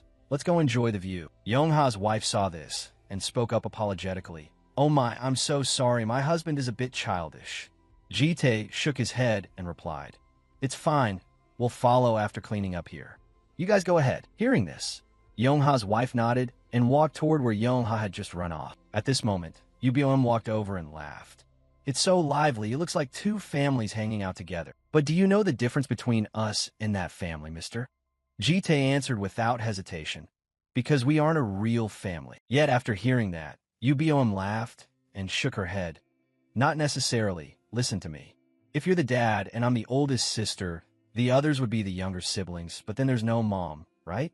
That wouldn't do. These words left Jitae stunned, not knowing how to reply. UBOM didn't wait for him to react. She took off her hair tie and let her long curly hair fly in the wind. Immediately after, she stepped in front of Jitae and stood face to face with him. She raised an eyebrow and said, I think I'll have to become the mom. She tiptoed to lean close to him and whispered, Maybe I should be the mom, right? Jitae was stunned upon hearing this, not knowing how to react. Seeing his reaction, UBOM couldn't help but burst into laughter. Immediately after, she patted his shoulder and laughed. Just joking. I'm just joking. Are your ears turning red again? Jitae quickly brought his hands up to cover his ears. UBOM took it a step further. Your ears are really red. Take your hands away and let me see. He frustratedly chased her off. That's enough joking. Hurry up and catch up to them. Right then, the voice of the Duke's shadow reached his ears.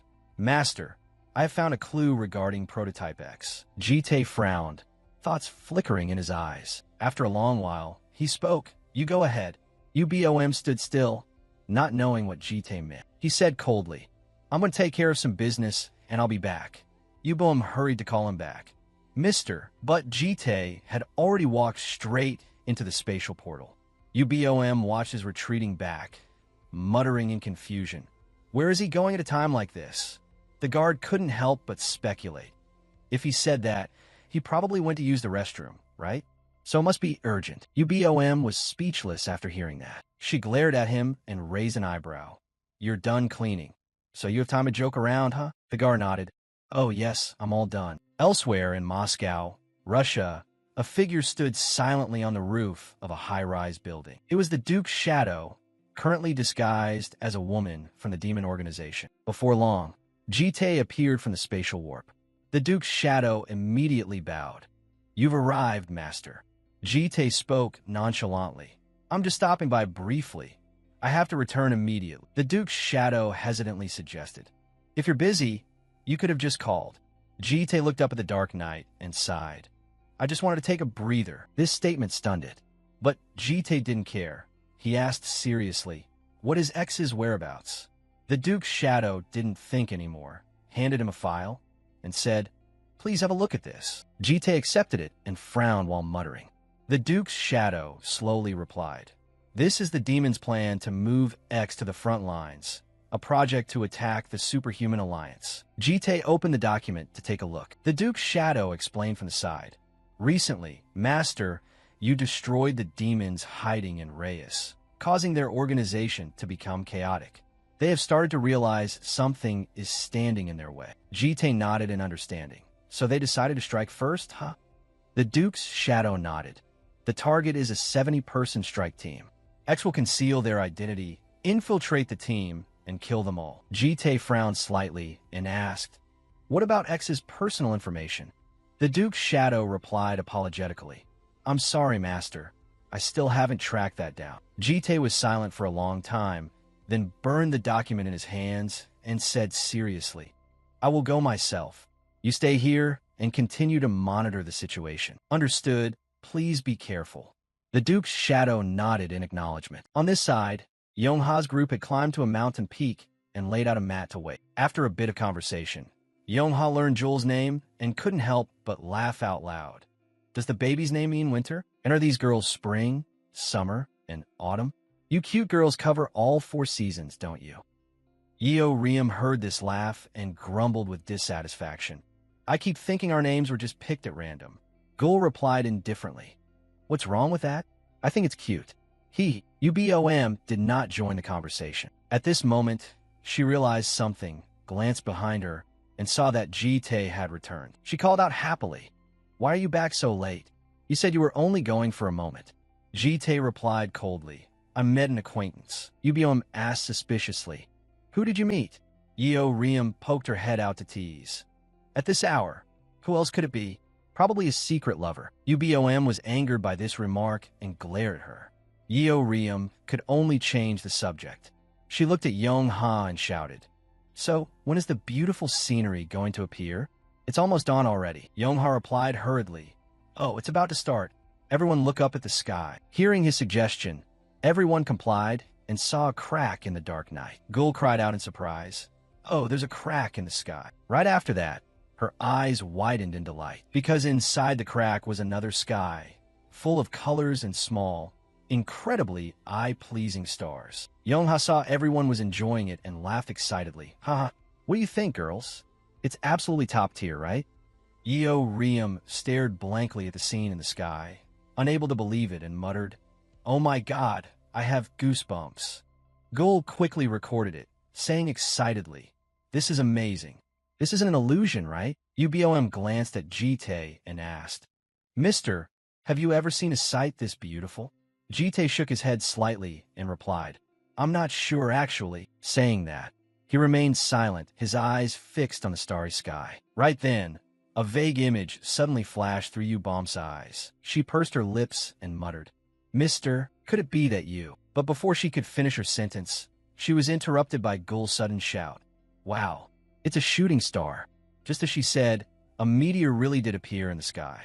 Ubom, on the other hand, didn't pay attention to it and instead stared fixedly at Jitae. Gul and Yeoriam were observing it with great interest. Yongha's family was no exception. Such a beautiful scene was perfect to watch with family. At the same time, Yongha's son suddenly glanced at Jewel in Jitae's arms. His cheeks flushed red in an instant, but Jewel didn't notice. She was busy observing the shooting star, her large, round eyes glistening like water, clearly very happy. This breathtaking scene was enjoyed by them in its entirety today, a chance meeting that was also very romantic. After an impressive night, a new day began, and everyone was up, preparing to part ways. Yongha shook Jitae's hand and laughed. Ha! Although it was a short time, I really had a great time. Jitae also nodded and replied, thanks to you, we were able to broaden our horizons. Yongha suddenly winked and whispered, that place is beautiful, right? I proposed to my wife there. His wife behind him muttered uncomfortably, I heard everything. Honey, why are you talking about that here? Jitae hesitated for a long time before saying, that's romantic. These words left Yongha stunned. Seeing his reaction, Jitae asked with a bit of confusion, what's wrong? Yongha scratched his head shyly. Oh, it's just that I didn't expect you to say something like that. Do you have someone in your heart too? This made Jitae fall into silence. He suddenly glanced toward the riverbank, where Ubom and Jewel were standing. Jitae suddenly remembered that in the past, there was a girl in a white dress with hair reaching her waist, also playing on that same riverbank. Her smile was beautiful enough to make one's heart flutter. Jitae's face showed a hint of heartache, and he muttered in a low voice, not anymore. Yongha was about to say something more, but his wife suddenly coughed and spat out a mouthful of blood. Yongha called out in worry, honey, are you okay? You didn't have any symptoms lately, so why now? Seeing his wife unwell, he hurriedly took her and their son's hand and walked into the spatial portal. We'll take our leave now. After saying goodbye to their family, Jitae walked over to Ubom and said, Ubom, you Jewel, let's head back. Yet, Ubom stood there, stunned, with no reaction. Jitae saw this, frowned, walked over to pat her shoulder, and called, Ubom. At this, she was startled out of her thoughts. He asked suspiciously, why are you just standing there? Ubom apologized. I'm sorry, I was just thinking about something. Then she remembered something and said, oh, and it seems Jewel doesn't want to leave yet. She's been staring at that lake for a while now. Jitae heard this and looked at the girl in silence for a long time. Jewel sat there with her eyes wide open, looking down at the water, her eyes filled with sorrow. Jitae hesitated for a moment before taking a bottle to collect some water. This action left Jewel stunned. Jitae smiled and said, let's come back here next time. Jewel accepted the bottle of water from him. After a long while, she smiled, looking very satisfied. Right at that moment, Yeoriam poked her head out of the car and shouted impatiently, damn it, hurry up already. Elsewhere at the hospital, Yongha's wife was on a 4-drip after returning. Yongha sat by the hospital bed, his back looking incredibly lonely. His wife was now so weak that she had to use a ventilator for support. He pursed his lips and muttered, my wife. Just then, a hand suddenly appeared and rested on Yongha's shoulder, making him look over in surprise. He saw a youth standing there. The youth raised an eyebrow and said with a smile, hey Weed, long time no see. This youth was the second-ranked superhuman in the world, the first regressor. Outside the hospital, patients and many others were passing back and forth. The youth BM sat on a bench, tilting his head back to chug a carton of orange juice. Yongha sat opposite, drinking water, and laughed. Haha, it's been a few months, right? I heard you've been busy lately. I haven't even seen you at the grand banquet. BM pouted and said, I just went out to gather some things and stopped by to see how you were doing. Now I have to get back to the lab. At this point, his gaze suddenly lingered on Yongha for a long time. BM spoke slowly. I heard your wife was doing better lately, and now it's happening again? Yongha sighed helplessly. Yeah, we just went camping not long ago, and she had a relapse. Saying this, he pursed his lips, his face filled with sorrow. It had been 10 years.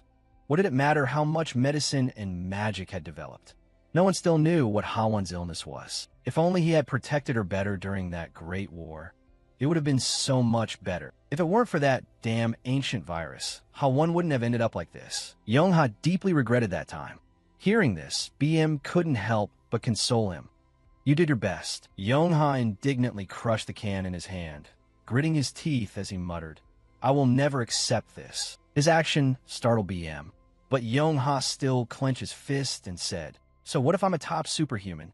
So what if I'm the world's strongest mage? I don't need those things. I just need Ha-1 to be healthy. Saying this, he couldn't help but burst into tears. BM leaned in to take a look, which made Yong-ha choke back his tears. He asked in confusion, what are you doing? BM laughed nonchalantly. You rarely cry, so I had to take the chance to look. Usually Yong-ha laughed loudly like an orc, but now he was sobbing. This was a rare sight indeed. Come to think of it, the first time he saw him cry was when his son was born. BM finished speaking and raised an eyebrow, teasing. Your face back then was truly unforgettable. Yong-ha replied with dissatisfaction. At least pretend to console me. You psychopath. BM shrugged indifferently, then tossed him something and said blandly, I don't know how to console people. Take this. Yong-ha looked at the item in his hand and asked in doubt. What is this? BM explained slowly. Try letting Ha-1 use it, but don't get your hopes up too high. It's a very good item. It was hard to find, too. I'm leaving. Give my regards to Ha-1 when she wakes up. Yong-ha smiled. If it was hard for you to find, it must be valuable. Thank you. But just then, he suddenly remembered the ginseng he had received from Ji-tae. He hurriedly called him back. Hey BM, can you check this for me? I was given it as a gift. You probably haven't seen it before either. BM paused his step due to that remark. He turned his head and raised an eyebrow to ask. Something even I haven't seen? Elsewhere, at a blue stream, a monkey was frantically chasing a bird, causing the small bird to cry out for help constantly. Jewel sat on a rock not far away, observing the scene. Just then, a sudden cry rang out. Jewel! Making her turn her head to look. Seeing the scene, her eyes widened because Ji-tae was standing in the distance, his shirt unbuttoned to reveal his toned abs. He was waving at Jewel. Come here, let's go play in the water. The overly pleasing sight made Jewel stare in a daze. Immediately after, she jumped off the rock, gliding across the water. As she approached Ji-tae, Jewel jumped. Just like that, her body floated in midair. But before long, she landed in Ji-tae's arms. He laughed happily. Haha, caught you. You're a great jumper, Jewel, and so cool too. Jewel was stunned. Cool. Ji-tae spun her in the air a few times, laughing. Of course. Jewel is the prettiest, the coolest. So it turned out those beautiful scenes were just Jewel's dream. Ji-tae poked his head in from outside. Seeing that Jewel had fallen asleep, he closed the door and left. It was very late. The moon had risen to its peak, and the caretaker was already fast asleep. Yeo-ryum was the same. She had long since been sleeping soundly in the large bed. Ji-tae quietly went outside, but suddenly he froze. Without him noticing when, Ubom had appeared behind Ji-tae. He frowned and asked, What are you doing?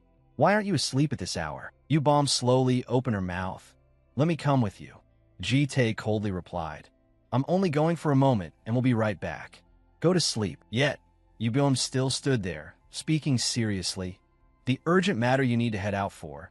It has something to do with your departure yesterday, doesn't it? Hearing this, Ji-tae was startled, but he quickly asked with a stern voice. You saw something through the law, didn't you? Ubom slowly spoke.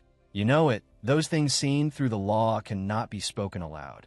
The only thing I can say right now is that you need me. Ji-tae did not change his mind and said coldly. This is none of your business, so... But before he could even finish, Ji-tae suddenly stopped, because Ubom had lunged forward and hugged him tightly. She whispered softly, Do you think I'm just a child who needs protection? Covering up ugly things, staying away from dirty business. Do you think we'll be happy just by stuffing things with goodness? As she spoke, she tightened her grip, clutching the hem of Ji-tae's shirt. Ubom muttered in a low voice, If I were like other children, only seeing the good things, I wouldn't even care. But I am of the Sixth Dragon Clan. Hearing that, Ji-tae frowned and remained silent. After a long moment, he pulled away from Ubom's embrace, and Ji-tae coldly stated, I'm leaving. Ubom could not sway him.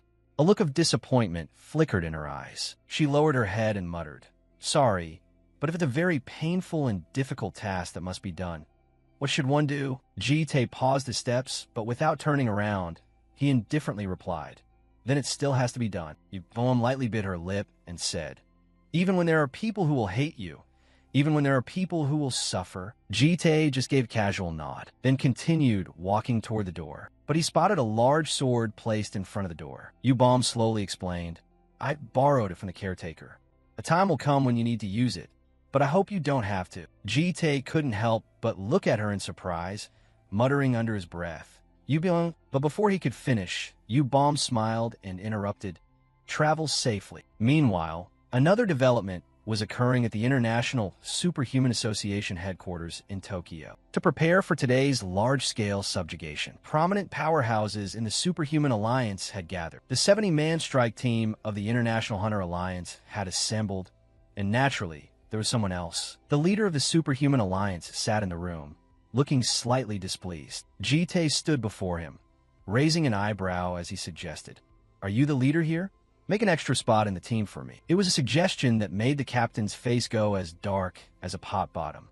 He gritted his teeth and muttered, "What?" The 70-man strike team of the International Superhuman Alliance had fully assembled. The target for this raid was the giant boss that appeared in the S-rank dungeon, Hitias, the Kraken. The high risk of this raid was clearly evident. Therefore, the Alliance only gathered superhumans in the top 0.5% or higher. Simply put, this force was equivalent to the military firepower of a developing nation, and their appointed leader was an official of the International Superhuman Alliance, the 90th ranked powerhouse in the world. Shiraishi Ryanosuk. He asked, "Are you Japanese?"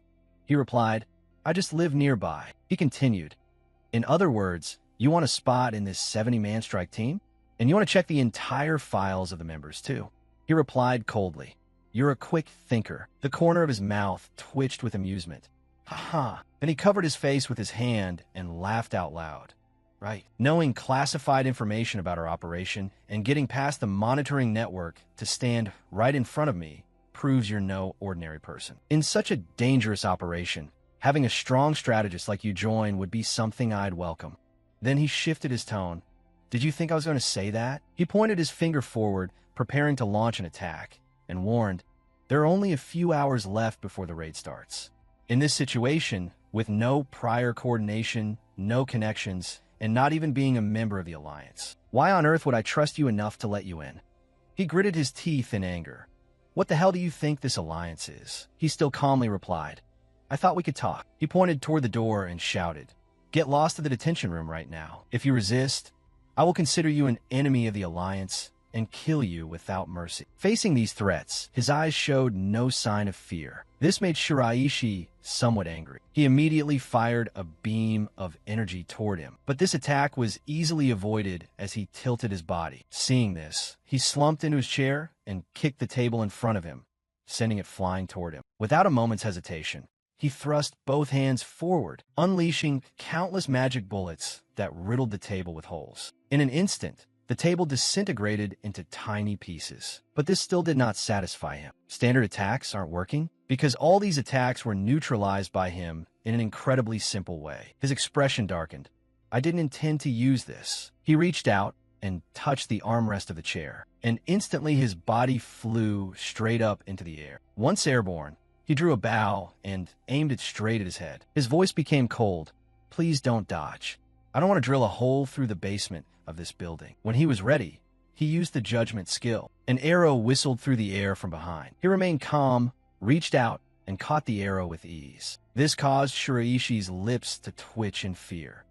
He caught the heavenly judgment bow, and that easily, while he was still dazed, the arrow was thrown back at him. The powerful impact sent his body slamming into the wall behind him, shattering. He slumped to the ground, letting out a painful groan. He stepped toward him. At this moment, his face still looked composed. He approached and asked, "Have you changed your mind yet?" He replied, "Who knows?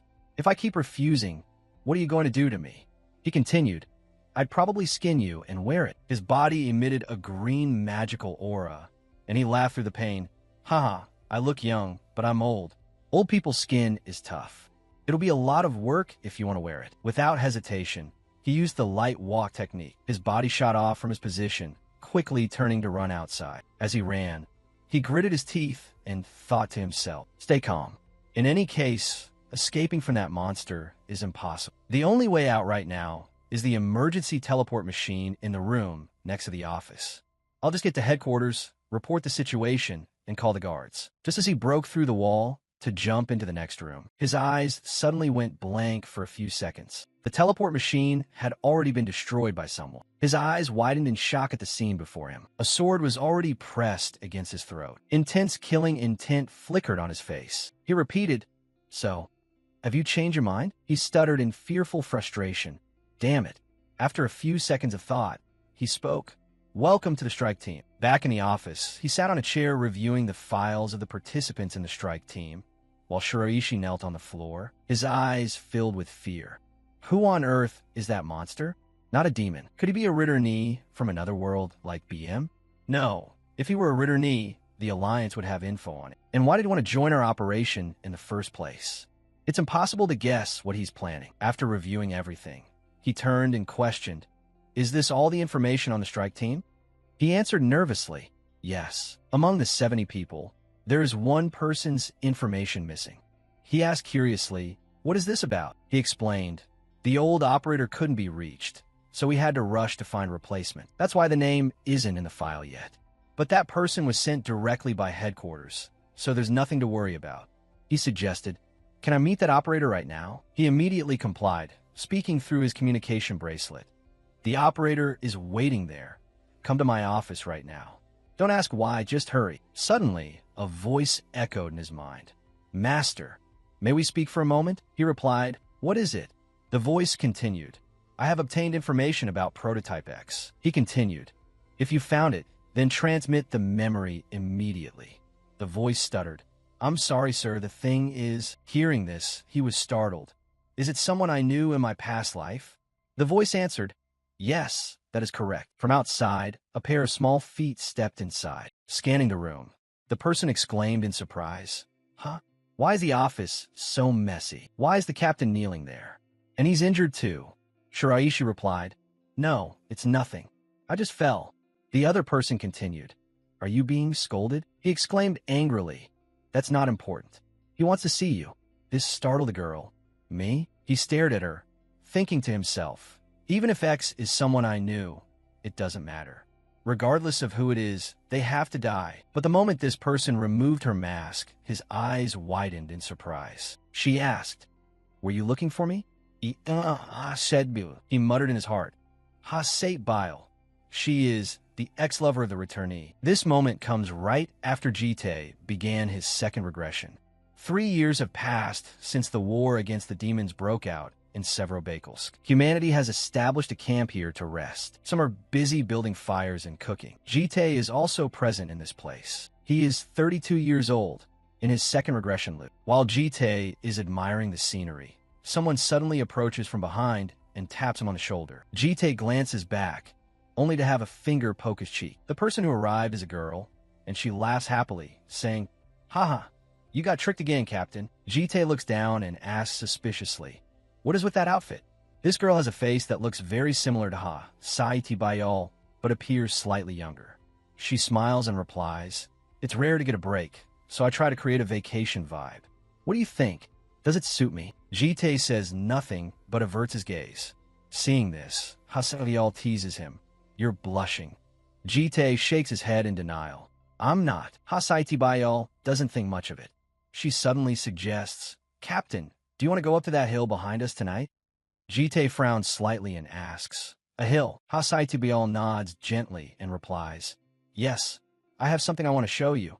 The two of them stand there talking just like that. Others behind them can't help but gossip. That captain and Miss Hasaiti Bayal, there's something fishy going on between them. It seems like they've known each other for a long time. It's true that love still blooms even in the middle of a battlefield. Meanwhile, someone suddenly asks doubtfully, "But why did Miss Hasaiti join our mercenary squad? Anyway, it's too gloomy for a young, beautiful girl to be here."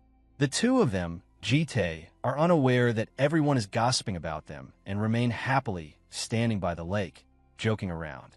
Jite lifts Hasaiti Bayal up high, making her scream with excitement. On the shore, a team member suddenly exclaims in surprise, "Don't tell me she fell in love with the captain at first sight, which is why she joined." Hearing this, another shakes his head. That's not it.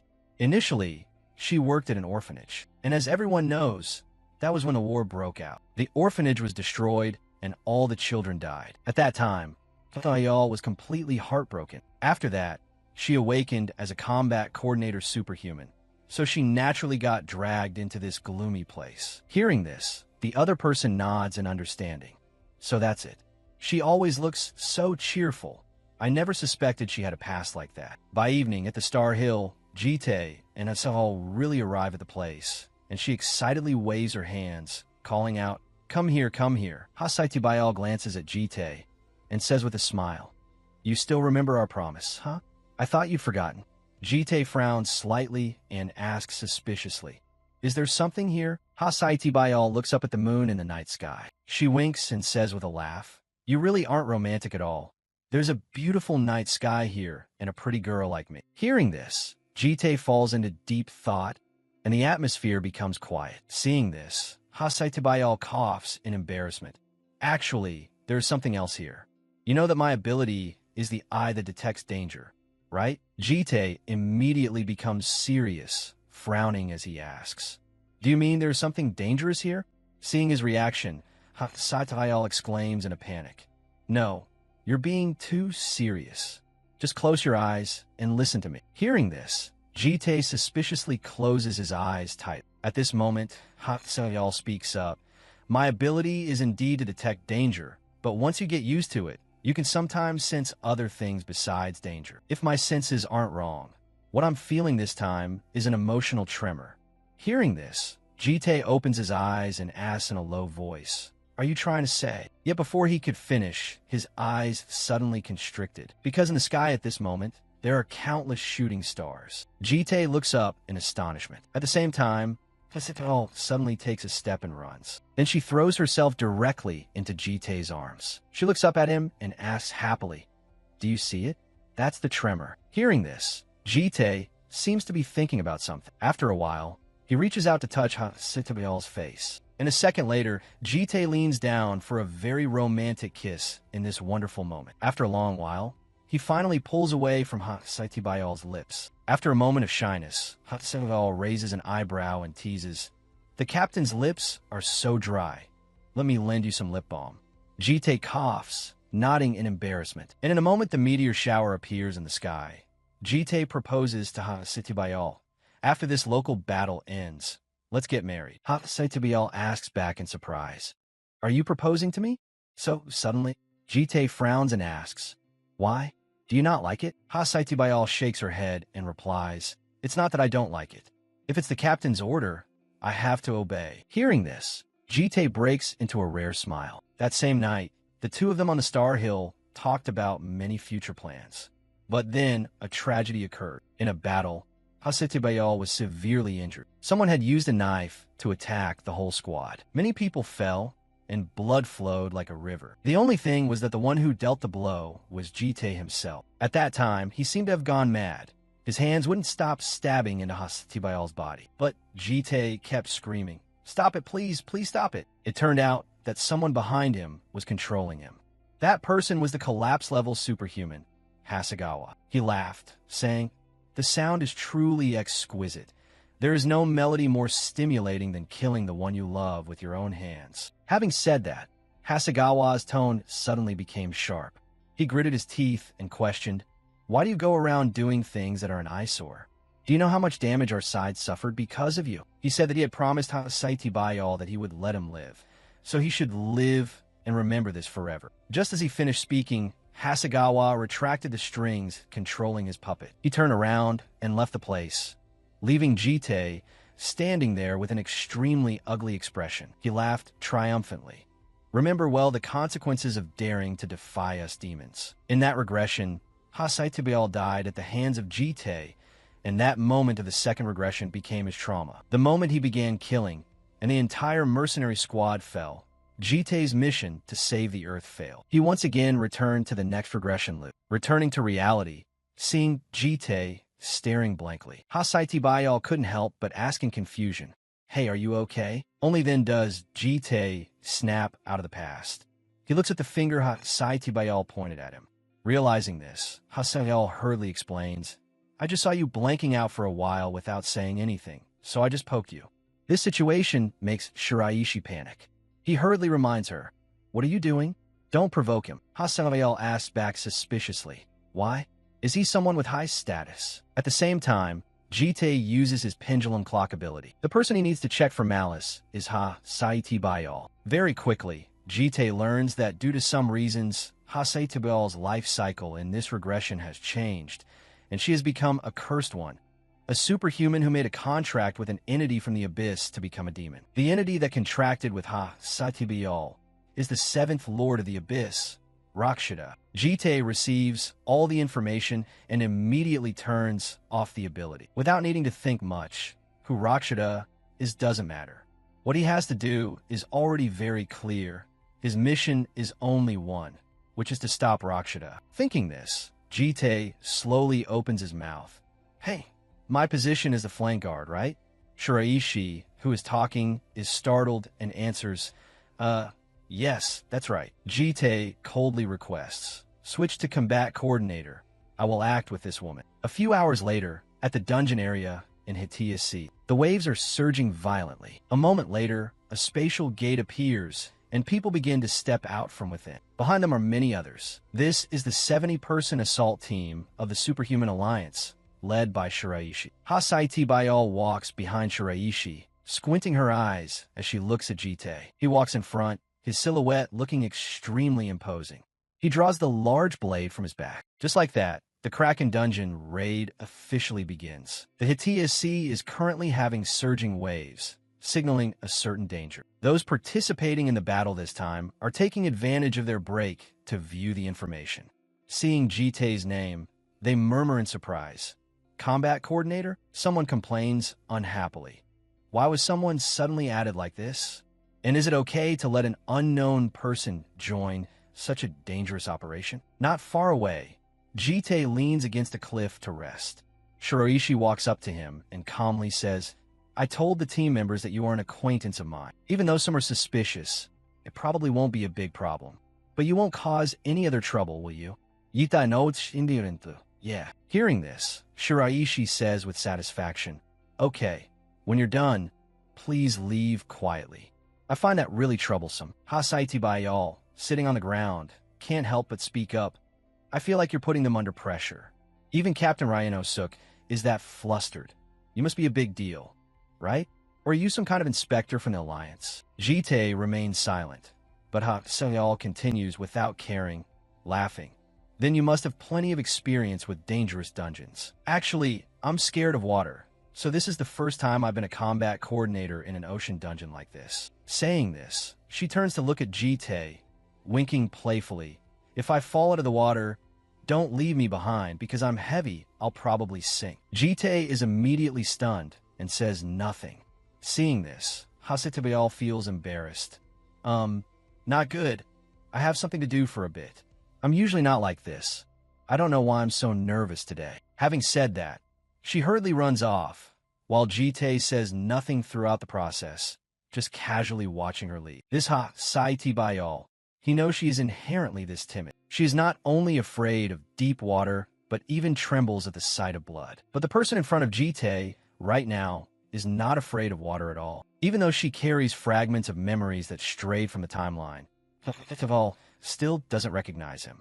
Because her core is already different, yet she relies on the memories of the original to imitate Saiti Bayal. Perhaps her true soul has been shackled by the seventh lord of the abyss, Rakshata. And the one who designed this whole situation is an entity outside the timeline. The thing it wants is only one, and that is Jite's despair. It wants him to collapse by forcing him to kill his Saiti Bayal. To be precise, that is pure malice aimed directly at Jite. But clearly, the seventh lord of the abyss, Rakshata, doesn't understand him very well. Right at this moment, from the deep sea, a giant tentacle wriggles up. The expressions of the people in this place immediately turn ugly. What appeared is the Kraken, a giant monster. The Kraken slowly crawls onto the shore. It is much larger than in the report.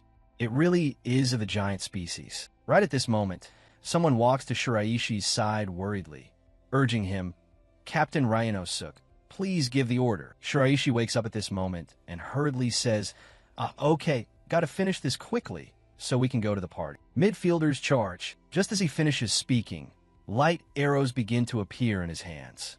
At the same time, the guard squad also charges forward one after another. Immediately, countless energy beams rush towards the Kraken. Right at this moment, some silhouettes quickly flash and disappear. By the time they appear again, they're already in front of the Kraken. They attack it frantically. Swords and blades slash at it constantly. But the Kraken's outer skin is like steel. They can't do anything to it at all. Of course, they don't give up and continue to attack. Heaven doesn't disappoint, as someone manages to stab the Kraken in the eye. The pain makes the Kraken become fierce, and those fighting are immediately panicked. Unfortunately, it's too late, as a giant tentacle lunges forward. With a loud boom, the tentacle whips down forcefully. Shiraishi hurriedly shouts for everyone to hold on together.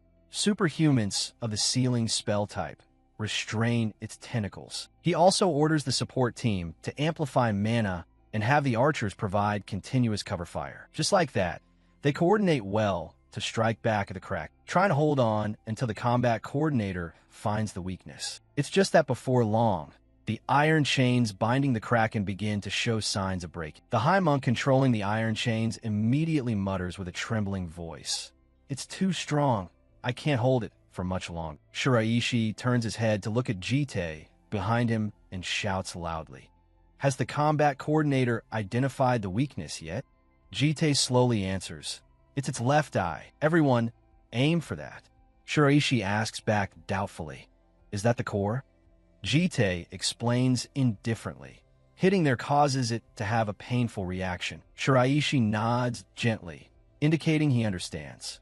It's just that at this moment, he seems to realize something. He exclaims in a panic, "Siti bai, y'all. Where is she?" Jite calmly replies, "She hasn't returned since she said she was going to the bathroom." This makes Shiraishi worry and shout, "Damn it, is she crazy? Going to the bathroom at a time like this?" He aggressively bites his lip and asks with difficulty, "The left eye, right? Are you sure?" Jite doesn't answer, but Shiraishi thinks he's confirming it. Having prepared to act, someone asks worriedly upon seeing this, "Captain, what are you going to do?" Shiraishi yells fiercely, "Hold those tentacles tight. I'm unleashing a big blow." Just as he finishes speaking, he releases his energy. Immediately after, an energy beam appears in his hands. In the blink of an eye, Shiraishi transforms it into an arrow. He screams frantically, "O monster of the dark abyss, I grant you an eternal slumber." As soon as his words end, the arrow is pulled taut immediately, and then Shiraishi slowly releases his grip. The arrow shoots out with the momentum of tearing the wind. The arrow aims straight at the Kraken's left eye. With a boom, the arrow explodes directly. The Kraken begins to scream because of the pain. Seeing this scene, others hurriedly retreat to avoid the impact. They worryingly exclaim, "Did Captain Rhinosuke succeed?" At that moment, the Kraken slowly falls. After unleashing that move, Shiraishi quickly returns to the shore. It's just that his expression isn't very good because he realizes his force wasn't enough. If only his shoulder wasn't injured at that time. This is not enough to kill the Kraken. Shiraishi knows he must finish it before it recovers. At the same time, a silhouette is standing on a cliff not far away. As soon as she sees the Kraken sinking step by step, that person jumps down. This person is none other than Hasaiti Bayal, and her target is Shiraishi. Her eyes are red, and she is filled with killing intent. In the moment of peril, Jite appears to intervene. With a loud boom, the seawater suddenly explodes, and water splashes everywhere. Shiraishi stares blankly at the scene, muttering in confusion. What was that? Something seemed to just zip by. Below the deep water, broken pieces of armor begin to sink. Hasaiti Bayal is also sinking. Her eyes have become vengeful. She grits her teeth and mutters, "You bastard, since when did you know my plan?" Jite stands coldly in front of her, speaking indifferently. "You don't understand anything about me.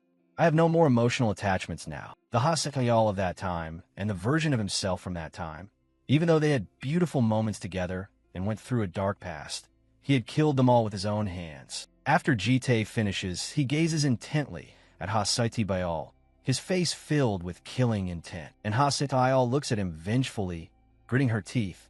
"Do you know me?" While eating, Hasaiti Bayal also realizes something. "Ah, so that's it. No wonder you look familiar. I think I'm starting to remember. Back on the battlefield, right? We used to be a couple who lived and died for each other. We must have held hands before, and even kissed under the starry sky. She leans close to him and continues. Those lips, even if they were rough, they were also so sweet. If I had known you would block me like this, I should have bitten your tongue off back then. As soon as the words were spoken, she punched him hard, but he immediately reached out to block the attack. She begins to return to her original form. Countless legs grow out from behind her back. You just said that, didn't you? That you kill me back then. She is now completely transformed. Then now it's my turn to kill you. This is the complete form of Prototype X. She smiles with interest. Is that right? Without a moment's hesitation, she aims her legs directly at him. Following the water current, the tentacles are heading toward him. He doesn't hesitate to swing his sword, easily cutting off the incoming tentacles. Just as he finishes slashing, other tentacles appear and rush toward him. He continues to deal with them very neatly. This makes Saitibayal a bit angry. She screams happily, haha. Then she attacks him repeatedly, but all attacks are easily countered by him. This makes her wonder, is this really the Jite I used to know? Compared to then, you become overwhelmingly strong. If you had been this strong back then, you could have protected both me and our teammates. She rushes to grab his hand. But I've been curious for a while now. Why are you only blocking and refusing to attack? Could it be out of guilt? Can't bear to kill the woman you once loved one more time? Back then, you tore me apart and stabbed me to pieces. You even gouged out my eyes very neatly. You don't know how painful that was for me, do you? But the old images begin to flood back into his head. Hasahayal continues, that morning I was truly, truly cold. While saying that, she smiles, but that smile contains an indescribable pain. Jite's image now exists in her remaining eye. After that, his image begins to shrink and disappear. At this moment, the system sends a notification. The EX Pendulum Clock ability has found an item that has deviated from the world's timeline. Target: Arma's longsword. Countless slashes now begin to appear, and the creator of it is none other than Jite. By now, he has mastered his emotions, so he does not fall into the illusion again. Bearing the full brunt of the successful barrage caused Saitbayal to let out cries of extreme pain. The system continued to send a notification. The Pendulum Clock EX power will protect you from the approach of malice. He thought to himself, can it actually sense the power of the Pendulum Clock on the Guardian's inner sword? Could it be that when the malice was drawn out of the Guardian's body, it left its power on the sword? The image of the sword radiating power appeared in his mind. Along with it, U-Bomb's voice echoed. I borrowed it from the janitor just now. Sooner or later, there will be a time you need to use it. He thought to himself, did she predict this situation and that's why she gave me the sword? If it's this, it can blow away both the malice and the demon's power without needing to kill Saitbayal. Feeling the pain running through her body, Saitbayal gritted her teeth in anger. You bastard, what have you done to my body? Then her eyes suddenly widened, a bit startled, because at this moment, he had rushed her face, his voice decisive. Stop playing around with this poor girl's body, and get out here now. As he spoke, he gave her another slash. Feeling every part of her body wanting to fall apart, she cursed under her breath. Damn it, every time I touch that sword, the shedding layer gets destroyed. At this rate, the demon state will disappear. Is there any better way? Then she cast her gaze down toward the giant squid lying on the seabed. A smile bloomed on her lips. That's it. As long as my body doesn't touch it, that's fine. As soon as she finished the sentence, she lunged straight toward the squid below and landed gently. After that, countless tentacles on her body began to sprout, piercing straight into every part of the giant squid's body. A source of power burst forth from her eyes. Immediately, she was able to completely control the squid. Looking down, he exclaimed, in this loop, it's not just the demon. It seems you can even link your spirit with monsters too. She did not answer, her mouth only shouting loud. She did not answer, her mouth only shouting loudly. Then controlled the squid tentacles to strike straight at him. The sword in his hand glowed. He used the skill, Invisible Sword, second form. Energy began to rotate around the sword tip. Without a moment's hesitation, he slashed decisively. Chain link form, easily cutting off the incoming tentacles. Looking at the attack, she was somewhat surprised. This black power, in this woman's memories, it doesn't exist at all. Feeling it from the Kraken's skin. This isn't mana or a blessing. It's pure killing intent honed from countless higher beings and curses. What the hell did you do to get that kind of power? Looking at the incoming slash, she could only helplessly smile. Huh. What a crazy monster. A slash immediately flew straight toward the top of her head. Right after the impact, the coast where they were fighting experienced an extremely violent tremor. This caused the other warriors to startle and shout, "AAA? What is this? Why is it suddenly? Get out of here, quickly." Shiraishi also felt this power. He thought to himself, this ominous power is definitely his. He sighed, well, there's nothing left to say. What kind of private matter causes such a commotion? After the battle, the sky returned to its original blue. Jite's feet walked slowly. In his arms, he was carrying Saitbayal in a state of nakedness. The system called to notify, starting to collect traces of the malice contained within Saitbayal, notifying that Saitbayal needs to be observed periodically to search for malice. Looking at the notification board, he sighed in relief. Is it over for now? Suddenly, the communication bracelet on his arm vibrated. Gul's voice echoed. Uncle, where are you? He replied, I have a private matter to handle. On the other side, her voice became urgent. Hurry back. There's no place here. Sister Urium is mixing your wine to drink, AAA. He was helpless against the mischief of these girls. Thus, the 71-person raid team of the International Superhuman Alliance completed the subjugation of the Kraken at Hatia's C, an S-rank dungeon. And one more thing, right after that, he brought Saitbayal home before returning. Seeing her stark naked form made the kids in the house gawk in surprise. Jinte had just stepped into the house when he was called out with a guilty face. The whole group of sisters was waiting at the door.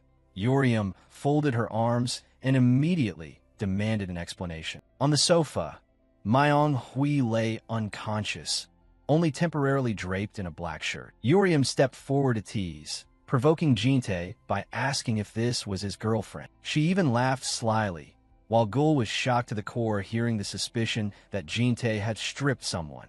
Jinte broke into a cold sweat, only able to explain that she was an old acquaintance. Urium refused to let go, continuing the dramatic performance about this ambiguous relationship. A chop to the neck made Urium fall silent.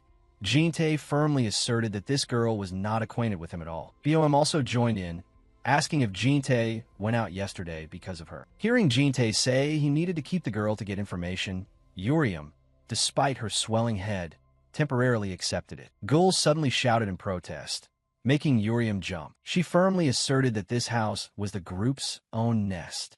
To Gul, this is a sanctuary to relax after returning from outside. Gul pointed and declared she didn't want anyone disturbing this privacy, leaving Urium speechless. Jinte pointed to janitor as an example, but Gul dismissed it because that uncle isn't a person. Urium found it reasonable, so she turned to support Gul immediately. Gul turned to ask for Bomb's opinion, who is also uncomfortable with strangers. Bomb's eyes revealed deep pensiveness, especially since the stranger is a woman. The referendum ended with an overwhelming score.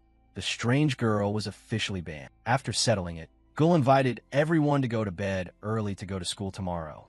The group pulled each other into the rooms, leaving Jinte with the girl who was still sleeping sound. Urium stayed behind to ask Jinte what he intended to do with this burden on the sofa. Jinte sighed, thinking that after she wakes up, he'll have to find somewhere else for her to stay.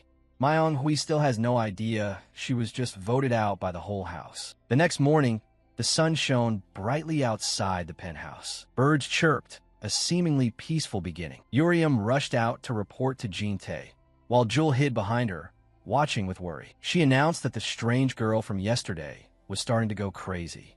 Myong Hui woke up in a state of loss of control, holding a broken bottle as a weapon. She screamed, asking what kind of hellish place she was in. Jinte carried Jul inside, his face still calm as he looked at the girl causing chaos. Myong Hui furiously demanded an explanation for why she was in such a scantily clad state. She blushed furiously, thinking about the bad things Jinte might have done. Even though she is just a petite girl, Myong Hui asserted that she is a person with superpowers. Urium stood next to Jinte, weary of looking at this inescapable tantrum. Urium's gaze began to turn cold, while Jinte noticed something unusual from the system. Traces of malice had gathered to 10%, signaling a terrifying transformation. The eternal clock activated, revealing a new truth about Myong Hui's condition. The system confirmed she had been mentally polluted, making her personality extremely aggressive. Jin-tae realized this was the terrifying consequence after direct contact with Malice. Myung-hui suddenly lunged with incredible speed, surrounded by a stream of golden energy. She swung the bottle fragment, attacking wildly, demanding that everyone get out of the way immediately. Urium suggested dealing with the crazed girl first and worrying about the rest later, but Jin-tae lightly warned her not to kill anyone. Myung-hui lunged like an arrow with a glass shard in hand, screaming because she was being ignored. In the blink of an eye, Urium caught the aggressive girl's wrist. A very skilled takedown. Myung-hui was knocked down to the floor without mercy. Urium smugly boasted about her precise strike, but Jin-tae was paying attention to something else. The jacket slipped off again, leaving Myung-hui completely exposed.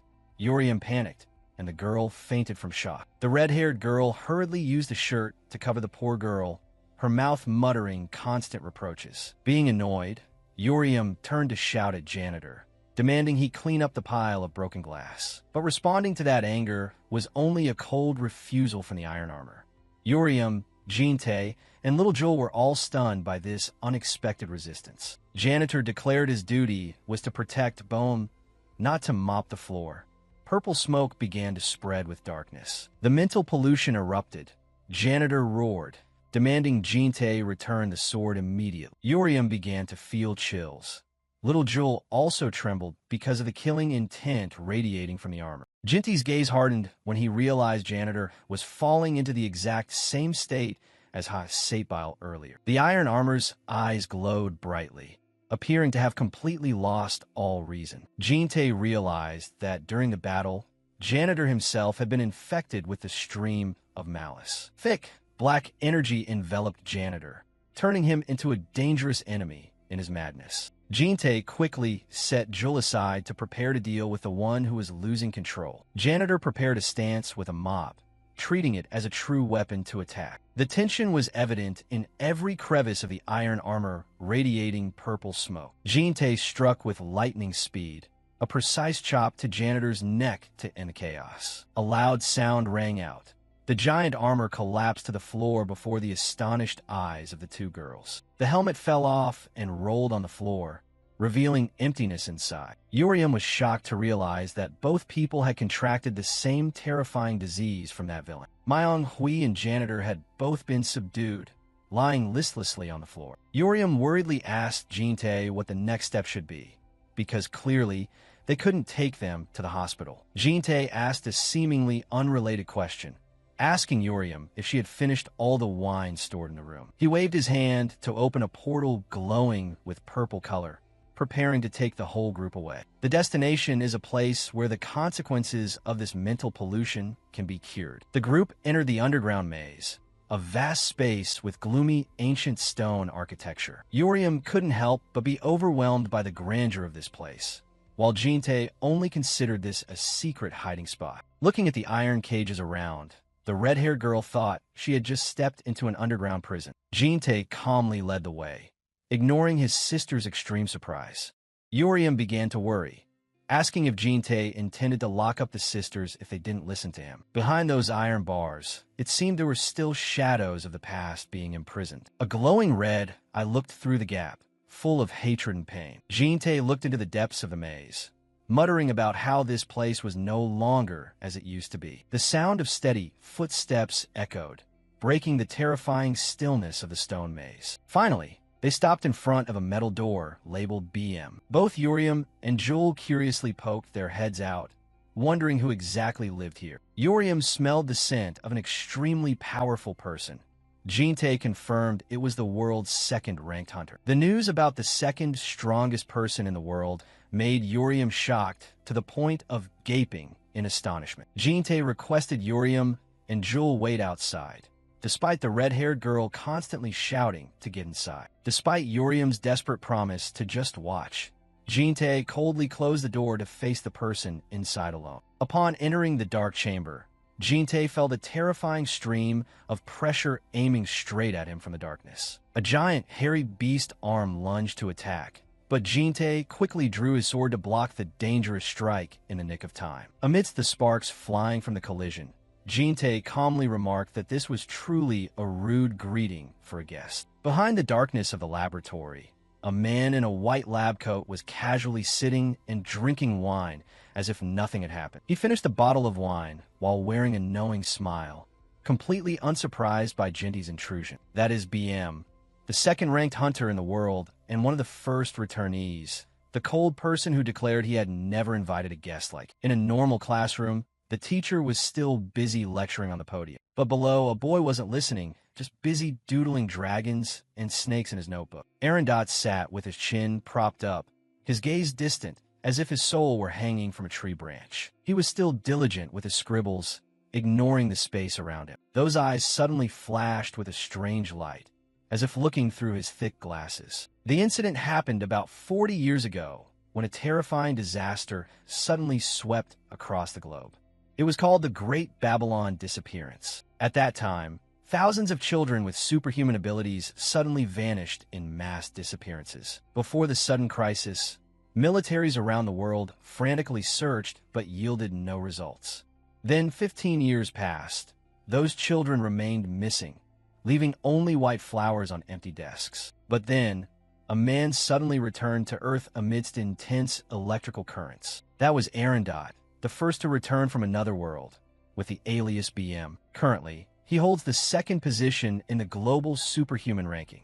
BM drank his wine and sighed, his face looking not very happy. He muttered in regret about his pet chimera that Jin-tae slashed the head off right in the lab. Jin-tae was indifferent, saying if it cuts that cleanly, just put it back together, what's the big deal? BM asked straight about Jinny's purpose for coming here. He answered concisely that he wanted to borrow the inner chamber of the underground maze. The scientist was suspicious, not knowing if Jin-tae was a superhuman or from the demonic faction. Jin-tae didn't care what he thought. He needed a place to treat his people for about half a year. BM heard this and immediately named a price: 30 days. He asserted he would only allow exactly 1 month. Longer was beyond his tolerance. Jin-tae frowned. Clearly, 30 days was not enough for a full cure. He wanted to negotiate more because he didn't come empty-handed, but BM lowered it to 25 days. Then he continued to squeeze the price down to exactly 20 days, his attitude extremely arrogant. BM proudly claimed there was nothing in this world that he needed. He pushed up his glasses, thinking that Jinty's trespassing into his house and being allowed to stay for 30 days was already a big favor. Seeing the other side's bumpy attitude, Jin-tae didn't hold back anymore. He muttered that he should keep his mouth shut. Suddenly, a pitch-black killing intent erupted, tearing the laboratory space. Jin-tae began destroying BM's expensive equipment with just a flick of his hand. BM was scared and screamed to ask what the hell he was doing, but Jin-tae just coldly told him to shut up. Jin-tae declared it was now his turn to squeeze the price down to 15 or 10 days. BM gritted his teeth in anger, threatening that Jin-tae would regret touching his stuff. He declared he was no longer interested in using Jin-tae as a test subject, but would destroy him instead. Seeing BM intending to use the Ahilia's right arm technique, Jin-tae maintained his expressionless face. BM laughed coldly, with killing intent, preparing to unleash the finishing move. He asserted he would wipe Jin-tae from this life without a trace. A giant block of energy, full of red eyes, appeared behind BM. That monstrous arm reached out, waiting to swallow the young man in front of him. Jin-tae still stood there,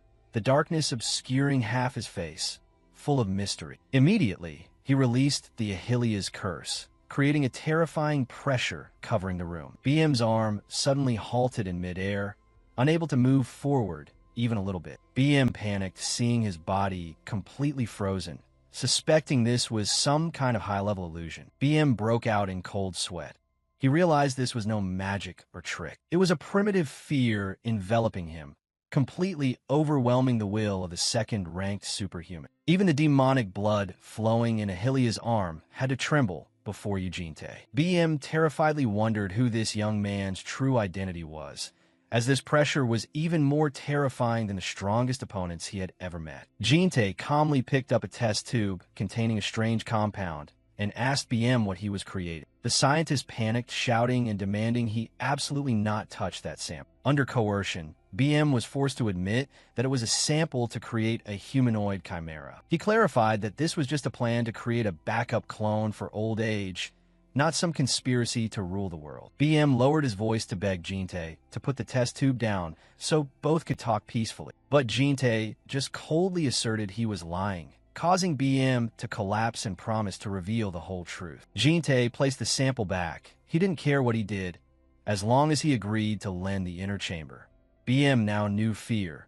He hurriedly agreed to let Jin-tae use the maze at will. He planned to rent the room for about a year and would visit frequently. Jin-tae said he would bring here 2 people who were severely mentally polluted for treatment. BM nodded repeatedly, promising to help watch over them carefully. To show gratitude, Jin-tae left a bottle of precious wine and said it was the room rent. Just by opening the cap, a top-tier scent spread, making the scientist stunned. He stared at the wine bottle, surprised to realize this was a premium type of wine that money could barely buy. Jin-tae casually turned his back and walked away, leaving BM still bewildered behind. He cherished the wine bottle, wondering where this young man got it from. Meanwhile, in the hallway, Yoram was trying to get Jewel to move aside for her to go in. But little Jewel still stood tall, coldly letting out a decisive no. Yoram began to get annoyed, her voice gruff as she ordered her sister to move aside immediately. Responding was only Jewel's fierce shout of protest. The little girl insisted on not letting Yoram pass. Jewel glared and warned, asserting she would protect this door at all costs. Yoram shouted in frustration, saying she wasn't planning to storm in any way. She intended to sneak a peek, but Jewel quickly cloned herself to block every path. The little girl repeated what Jin-tae had told her, absolutely not open the door for anyone. Yoram was furious to the point of madness, but couldn't do anything to this stubborn little kid. She was resentful that a dragon daughter like her was rendered helpless by a child. Yoram impatiently stated that this wasn't the time to waste, as there were surely some extremely interesting things happening inside. She imagined a scene where Jin-tae and BM were locked in a bloody death match that would shake the entire dungeon to its core. Yoram painted a picture of thunder and lightning exploding across the sky, but Jewel just bluntly replied, "Don't care." Jewel's deadpan expression left Yoram completely speechless, looking at her older sister with a look of utter disdain, as if she were staring at a complete lunatic. Yoram couldn't believe her younger sister could be this indifferent. Yoram collapsed onto the floor, lamenting and wondering who in this Yu household was actually normal. She stared up at the ceiling with a face full of helplessness. Suddenly, Yoram changed her tactics, starting to use a wheedling, sweet tone to entice Jewel. Yoram asked in a low voice if the little girl had been feeling down lately, because Jin-tae didn't have time to play with her. She promised to help Jewel persuade Jin-tae so the 2 of them could go out and hang out together. As soon as she heard the prospect of just the 2 of them going out, Jewel's eyes immediately lit up with joy. Yoram continued to paint an alluring picture of the future, where Jewel could go to snowy white mountains with Jin-tae. There, the 2 of them would go skiing happily together, enjoying the winter atmosphere, just like in fairy tales. They could even slurp down hot bowls of ramen together in the freezing cold weather to drive away the chill. Yoram's invitation was truly too sweet for a child like Jewel. Yoram asked repeatedly if that didn't sound absolutely amazing, aiming to break the girl's resolve. Jewel was completely captivated by the offer, her eyes sparkling with anticipation as she softly nodded in agreement. However, just as Yoram thought she had succeeded, a hand suddenly appeared. Jewel looked confused as someone lifted her up from behind, cutting off the negotiation between the 2 sisters. Yoram had not yet realized the presence of a third person. She was still busily laughing and triumphantly declaring herself the winner. She arrogantly assumed Jewel could never be a match for a great dragon lady like herself. However, a thunderous blow landed, causing Yoram to only manage a painful cry. The one who had just acted was none other than Jin-tae, and he looked at her with cold, warning eyes. Jin-tae looked at Yoram lying flat on the floor and asked what the hell she was doing there. Yoram looked up at him with a disappointed face, asking if the epic battle she had been expecting was already over. Jin-tae nonchalantly stated that they hadn't fought at all, but had just resolved everything by negotiating peacefully. Seeing Yoram so let down, Jin-tae suggested that if she wanted to fight that badly, why didn't she go inside and try her hand against BM? He reminded her that she had always longed to go up against top-tier superhumans, hadn't she? Just then, BM walked out from inside, his appearance now having regained his inherent confidence. BM looked at Yoram and issued a challenge, warning that once they fought, he would never go easy on anyone. Yoram was shocked by this unexpected but extremely exciting offer. Without a second of hesitation, she immediately nodded in agreement with high determination. Yoram flashed an excited smile, revealing her sharp fangs, ready for a new hunt. BM tipped the bottle of alcohol upside down, drinking it all in one go with an extremely refreshed look. The alcohol spilled onto the corners of his lips, and he was so intoxicated that his face turned bright red. Eugene Tae stood watching, looking indifferent as he heard BM praising the premium flavor that the earth could never possess. BM firmly asserted that this was a type of alcohol fermented from the world of Arendot. Images of the magnificent castle of Arendot appeared, the place where BM had been forcibly transported 40 years ago. While continuing to drink, BM wondered where Eugene Tae had gotten this stuff, as he had searched all over the world and hadn't found it. BM was thrilled, saying he would be willing to trade 10 years of using the inner chamber for it. Eugene Tae turned his head to call Yoram outside, but she flatly refused. Eugene Tae opened up, wanting to ask BM for one more favor. BM held the bottle in his mouth, looking surprised when he heard the offer. He stared intently, waiting to hear the next request from Eugene Tae. It turned out he wanted him to look after this high-spirited Yoram for a bit. BM wondered about the identities of the two young ones accompanying Eugene Tae. Meanwhile, Yoram was absolutely ecstatic. Yujul hugged her teddy bear tightly and leaned into Eugene Tae, while he handed Yoram over to BM. Jul looked up with her shimmering blue eyes, gazing around with curiosity. The girl's cuteness caused even BM to utter words of praise. Yoram curiously asked if the uncle in front of her was truly the world's rank 2. She chirped that she had seen videos of him online, but this was the first time she had seen him in person. BM stroked his hair, asking if he was more handsome than she had imagined, but was shut down by Yoram saying he looked like an unemployed gamer. She tilted her chin and asked if he was stronger than Javier Carm. BM sneered, saying it had been a long time since he had heard that name. In a flashback, a muscular, blind hunter appeared.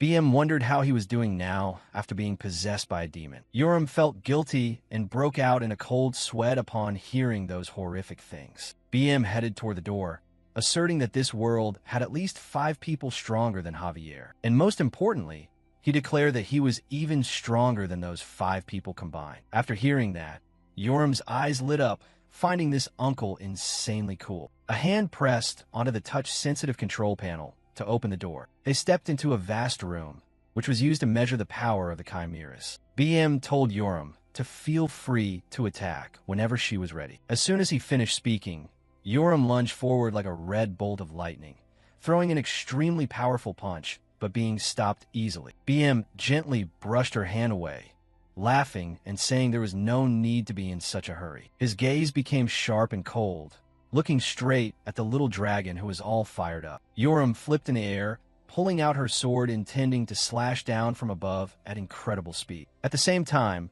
Eugene Tae carried Jul as they entered the underground inner chamber area. He walked along the pure, white hallway, heading deep into the furthest reaches of the dungeon. A hand reached out to touch a block of solid black matter speckled with starlight, like a spatial rift. Dark entities with long, spindly arms appeared around the armored knight and the mysterious girl. Eugene Tae told them to just stay here and recuperate until their condition stabilized. Jinty's gaze was full of contemplation as he looked ahead. In front of him was the heavenly crystal, a treasure he hadn't seen in a long time. The massive crystal block radiated a golden light that was easy on the eyes, the pinnacle of ancient magical engineering. This light forced anyone who touched it into a state of absolute happiness and satisfaction. Eugene Tae looked at the crystal block, thinking to himself that the happiness it brought was, in the end, just an artificial product. He continued, telling how in the past, a ferocious fire dragon had been imprisoned in this place for a long time. Inside the crystal block,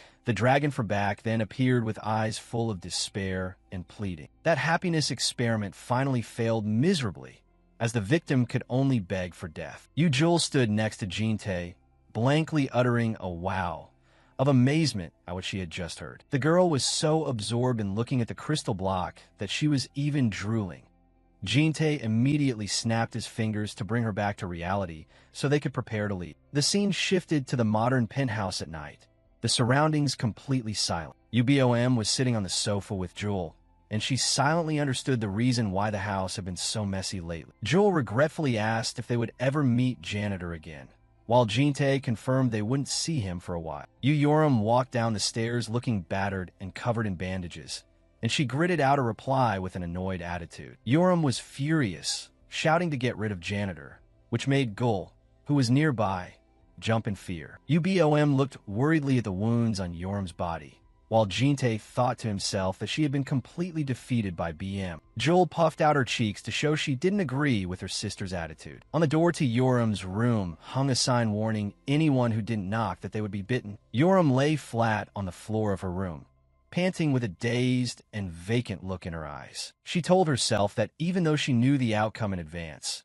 she hadn't expected to be defeated so miserably without even being able to manage a single counterattack. Looking at Joel standing there, Yoram bitterly realized that the world was truly vast, and she was just a rookie. The little dragon jumped up in surprise, shouting loudly because Joel had suddenly appeared in her room. Yoram irritably reminded her younger sister about not knocking on her door before entering. Joel was silent for a moment, then reminded her of the promise about opening the door while they were still in the dungeon. Joel asserted that Yoram had promised to go talk to Jin-tae if she opened the door in exchange for ramen and a skiing trip. Yoram sat up, asking again if she was referring to what had happened in the dungeon earlier. She tried to clarify that she only promised to go convince him if the girl agreed to step aside. Yoram flopped back onto the floor, declaring firmly that there would be no talking about any. She told Joel to hurry up and get out, and to remember to turn off the light, because her mood right now was terrible. Hearing that,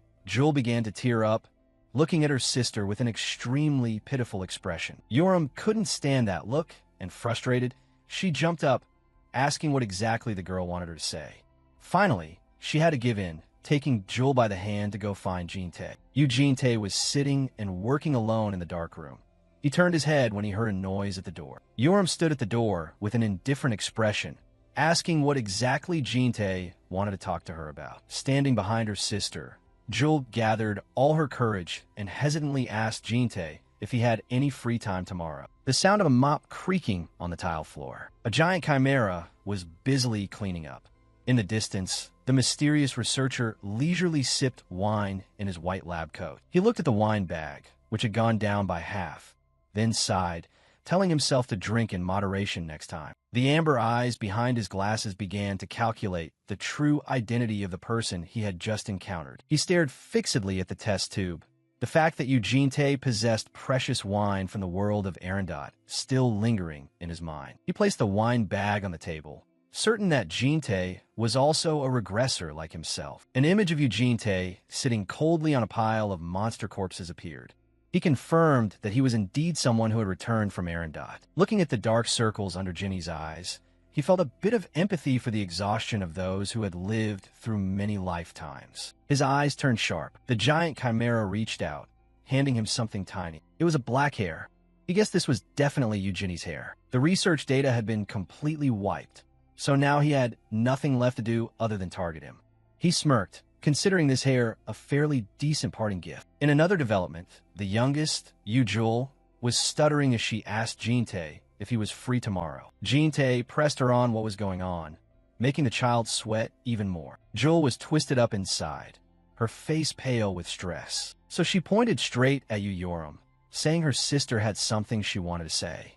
Standing nearby, Yoram's face turned ashen. Jin-tae said that if there was something to say, she should say it herself, so why make Joel do it for her?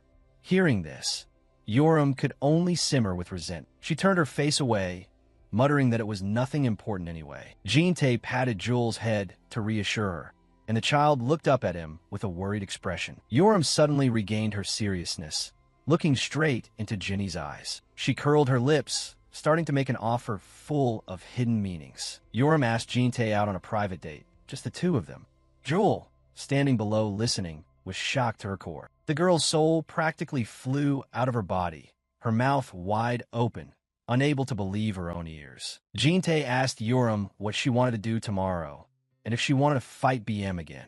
She stretched and said forget it. Just go out and play with that blue-haired kid over there. Yoram turned her back and stepped out of the room, her hand gripping the doorknob. Before leaving, she slumped slightly, telling Jin-tae to remember to stop by and see her later because there was something extremely serious. The two others stood blankly watching the back of the fire dragon. Jin-tae turned to ask Jewel where the little one wanted to go tomorrow. The child shyly touched her 2 fingers together, whispering that she wanted to go skiing. And so, both of them were present at the Himalayas, which are covered in snow year-round.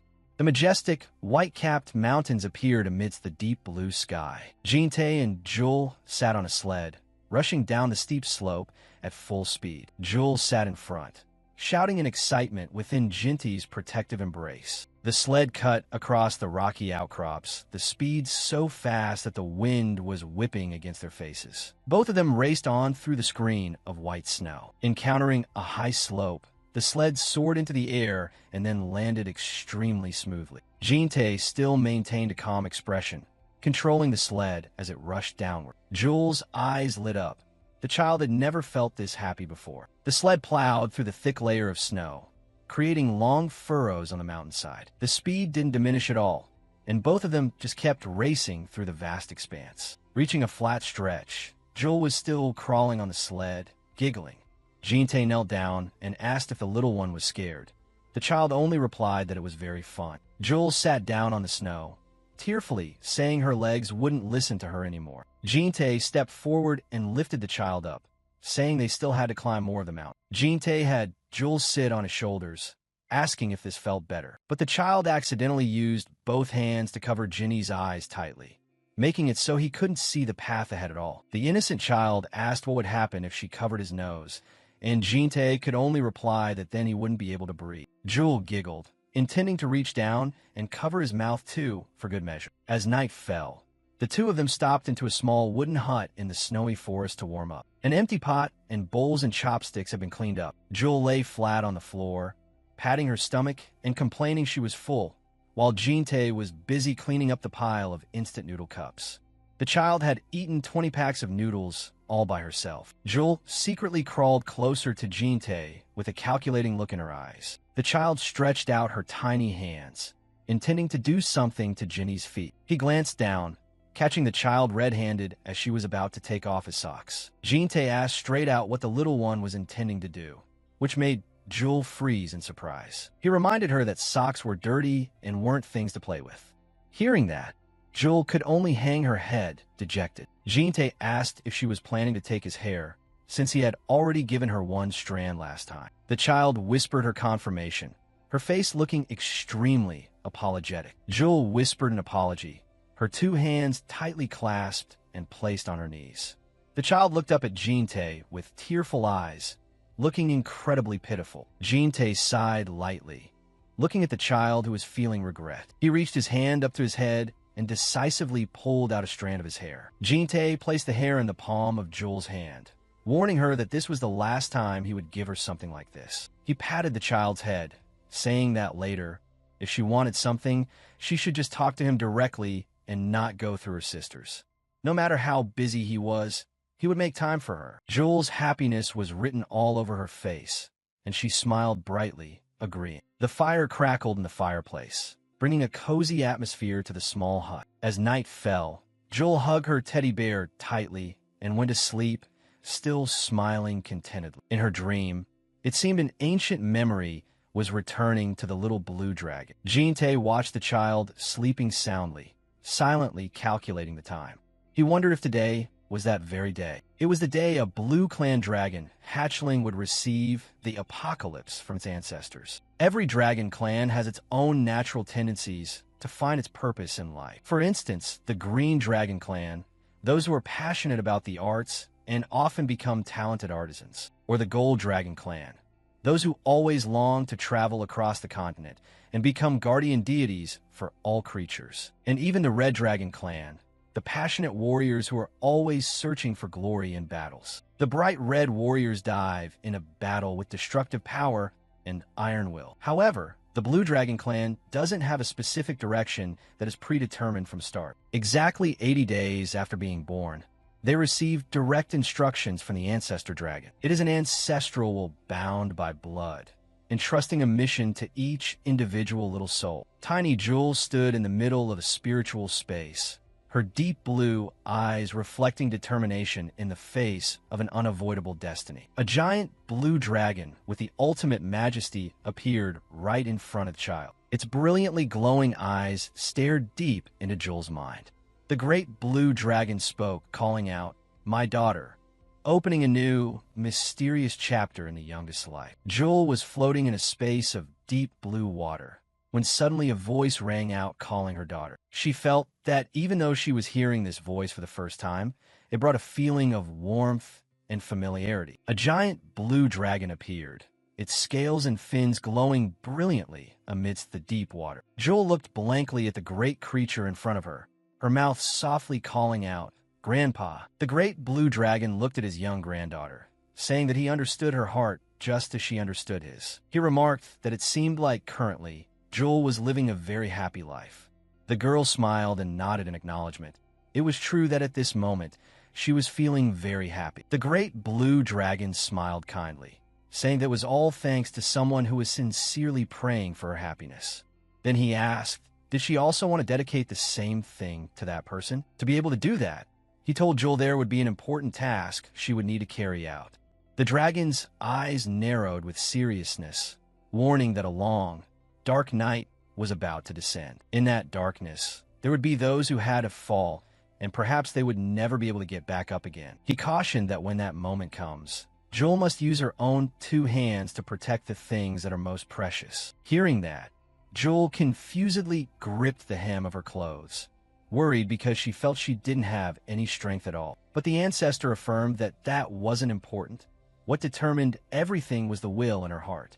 A glowing finger lightly touched the girl's chest as if to pass on a sacred message. The great blue dragon appeared in the form of a man with long blue hair, telling her to think very carefully about how to protect her loved ones. Only when her determination is great enough to overcome the darkness can Jewel and the people who are important smile. The call, "I believe you can do it," faded as his figure vanished into the deep water. Jewel clenched her tiny fist, engraving the advice she had just received. The girl's eyes glowed with determination. She promised herself that she would certainly be able to protect what was important to her. The scene changed, returning to the modern city under the clear blue sky. At the Inn Coffee Cafe, Jin-tae was having a meeting to exchange information regarding work. Wei Yunju sat opposite Jin-tae, speaking up to apologize for not being more proactive in the incident related to Prototype X. Jin-tae nonchalantly took a sip of coffee, asking if she had found any more information about the Invisibility Organization. Yunju asked him if he remembered anything about the Malaysia Ball, and Jin-tae confirmed that he did know about it. It is an extremely rare, large-scale S+ ranked dungeon, and very difficult to discover the location of. Each room in this dungeon hides dangers that cannot be predicted. Its danger level is ranked among the worst, to the point that even top hunters have to bet their lives when entering. Yunju announced that the location for Lair's year-end event had been decided, and it was indeed at this Malaysia Ball. The Invisibility Organization is plotting to take advantage of the students there to create 100 new demons. Their goal is also to get Wyan into the supreme leadership position. Jin-tae fell into thought. He realized this was a method of operation that he had never seen in any of his previous regressions. Yunju handed over a stack of documents, mentioning that there was a lot of talk within the organization about the person who had wiped out Prototype X. A wanted poster appeared with a silhouette of Jin-tae, offering a massive bounty for the name X. At the price of 15 high-level magic stones, Jin-tae remarked that they were certainly willing to spend, but since they didn't know his true identity, he wasn't worried. He told Yunju to handle things in Russia properly and to keep observing Wyan. Yunju nodded to accept the order, but then she glanced behind her with a slightly confused expression. Jin-tae also noticed something strange, so he turned around to ask why Jewel was acting that way. It turned out the tiny bodyguard Jewel was slurping down water, glaring at Yunju with intense eyes because she deemed her a suspicious woman. While they were in the middle of their conversation, the watch on Jintae's wrist suddenly buzzed, signaling a new notification. It was a message sent from Lair's academic office. After receiving the important notification, Jin-tae glanced at his watch to begin their periodic work session. He announced the Guardian consultation session, which left the three ladies sitting on the sofa very surprised. An official notice from Lair had been sent down, and Jinte planned to conduct separate private sessions with each of them. Dragon Girl Jewel, in an extremely cool suit, also wanted to participate, but Yoriam quickly dismissed it, telling the little kid not to interfere. To win the first spot, Yoriam quickly stepped forward and grabbed Ginny's arm to hold her place. She winked playfully, begging him to prioritize her consultation first. While Yoriam started, BOM and Gul sat waiting outside with rather resigned expressions, while little Jewel remained very serious. Jinte sat down, opened the file, and asked if anything had been bothering Yoriam lately. He focused on listening so he could take notes on the important psychological developments of the Red Dragon Girl. Yoriam lowered her face, quietly confessing that she currently felt she was truly very weak. Jinte thought she was sad because of her loss against BM, but he advised her not to be discouraged because that old guy was unreasonably strong. But the problem was that Yoriam had just won a practice match against senior students, yet she didn't feel happy at all. She felt she hadn't won using the strength of a normal human, which made her feel uneasy. The torment was clearly visible on her face as she recalled the moment the primal dragon power surged within her. Jinte realized immediately that she had secretly used mana from her dragon heart, a taboo while the dragon ladies were in the human realm. He listened silently as Yoriam blamed herself for acting stupidly just to satisfy her ego. Looking deep into her eyes, Jinte affirmed that Yoriam was truly very strong and that she would go even further in the future. He reminded her that her very existence carried a supreme power of domination that no one could deny. However, trying to burn through hundreds of years of training in just a moment was an act that went against the natural order. Jinte asked straight out if Yoriam was ready to accept all consequences to become stronger immediately. After a moment of thought, she affirmed that to her, living happily in the present was the most important thing. Casting aside her melancholy, Yoriam looked at Jinte with determined, trusting eyes. Jinte nodded in understanding, then put pen to paper to record the most key points of this conversation. He stood up and promised that as soon as the break started, the two of them would train together to improve their strength. Not just giving lip service, Jinte decided he would directly tutor and train this stubborn girl himself. He would show her how to become truly strong without having to violate any rules. Ginny's unexpected offer left Yoriam stunned for a few seconds because she was so surprised. To hide her confusion, she pouted and said that she had never asked for him to teach her anything. Yoriam burst into loud laughter, teasing Jinte about whether he wanted to take her on as his direct disciple. Jinte just silently noted in the file that Yoriam was the type of person who always acted tough to hide her lack of self-confidence. The next person to enter was Gul, who excitedly asked if she needed to prepare anything special. She affirmed that she was still studying very well and had made many new friends.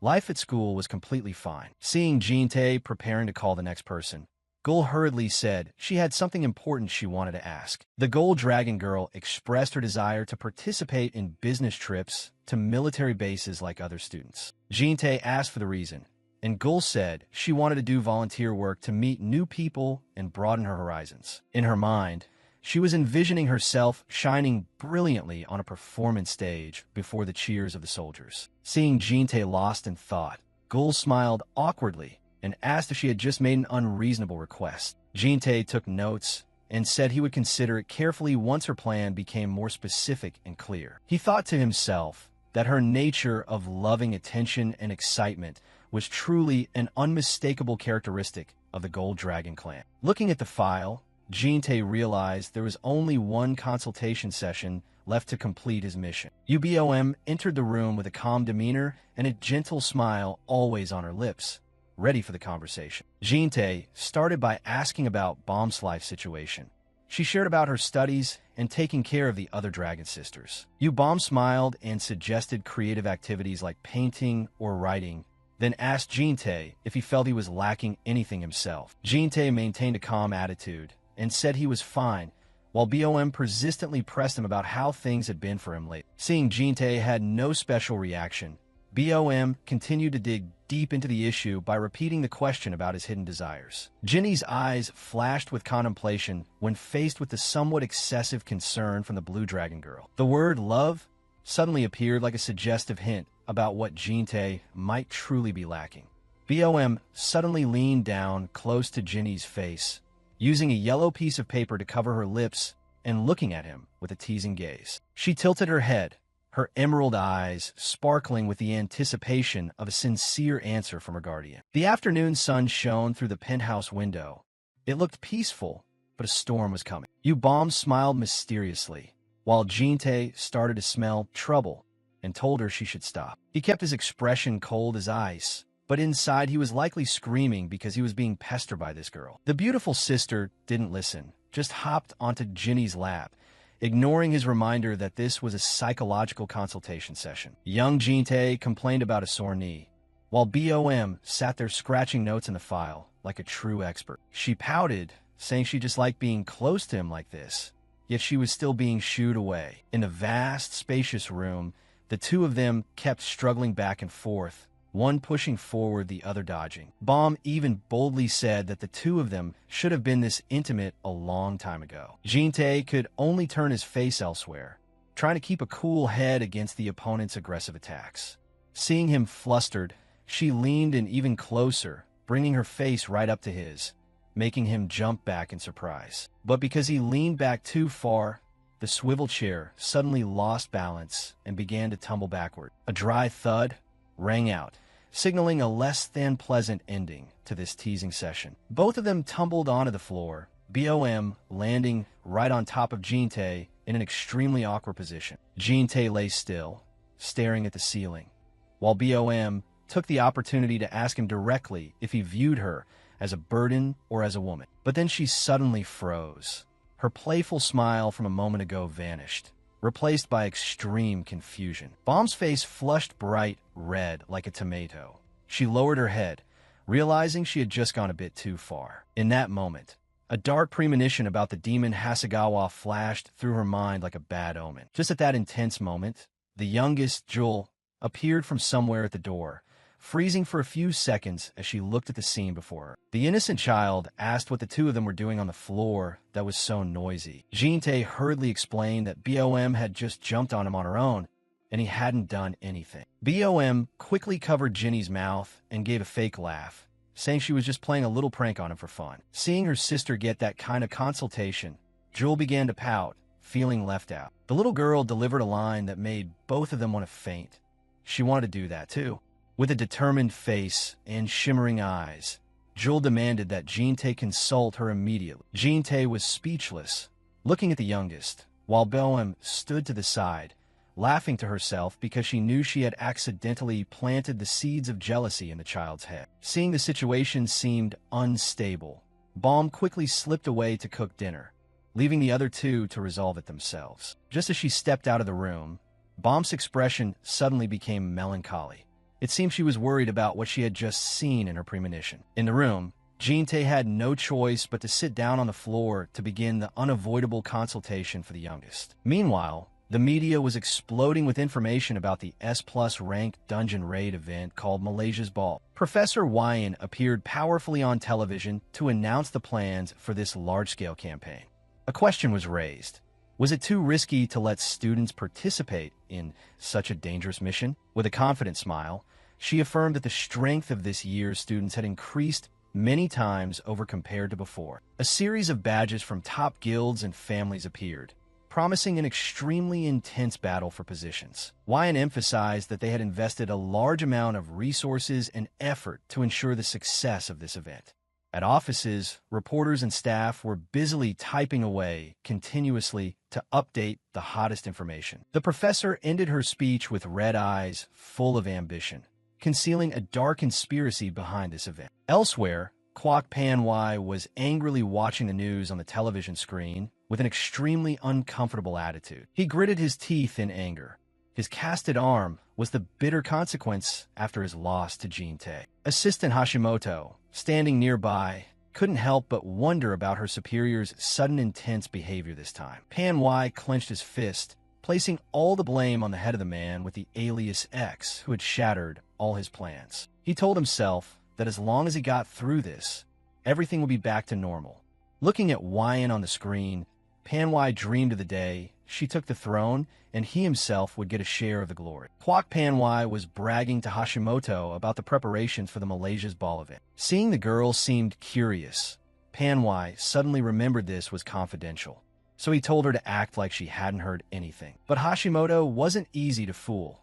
She used her begging skills, swearing that she would be as tight-lipped as a clam.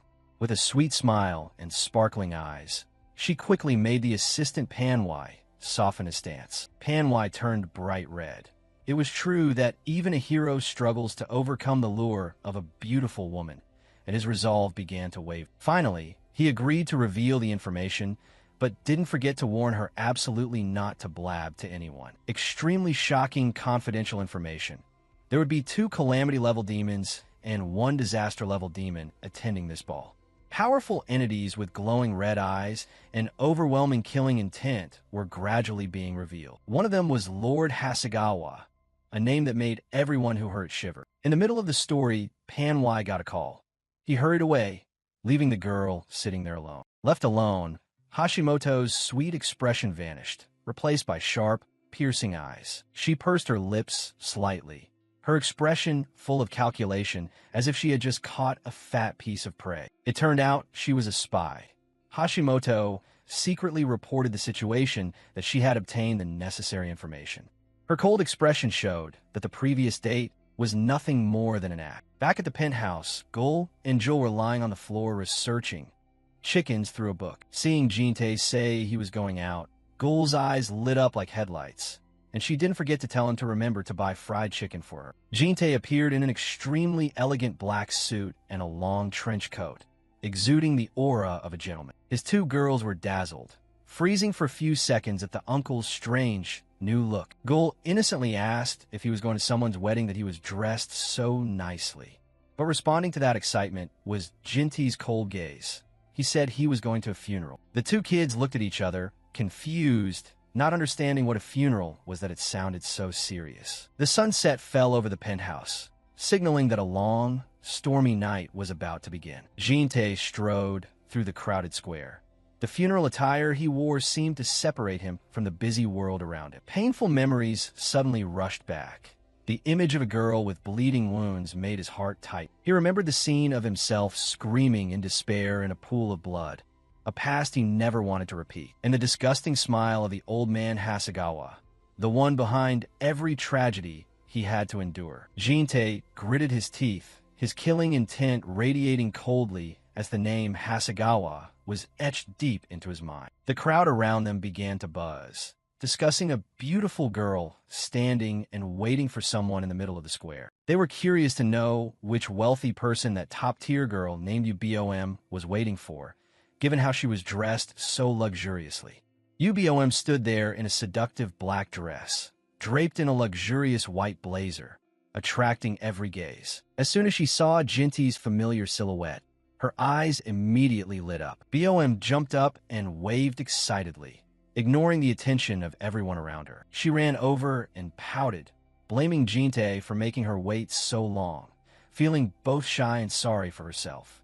Then Bomb spun around, excitedly asking if this outfit matched his and if it suited her. Seeing Jinte keep his cold face, BOM started using her whining tactics to ease the atmosphere. Jinte sighed. He demanded that Bomb return home immediately because he didn't want her involved in this dangerous matter. He predicted she would argue back, that she would say he definitely needed her help this time. Bomb's mouth fell open in surprise at being read like a book.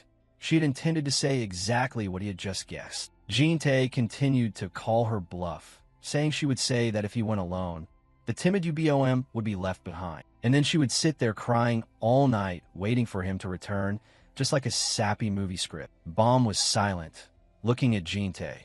It seemed she didn't expect him to understand her psychology so clearly. But Jinte wasn't joking.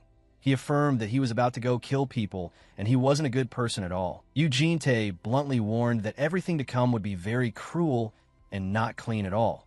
He didn't want her to have to witness those things with her own eyes. He demanded she return quickly, but UBOM asked him back if he understood the feeling of living in a clan like hers. BOM explained that living in that clan meant having to see destiny, and the feeling of helplessness when you couldn't do anything to change it was truly terrible. She recounted a heartbreaking destiny she had seen just yesterday. An autistic child who had murdered the mother who had cared for him for 20 years. That was a cruel tragedy she could only stand and watch in despair, unable to intervene or save anything at all. BOM gently placed her hand on Jinny's arm, affirming that no matter what, she still wanted to be by his side and help him. She earnestly wanted to support Jin-tae, just like the way he had once saved that woman before. Jin-tae sighed in frustration.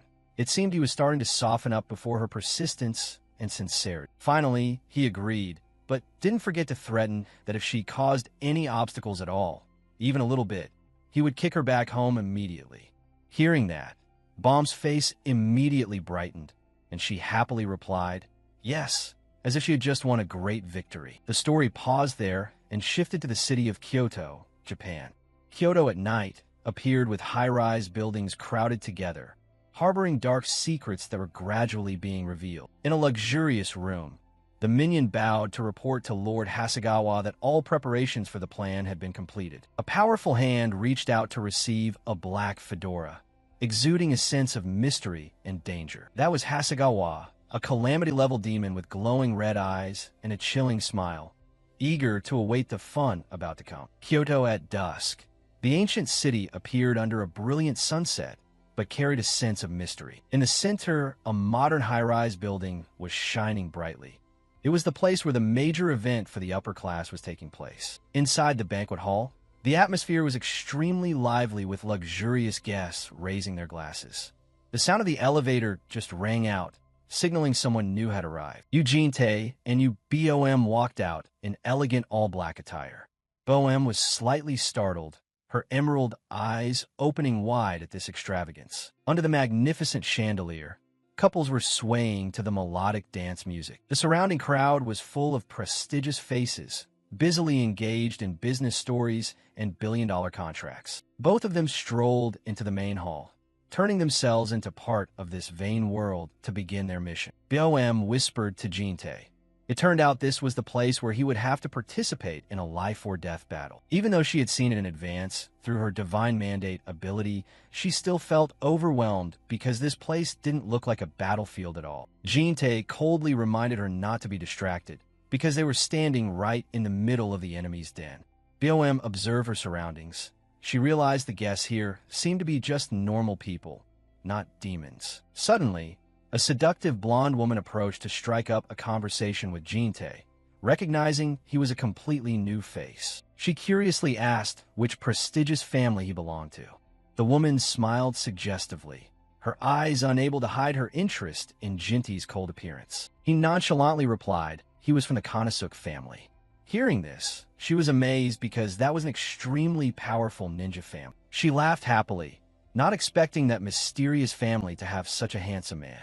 Meanwhile, another man started approaching BOM. This woman immediately invited Jin-tae to dance, but he flatly refused with the simple reason that he didn't know how to dance. However, she was still very persistent, confidently asserting that she could lead him in this dance. Right at that moment, BOM reached out and held on to Jin-tae, firmly cutting off the woman's pestering. Jin-tae turned to look at his partner who had just rescued him, slightly surprised. BOM flashed a bright but meaningful smile, declaring that Jin-tae had already agreed to be her dance partner beforehand. Having been intercepted unexpectedly, the blonde woman froze, her face showing obvious annoyance and jealousy. She turned and stomped off, not forgetting to mutter about the rudeness of the two of them. When only the two of them were left, BOM asked Jin-tae quietly if they really had to dance. She also hinted about them having participated in a dance class together in the past.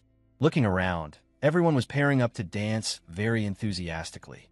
BOM believed they needed to blend in completely to avoid suspicion, and so she decided to ask him to try it once. BOM lifted the hem of her black dress slightly, performing an elegant and graceful greeting gesture. Jin-tae looked at her. It seemed he also understood that this was the best way to maintain their cover right now. He held out his black-gloved hand to take hers, ready to step into the dance. The appearance of this pair on the dance floor immediately made the surrounding guests curious and began to gossip. Several girls standing nearby whispered in jealousy at Bomb's beauty, while that other man couldn't take his eyes off her. Some people even thought of waiting for them to finish dancing to come and strike up a conversation with the handsome Jin-tae. In a magnificent hall, the two began to sway to the music, looking extremely in sync like a true elite couple. Bomb smiled, teasing Jin-tae that his dancing skills had improved significantly, surely because he had been practicing alone in secret. Jin-tae still kept his face cold as stone, affirming he didn't have the time to play around. He asked if BOM sensed anything unusual. She replied that everyone here didn't seem like demons or brainwashed, but the atmosphere was still very strange. BOM asked about the person they were hunting. Jin-tae revealed the target was someone who always hid behind the persona of an artist and loved playing music. Right then, a low voice rang out right behind them, calling out the fake identity Jin-tae had just made up. An old man with a mysterious smile appeared, introducing himself as Hasegawa, the host of this banquet. He nonchalantly shook Jin-tae's hand, apologizing for disturbing their private moment, then curiously asked about the identity of the beautiful girl standing next to him. BOM bowed gracefully, introducing herself as Haru, the private secretary of the second young master of the Konosuk family. She followed up with flattering words, saying she had heard of Mr. Hasegawa's illustrious reputation and his music, which had enchanted people for a long time. Hasegawa smiled contentedly, while Bomb secretly held Jin-tae's sleeve, creating an intimate atmosphere in front of the old man. BOM even added a cheesy line, saying she and her boss also wanted to turn into a beautiful pair of butterflies blending into the party tonight. The old man laughed heartily, praising them both as a match made in heaven, and even wished for her to soon become the true lady of that prestigious family. Jinny's face was still cold as stone. He asked her quietly if she wasn't overacting a bit. A minion suddenly approached to report that all preparations for Mr. Hasegawa's performance were complete. BOM looked excited, saying she couldn't wait any longer to enjoy his talent. Hasegawa replied modestly before starting. As soon as the old man turned away, Bomb's eyes immediately became sharp and cold. She asked Jin-tae if he intended to send him off for good today. Jin-tae looked after the target's back, explaining that the old man was an immortal, so taking him down wasn't as simple as she thought. He would always be resurrected after death. The problem was only the time it would take for him to return. Jin-tae's eyes were contemplative. He revealed that period of time was up to 10 years. He said if BOM weren't here to hinder him, he would have flattened this luxurious place along with that old man right then and there. Jin-tae thought 10 years was enough to end the old man's annoying existence. So for now, it wasn't necessary to wipe him out completely. But Bomb reminded him that he himself had said her presence was necessary for this mission. Jin-tae was silent for a moment and then nodded, admitting he understood what she was trying to say. Above the auditorium, an announcement rang out, signaling the start of the performance with Liszt's masterpiece, La Campanella. Jin-tae reminded BOM that the party only lasted until tomorrow, so they had to use every second to take action. Bomb's eyes suddenly became determined. She swore that surely today she would find a way to finish off this old man. On stage, Hasegawa had taken his position, his demeanor no different from a true musical master. He smiled triumphantly, preparing to start his performance. The piano music rang out, but hidden behind it were monstrously red notes starting to spread throughout the space. Night fell over Kyoto. The high-rise building was still glowing like a lighthouse in the quiet city. Inside the quiet hotel corridor, only the sound of footsteps could be heard echoing on the red carpet. Suddenly, BOM stumbled and dropped to her knees, her face deathly pale and etched with pain, prompting Jin-tae to hurry over and ask what was wrong. She clutched her chest, her breathing ragged, and confessed that she felt absolutely nauseous. Jin-tae looked at her with a concerned gaze, softly calling her name with genuine worry. He told her if she couldn't take it anymore, she should head back, saying it wasn't too late yet. BOM tried to steady herself, explaining that this was the first time she had ever heard music so disgusting and reeking of such malevolent energy. Jin-tae turned away, deep in thought, as if the old man's piano playing was still echoing and clinging to his mind. He remarked that this place was too dirty and evil, and it was certainly no place for someone like him. Visions of glowing red notes appeared like a warning. Jin-tae insisted that a child like Bomb shouldn't have to face such things. He wondered why she was so persistent about coming to this place just to see such horrible sights, while Bomb stayed silent, head bowed, her sad eyes staring into the void. She softly replied that if she hadn't come, Jinte might have had to fight all alone in this filthy world forever. Her words left Jinte stunned, as he hadn't expected her to care about him that much. The next morning, the sound of the door opening signaled the start of a new day with tense events on the horizon. BOM stepped out with a completely new look, brimming with determination, asserting that she hadn't just sat there trembling all night. She flashed a murderous smile and declared that today would be Old Man Hasegawa's final performance. Down in the hall, the old man was already seated at his piano, preparing to perform his eerie sounds before the crowd, as the host announced the original piece composed by the master himself, Chapter 3 of Eve. The entire auditorium erupted in thunderous applause as Hasegawa began to perform, completely unaware that disaster was about to strike. Hasegawa's thin, bony hands glided expertly across the piano keys, creating hypnotic melodies that enveloped the whole room. The audience below seemed hypnotized. Some burst into tears of emotion, exclaiming that it was a melody as beautiful as something from a dream. Jinte stood from afar observing with an indifferent expression, softly asking Bohm if she was truly ready for what was coming. He spoke in a low voice, reminding her to prepare herself mentally, because the scene ahead would be more horrific than anything she could imagine. Jinte nonchalantly let go, allowing the glass of wine he was holding to fall freely toward the floor. A jarring crash of breaking glass rang out, and shards scattered everywhere, cutting through the melodic flow of the music. Instantly, the atmosphere turned gruesome as the eyes of the entire audience suddenly glowed with a bizarre green light, as if possessed by demons. A series of soulless, murderous gazes simultaneously turned toward the two, creating a heavy, suffocating pressure. Ubom and Jinte stood amidst the circle of human puppets, calmly facing this bizarre transformation. Hasegawa roared in fury, his face contorting grotesquely with blood-red eyes, screaming to ask who dared to have the guts to ruin his life's work. The crowd began to wail, and the glowing red notes seemed to be squeezing the very air out of the room. They twisted their bodies in a disgusting manner, mouths hanging wide open and emitting strange, monstrous sounds. Amidst the crowd of walking corpses, Jinte and Ubom still stood tall, facing the encroaching madness. Looking at the people around her, Ubom realized a chilling truth. None of them had any life left. Jinte calmly confirmed it.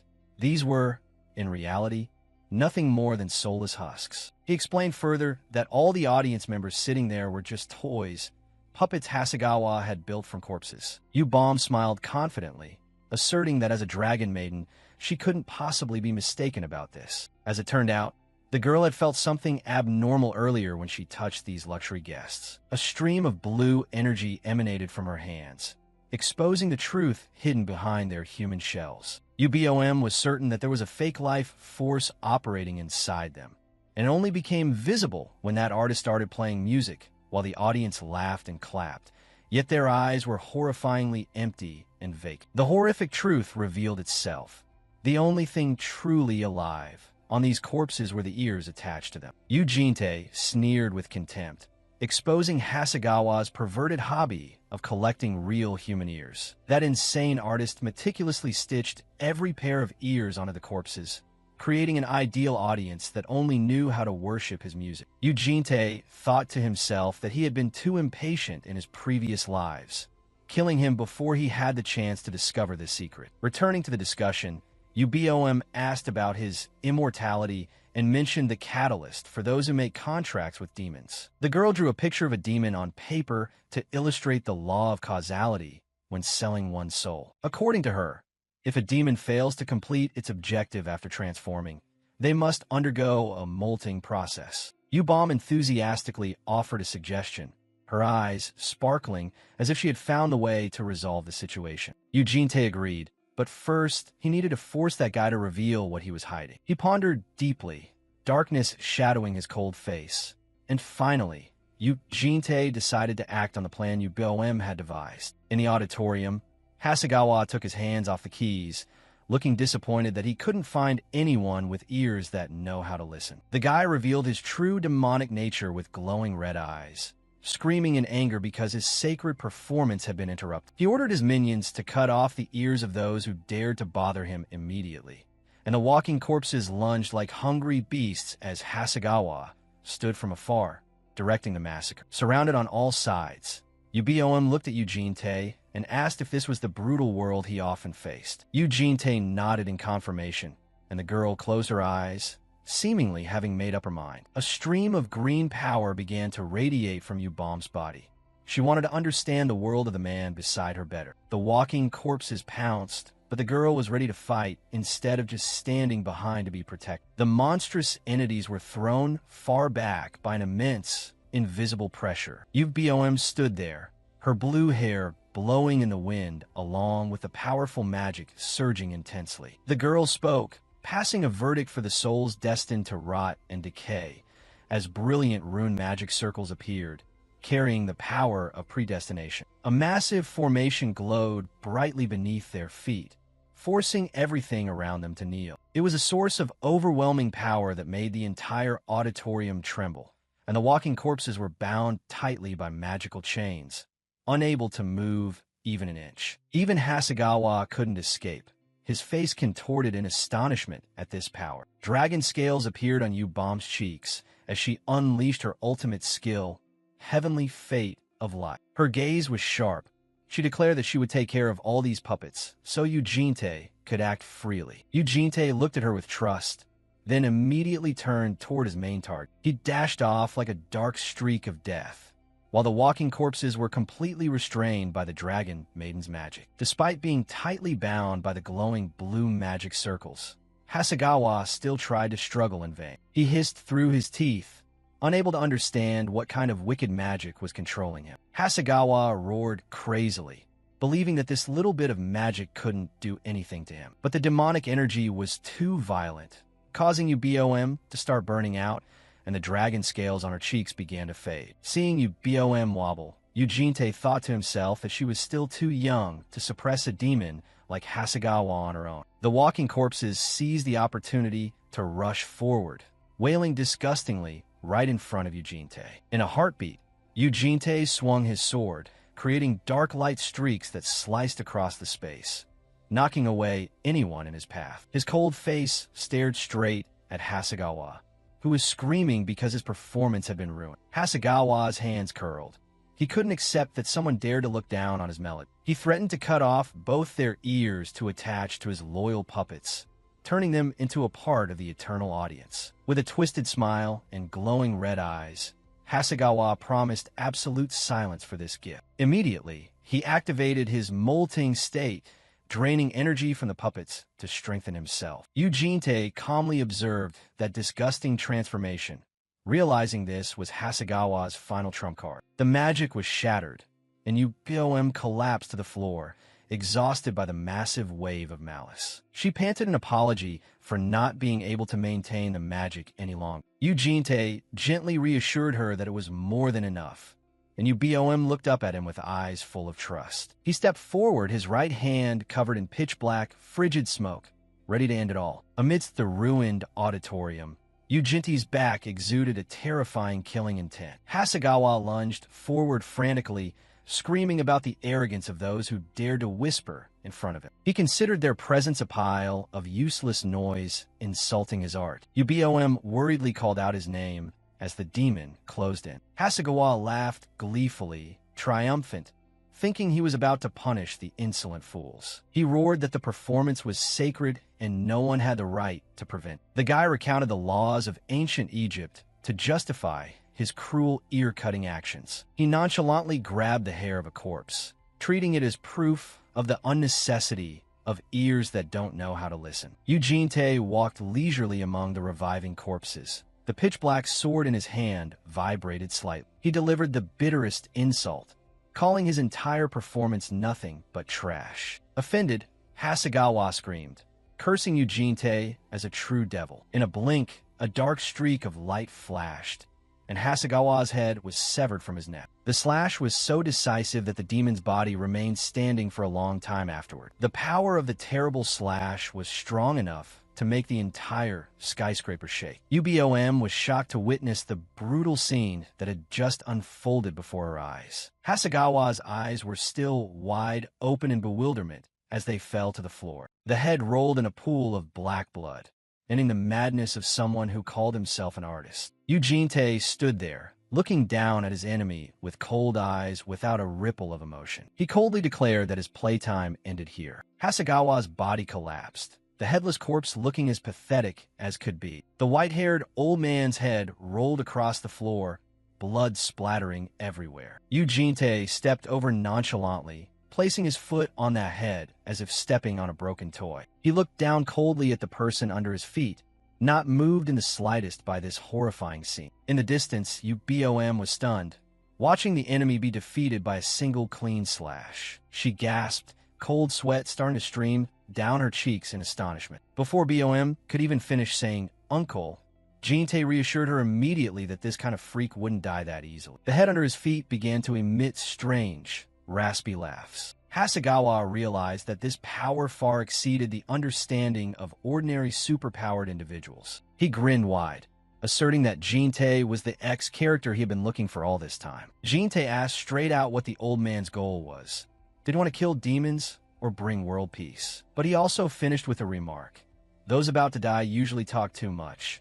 He exposed the fact that the old man had signed a contract with the Abyss as a sick performer. The old man's immortality was actually due to favors from the Lord of the Abyss, Amarbarka. Hasegawa asked in surprise about Jinte's true identity, seeing that he knew his secrets so well. He only replied with an indifferent gaze, telling the old man he was gravely mistaken about one thing. Hasegawa was still stubborn, believing that even if the audience left, he would still continue his performance.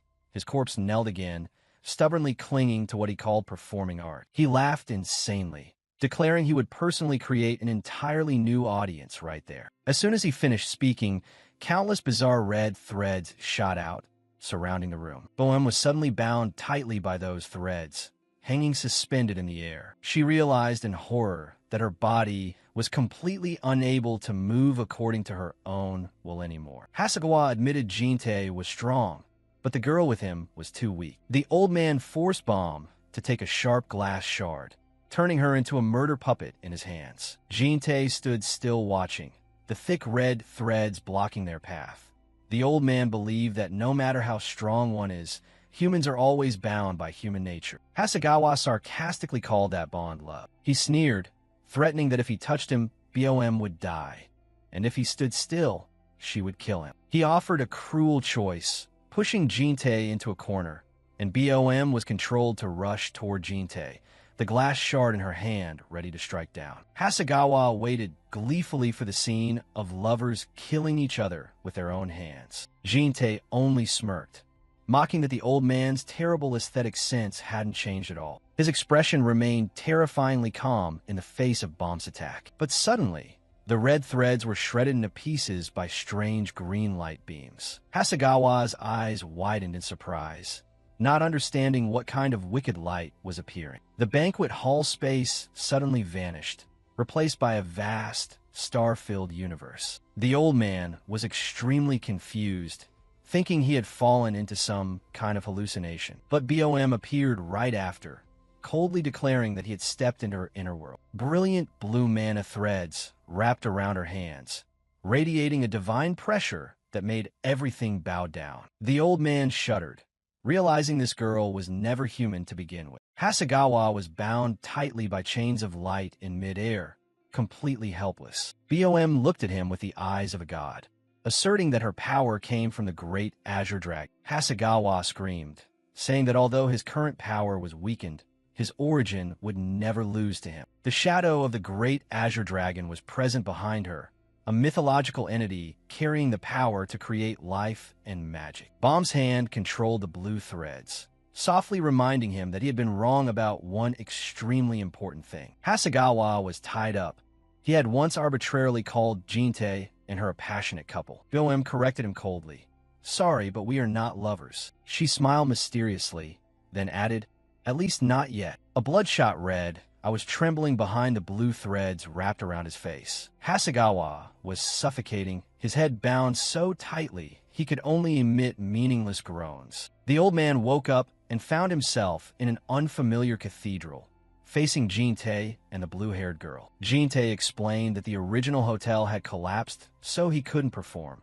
So he had to move both of them here, and the gloomy yet magnificent cathedral space created a perfect stage for the finale of the show. Jin-tae exposed Hasegawa's crimes, the one who had indirectly caused countless people to kill each other in this place. Horrifying memories flooded back into the old man's mind. Images of people slaughtering each other in a frenzy of madness. The wails and despair of the unfortunate victims he had once used as toys for amusement. The culprit had once used red threads to control the souls of the living like soulless puppets. BOM stood quietly watching, her eyes tinged with sadness at the tragedies this old man had caused, while Jin-tae declared that his final performance would have to end in this very solemn place. Hasegawa sneered defiantly, asking if Jin-tae had truly forgotten who he was. He boastfully recounted pieces of music written by sacrificing souls to the devil. He believed that as long as the audience was alive and remembered, he would be immortal. Hasegawa screamed insanely, convinced that there was no way his life could be ended. Jin-tae grabbed his head, admitting that right now, he truly couldn't kill him in the usual way. He mocked that the old man appeared noble, but in reality, he wasn't ready to face death at all. A stream of dark energy erupted from Jinty's hand,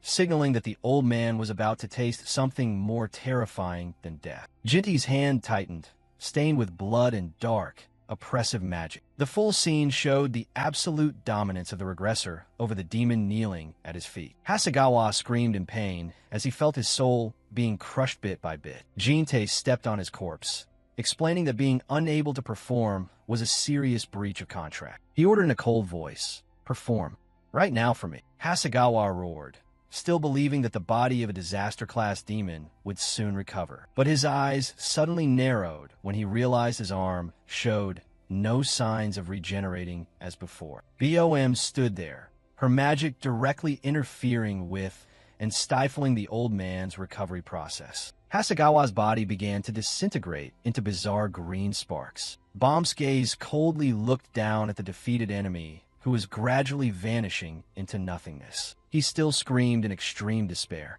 "I can still perform."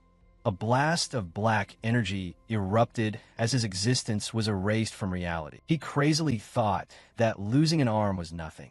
He would still continue his performance. Hasegawa screamed the name Amarbarka, begging the Lord of the Abyss to listen to the first piece of music he had sacrificed his soul for. He pleaded in tears and blood, hoping for a final salvation from the devil, but receiving only silence. Meanwhile, Jin-tae and Bum just stood there looking at him with emotionless faces, like they were watching a cheap play come to an end. The headless corpse on the piano bench began to turn into heaps of ash and drifted away into the air. The final fragments scattered onto Jinty's gloves, the permanent end for an insane man. Jin-tae stood silently in the quiet cathedral space, watching the last specks of light from Hasegawa's remains vanish into the void. His eyes were strangely calm. The burden of the life-and-death battle just now seemed to have been truly lifted. BOM looked around with a bewildered expression.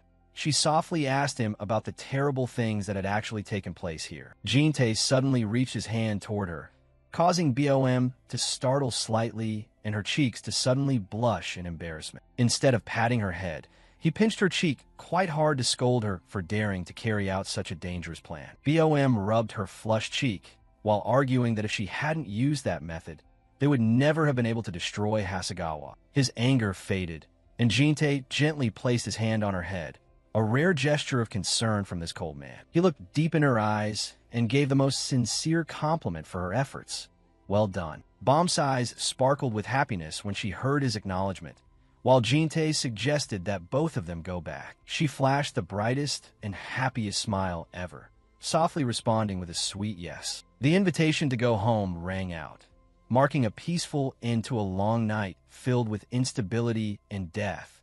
Jin-tae and Bohm walked together, heading toward the bright light at the end of the road, closing the finale of The Music Dictator. The penthouse on a beautiful sunny day, the atmosphere looking extremely peaceful. Sunlight shone through the window, striking directly on the lush green plants in the living room. Gul was sitting on the floor, busily writing something into a thick notebook on the tea table. She hummed along to a melody while writing, her expression looking extremely pleased with her work. It turned out to be the Uncle Observation Diary she had compiled herself. The first page was a drawing of Uncle Jinte standing on top of the world, accompanied by a statement that he was the strongest person on the planet. Gul also remarked that perhaps he had been lonely and alone for a very long time, which was why he didn't care about anything around him. She drew a picture of Uncle Jinte when he was serious, guessing that he was hiding many stories that couldn't be told. Below was a page drawing a suit, with the note, "Uncle looks extremely dapper in a suit." Gul rested her chin on her hand and smiled to herself, completely head over heels. She was imagining herself wearing a glamorous dress, dancing with him in an elegant black suit. The more she thought, the more she loved it. Gul's face turned red. She stuck out her tongue and laughed, looking a bit clueless. Right at this moment, Eugente appeared right behind her, asking what she was laughing at that looked so scary, and Gul jumped in fright, letting out a loud shout. She hurriedly covered the notebook with her hands, insisting there was nothing, but her attitude was full of confusion. Jinte glanced at the Uncle Observation Diary title, which was plastered in a cheesy font on the notebook cover. Gul hastily made up an excuse, saying she intended to draw more stars for him once they got closer. Jinte just let out a cold, "Oh," his expression completely devoid of any emotion. He turned his back and walked away, not forgetting to tell her to hurry up and finish writing so she could get to other tasks. Gul breathed a sigh of relief, telling herself that next time she had to hide in her room to write for safety. But then she suddenly realized something strange. Normally, he never paid any attention to what she was doing, yet today, he was the one who initiated the conversation. She crossed out the line, "doesn't care about anything around him," secretly thinking that perhaps he was gradually changing. Gul started daydreaming again, assuming that she was the one who had made him warmer. Just as she was drifting off, Yujul appeared out of nowhere, picked up the diary, and read the title out loud, causing Gul to startle for the second time. Jul even ruthlessly insulted her sister's drawing skills, saying they were terrible and even worse than her own. Gul suddenly noticed Uncle Jinty's civil servant ID card in Jul's hand, which the kid casually admitted she had just stolen. Gul hurriedly told her to return it to him immediately, but the kid just pouted and refused. Gul curiously picked up the card to take a look. The card featured a portrait of Eugene Tay with his familiar stoic expression. Gul's eyes suddenly lit up when she saw his date of birth, December 12th. At the same time, at the International Superhero Association headquarters, the atmosphere was far from cheerful. The news on TV was reporting a horrific explosion that had just occurred in downtown Kyoto, Japan. The explosion took place on a high floor of a hotel, causing a massive shockwave that collapsed part of the building. The perpetrator's identity and the number of victims could not yet be determined, and fire and police forces were struggling to investigate, with many suspecting was the act of some superhero. The explosion site looked devastated, with smoke and dust clouding the area. A hand pressed the remote control, turning off the TV, reporting the news. Jefferson Antonio covered his face with his hand, sighing with weariness and frustration. Jefferson, a high-ranking official of the association, began shouting at his subordinates about the incident that had just occurred. Standing before him was Minamoto AI, the 13th ranked superhero in the world and an agent of the Japanese imperial family. Jefferson slammed the table and shouted, refusing to accept that they still didn't know who was behind the explosion. He questioned what exactly the Japanese imperial side was hiding about this disaster. Jefferson was yelling so loudly that Minamoto AI felt a headache coming on, silently cursing that this old man was far too noisy. Unexpectedly, Jefferson was sharp-eared enough to yell back that he heard everything she was just muttering. He emphasized that they had to investigate quickly because the big bosses were panicking. AI promised to get it done as soon as possible and try to slip away. But Jefferson wouldn't let her go, saying he still had many important things to discuss. AI could only sigh in frustration. Jefferson held up a report, revealing that the secretary's office had just received an anonymous tip about an upcoming gala at the Malaysia's ball dungeon. Minamoto AI maintained her cold expression, calmly asking what the big deal was. But the old man warned that something extremely dangerous was about to happen there. AI guessed immediately that demons were planning to stir up trouble. Jefferson nodded, his expression turning serious, as intelligence reports indicated 2 disaster and catastrophe-level demons were hiding within the association and were about to reveal themselves. Even AI's expression shifted at that news. She reached for the hilt of her sword, and the air in the room suddenly grew thick. AI asked Jefferson straight out if he dared to take full responsibility for what he had just said.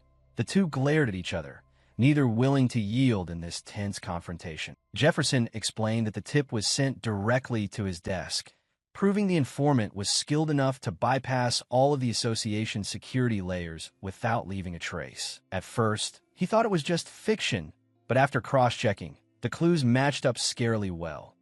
AI sarcastically remarked that now was not the time for him to criticize her family. AI wondered why he was revealing this important information to her, but Jefferson reminded her that the dungeon was located right in Japanese waters. A map appeared showing a demonic unit from the Balkans heading straight toward the Malaysia's Ball dungeon. Jefferson ordered AI to lead the Japanese Imperial Secret Task Force to silently deal with the demons. Meanwhile, the association's own task force would handle cleaning out the rats hiding inside. He emphasized that all these orders were secret instructions from the top brass. Everything needed to be settled smoothly so no rumors would leak out during the year-end holiday.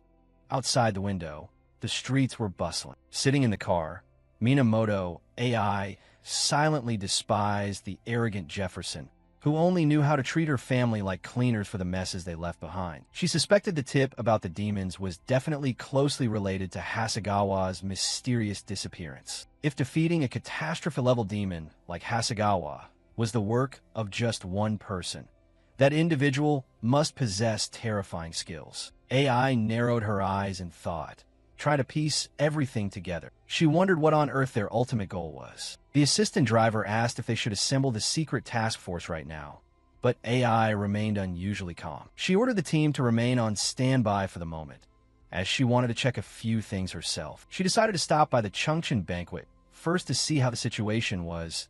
A shiny gold badge hung from the car's rearview mirror. Dusk had fallen, and the penthouse was immersed in silence under the starry sky. The door opened with a soft click. Jin-tae was home. Jin-tae walked into the pitch-black room, his face showing clear signs of exhaustion after a long day. Suddenly, a countdown of 1, 2 rang out from inside. Confetti exploded, and the lights were switched on, flooding the room with brightness. "Happy birthday, Uncle!" all 4 dragon girls shouted in unison, leaving Jin-tae stunned for a few seconds.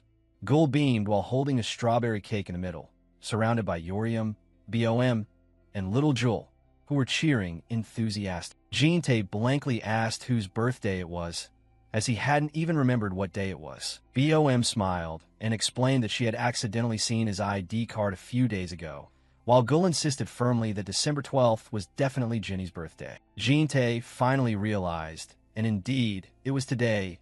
Gul smugly asked if he was surprised and if this entrance was wonderful. The blonde girl also excitedly said this was the first time she had organized a birthday for someone else, so she was very thrilled. Looking at her, one might think it was her birthday instead. Jin-tae looked at Gul's gorgeous outfit and asked for an explanation. He was now also wearing a bright red birthday hat. Gul grinned, saying since it was a birthday party, she had borrowed Bom's dress to make it look luxurious. She spun around and asked Jin-tae if she looked good in the outfit, her face full of anticipation. Gul pouted, saying the dress felt tight in the chest area, and she wondered if it had been tailored to the wrong size. Bom, standing nearby, could only be speechless at her sister's naivety. Just then, Yoriam entered carrying another cake, with only a single candle flickering on top. Yoriam's expression was extremely awkward, and she grimaced, saying these cheesy birthday wishes were too cringe for her. Then she declared that was enough for the well wishes, moving forward with a mischievous smile that made Bom anxiously ask, "Yoriam?" Suddenly, a powerful sound tore through the air, signaling an unexpected action. Jin-tae was still holding Little Joel, wearing a red cone hat that looked extremely out of place with his vigilant expression. Before anyone could react, Yoriam tossed the cake aside and launched herself into the air, attacking Jin-tae head-on. Gul stood beside them, gasping in shock and screaming. A close-up of Yoriam's excited face showed her glowing red eyes and a smile revealing her fangs. she shouted loudly, determined to land a birthday punch, ending Jinty's chaotic birthday. With both hands on the floor, she tensed up until she was trembling. Urium was struggling to perform one-armed reverse push-ups, her body drenched in sweat. She gritted her teeth, head upside down, muttering to herself that maybe she should just give up. The noble fire dragon clan having to learn how to fight from human was truly ridiculous.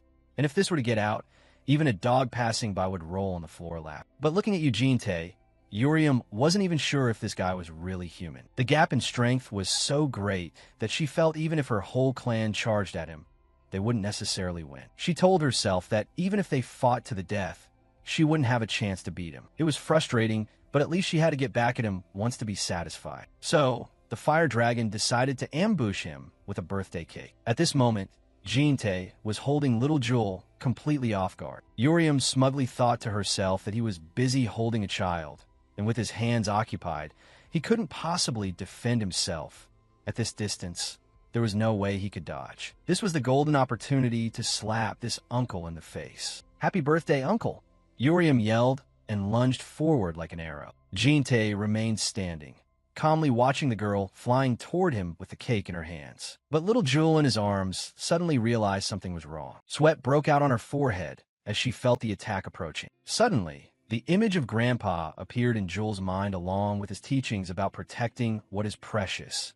Grandpa told her to keep what is most important to her at all costs. Jewel's eyes suddenly glowed blue, the soul of the dragon awakening with a fierce will to protect. A brilliant green magic circle appeared, creating a protective shield around Jinte and knocking Urium back. Urium flew backward in a panic, while Bohem could only stand there, stunned by the accident. The cake flew through the air, heading straight toward the bewildered gull. Splat! The cake landed precisely in the middle of the blonde girl's face. The scene suddenly went silent. Urium scratched her head, apologetic for her slightly excessive prank. Putting the incident aside, the birthday party was officially decorated magnificently with a table full of food. After wiping her face clean, Gul quickly regained her composure to preside over the gift-giving ceremony. Jinte sat in his chair, still coldly saying, "I'm not a child to be receiving gifts." And Gul smirked, teasing him that at 27, in dragon years, he was just a kid anyway. Jinte picked up the first gift and asked who prepared it.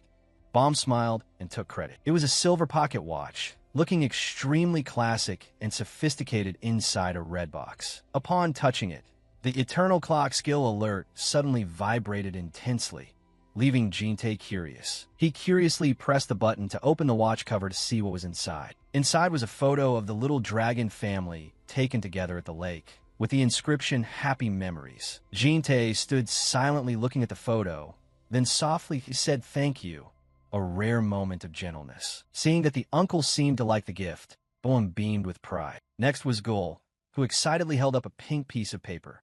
"This is a wish voucher." She rambled on that he could make her do anything, and that this was the best gift ever. But Gul's face turned pale when Jinte asked for money instead of the wish voucher. Urium stood by laughing gleefully, criticizing her sister's gift for being too insincere. "Look at this. This is what you call a practical gift." Urium reached into a paper bag to get her gift. And the ultimate gift from the fire dragon was an old white sock that had just been washed. The whole group was left speechless. Urium further explained that this was a sock she often wore, but she had washed it her own way before giving it as a gift, and she even asked if Jinte felt touched. Bohem could only be silent looking at this, telling Urium not to do that again because it looked weird. Gul and little Jewel also stared blankly at their eldest sister's unique gift, unable to understand the logic of a fire dragon, while Jinte's face twisted, not knowing how to react. Jinte suddenly remembered that occasionally little Jewel would also sneak a look at his socks. Could dragons really have this strange hobby? He frowned and asked straight out if socks had some spiritual meaning or symbol for dragons. Gul intended to explain something, but Urium quickly covered her sister's mouth, saying it was nothing and not to guess. Putting the sock matter aside, Urium urged little Jewel to hurry up and show off her gift. The shy little girl walked up to Jinte and softly told him to close his eyes. Jinte obediently closed his eyes, secretly wondering what this kid was planning. Jewel carefully told him not to open his eyes yet, as she had to finish preparing. "Done. You can open your eyes now." She smiled radiantly, holding a special necklace in her hand. Jin-tae opened his eyes and saw a necklace with a tiny glass vial hanging in front of his chest. BOM explained that this was a gift she and Jewel had prepared very carefully together. Inside that glass vial was Jewel's dragon scale, and the chain was braided from the girl's own hair. Hearing about using hair for a chain, Jin-tae paused slightly and asked if this exchange of hair had any profound meaning. BOM waved her hand, saying there was no hidden meaning, just that Jewel cherished him. So she did it, and warned him never to lose it. Jin-tae nodded with a soft smile, promising to keep this gift very carefully. Gul stood nearby, completely shocked, unable to believe her eyes as she saw this cold uncle just smile. Urium also jumped in to tease, asking why he had such a sour face when receiving other gifts, but cheered up immediately upon seeing Jewel's gift. After that, Jin-tae told everyone to go to bed early. The story paused there, and the scene shifted to the freezing Marie Bird region in Antarctica. This is the only land in Antarctica not under the sovereignty of any country, but currently, a secret group is building a base there. This group is called Chungcheon Banquet, a powerful underground organization.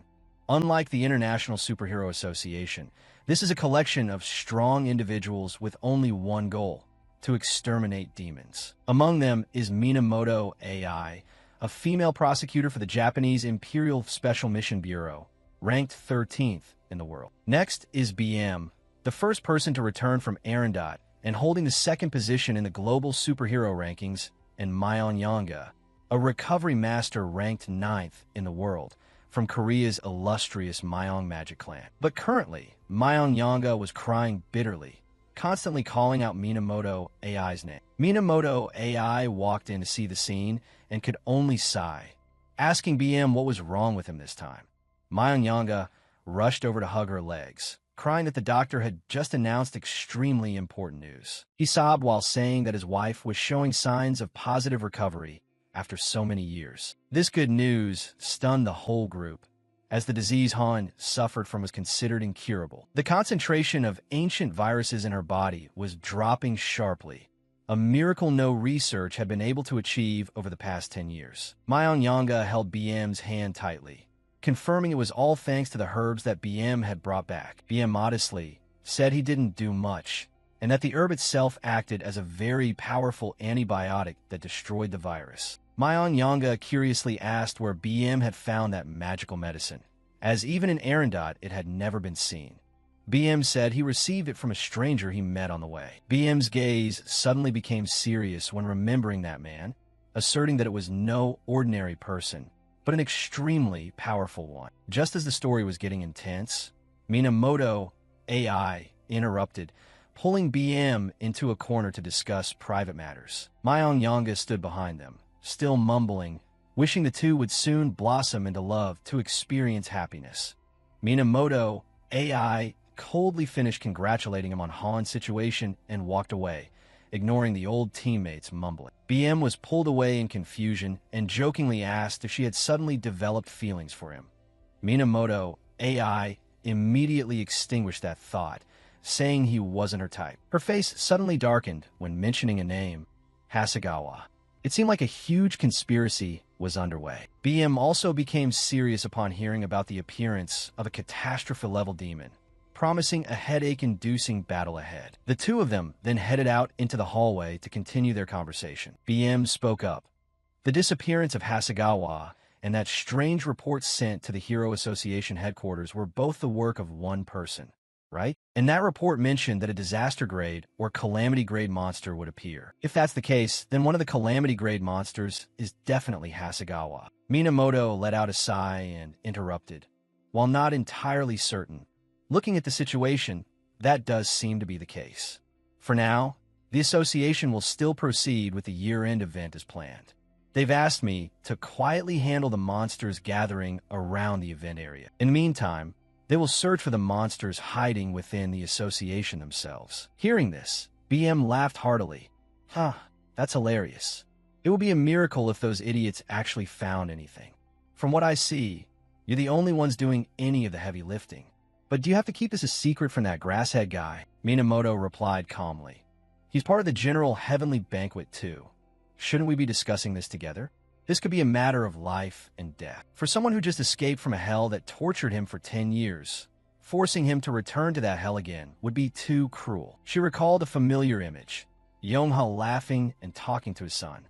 Yeah, does my son want to eat something delicious with mom today? Then he covered his mouth and laughed. Since when have you been this gentle? I'm moved to tears. This angered Minamoto, who clenched her fist. Do you want to die by my hands? Enough joking. He turned back to the topic. So what is it you want to ask of me? She replied. Find Hasegawa's whereabouts and the source of that report. For you, this should be easy, right? BM pouted. Seriously, even if it's me, I'm not some detective game expert. Then, an image of Jite appeared in his mind with some contemplation. Thinking this, he turned and headed up to his room. This unexpected action made Minamoto wonder. What's wrong? Did you think of something? He smiled and replied, nothing major. But there is indeed someone suspicious. Scene switches to Jite's house. At this moment, they are happily enjoying his birthday party. After a bit of a struggle, they had finished everything on the table. We're full. Jie yawned, walked up to her room, and rubbed her stomach. My stomach is full and my eyes are sleepy. Behind her, Yeo Riem replied, Eat so much, no wonder you're sleepy. You little pig. He looked at the watch on his hand. It was already 1:45 a.m. He muttered to himself, Is it that late already? Then he glanced at little Jewel, who was drifting off to sleep. He touched her cheek gently. Time to go to bed. Inside her room, Yubam was writing in her diary for the day. In it, she wrote, December 12th. Today is his birthday. Looking at that awkward demeanor, it seems like he hasn't been celebrated before. That shy look is actually kind of cute. While writing, she hummed a few lines of a song, feeling extremely happy. Then, suddenly, her door opened. Jite entered along with Joel. He spoke up. Not asleep yet? She hurriedly closed her diary and turned around, blushing. What do you mean by coming in without knocking? You really are a pervert. He explained. I just came to put Joel to bed. She shares the room with you. After all, put the diary aside. She replied. I thought you were planning to sleep here too. He placed the little girl on the bed and reminded her. Hurry up and get Joel to sleep. Then go to sleep yourself. Just as he was about to leave, a small hand reached out and grabbed the hem of his shirt. He turned back to see that it was little Jewel pulling him. She innocently proposed, sleep with us, but he refused. I have to go back to my own room to sleep. Hearing this, Jewel pouted in disappointment. Seeing this, he wondered, why all of a sudden? Yubam explained, I think she wants you to sleep with us. Don't be like that. Stay until she falls asleep, please. She even gave you a birthday present. After all, don't be like that. Stay until she falls asleep, please. She even gave you a birthday present. After all, after that, the night light in the room was turned off. And so, the three of them were sleeping together on Yubam's bed. A sense of being cramped hit him, and he felt awkward. The bed is too small. Yubam replied, That's because you're too big. He glanced over at Joel, but her eyes were still wide open, refusing to sleep. Why is she still awake? Yubam replied, Probably because she's excited to be sleeping with. Then she turned to start lullabying. Just stroke her head like this, and she'll fall asleep. Give it a try. He hesitated for a moment, but finally reached out. He placed his hand with a thud onto the little girl's stomach, making Joel jump. This action made Yubam burst out laughing. Who pats a child that hard? You're just making her more awake, she explained. Be a bit gentler, like you're stroking her. After understanding, he reached out again and gently stroked the little girl's head. Feeling the warmth from his hand, Joel's eyes gradually relaxed. Then the little girl began to drift off to sleep. This immediate effect made Yubam look at him with admiration. Just a few seconds later, Joel fell soundly asleep with a finger in her mouth. Yubam turned to compliment him. I didn't expect her to sleep so quickly. Your hands are very soft, aren't they? He replied shyly. You go to sleep quickly too, before Joel wakes up. Yubam turned to compliment him. I didn't expect her to sleep so quickly. Your hands are very soft, aren't they? He replied shyly. You go to sleep quickly too, before Joel wakes up. Then she suggested, instead of that, aren't you going to lull me to sleep too? She began to complain. Actually, lately, every time I try to sleep, I see that scary god of revelation, so I can't sleep well. He replied nonchalantly. Isn't that just a nightmare? She pouted. You're my operator, aren't you? I'm still just a child. Seeing this pouty attitude, he was helpless. I know. What should I do now? She placed her hand on his cheek and explained, just like you did with Joel. Do it like this, just keep stroking like this. Feeling the softness of her hands, he was a bit confused, his face turning red with embarrassment. Immediately, he turned his head in the other direction to the little girl's surprise. Then, without a moment's hesitation, he left. I'm tired. I need to get some sleep. You go to sleep early too. Stepping outside, he muttered to himself. I was just lectured about that for the first time. Have I become too absorbed in daily life? How pathetic. The system sent a notification. The Clockwork EX power has confirmed the target has been exposed to a small fragment of malice. Target, 30-person Air Commando Task Force. Looking at the notification board, he breathed a sigh of relief. Better this way. It makes me feel more at ease. He muttered to himself. The Air Commando Task Force, huh? Scene shifts to a construction site. At this moment, a worker is being slammed hard against a wall, letting out painful cries. Seeing this, someone stepped forward to intervene. What the hell are you doing to us? Are you even allowed to do this? Being from the Hero Association, the young man with blonde hair and fiery red eyes gritted his teeth like a mad beast and replied, Hey old man, I don't even know why we're doing this myself, so you better get lost while you still can. This threat made the worker tremble with fear. The blonde guy's voice immediately turned terrifying, because I'm about to actually kill someone.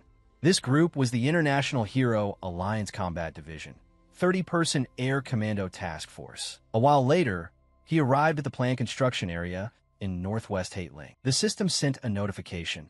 The Clockwork Power has confirmed the target has come into contact with a small fragment of malice.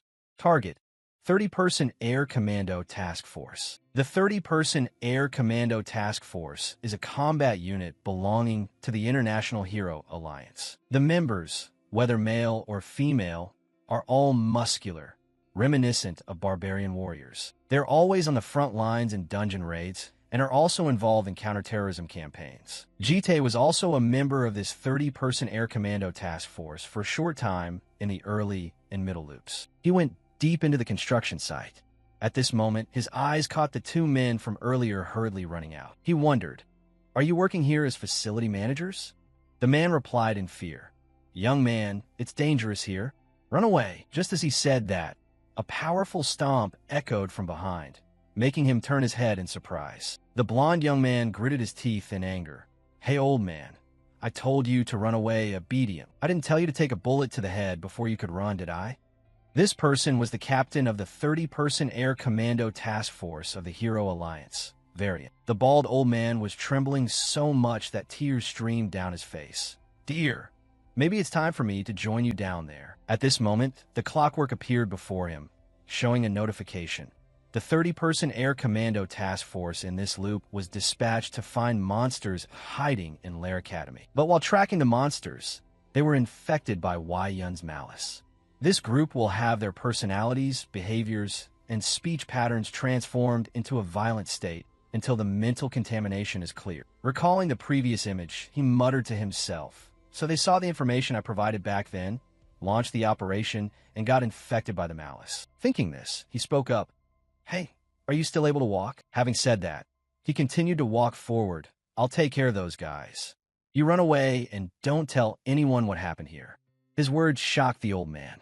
You, what did you say? On the other side, Varian clenched his fist in anger. Who the hell are you?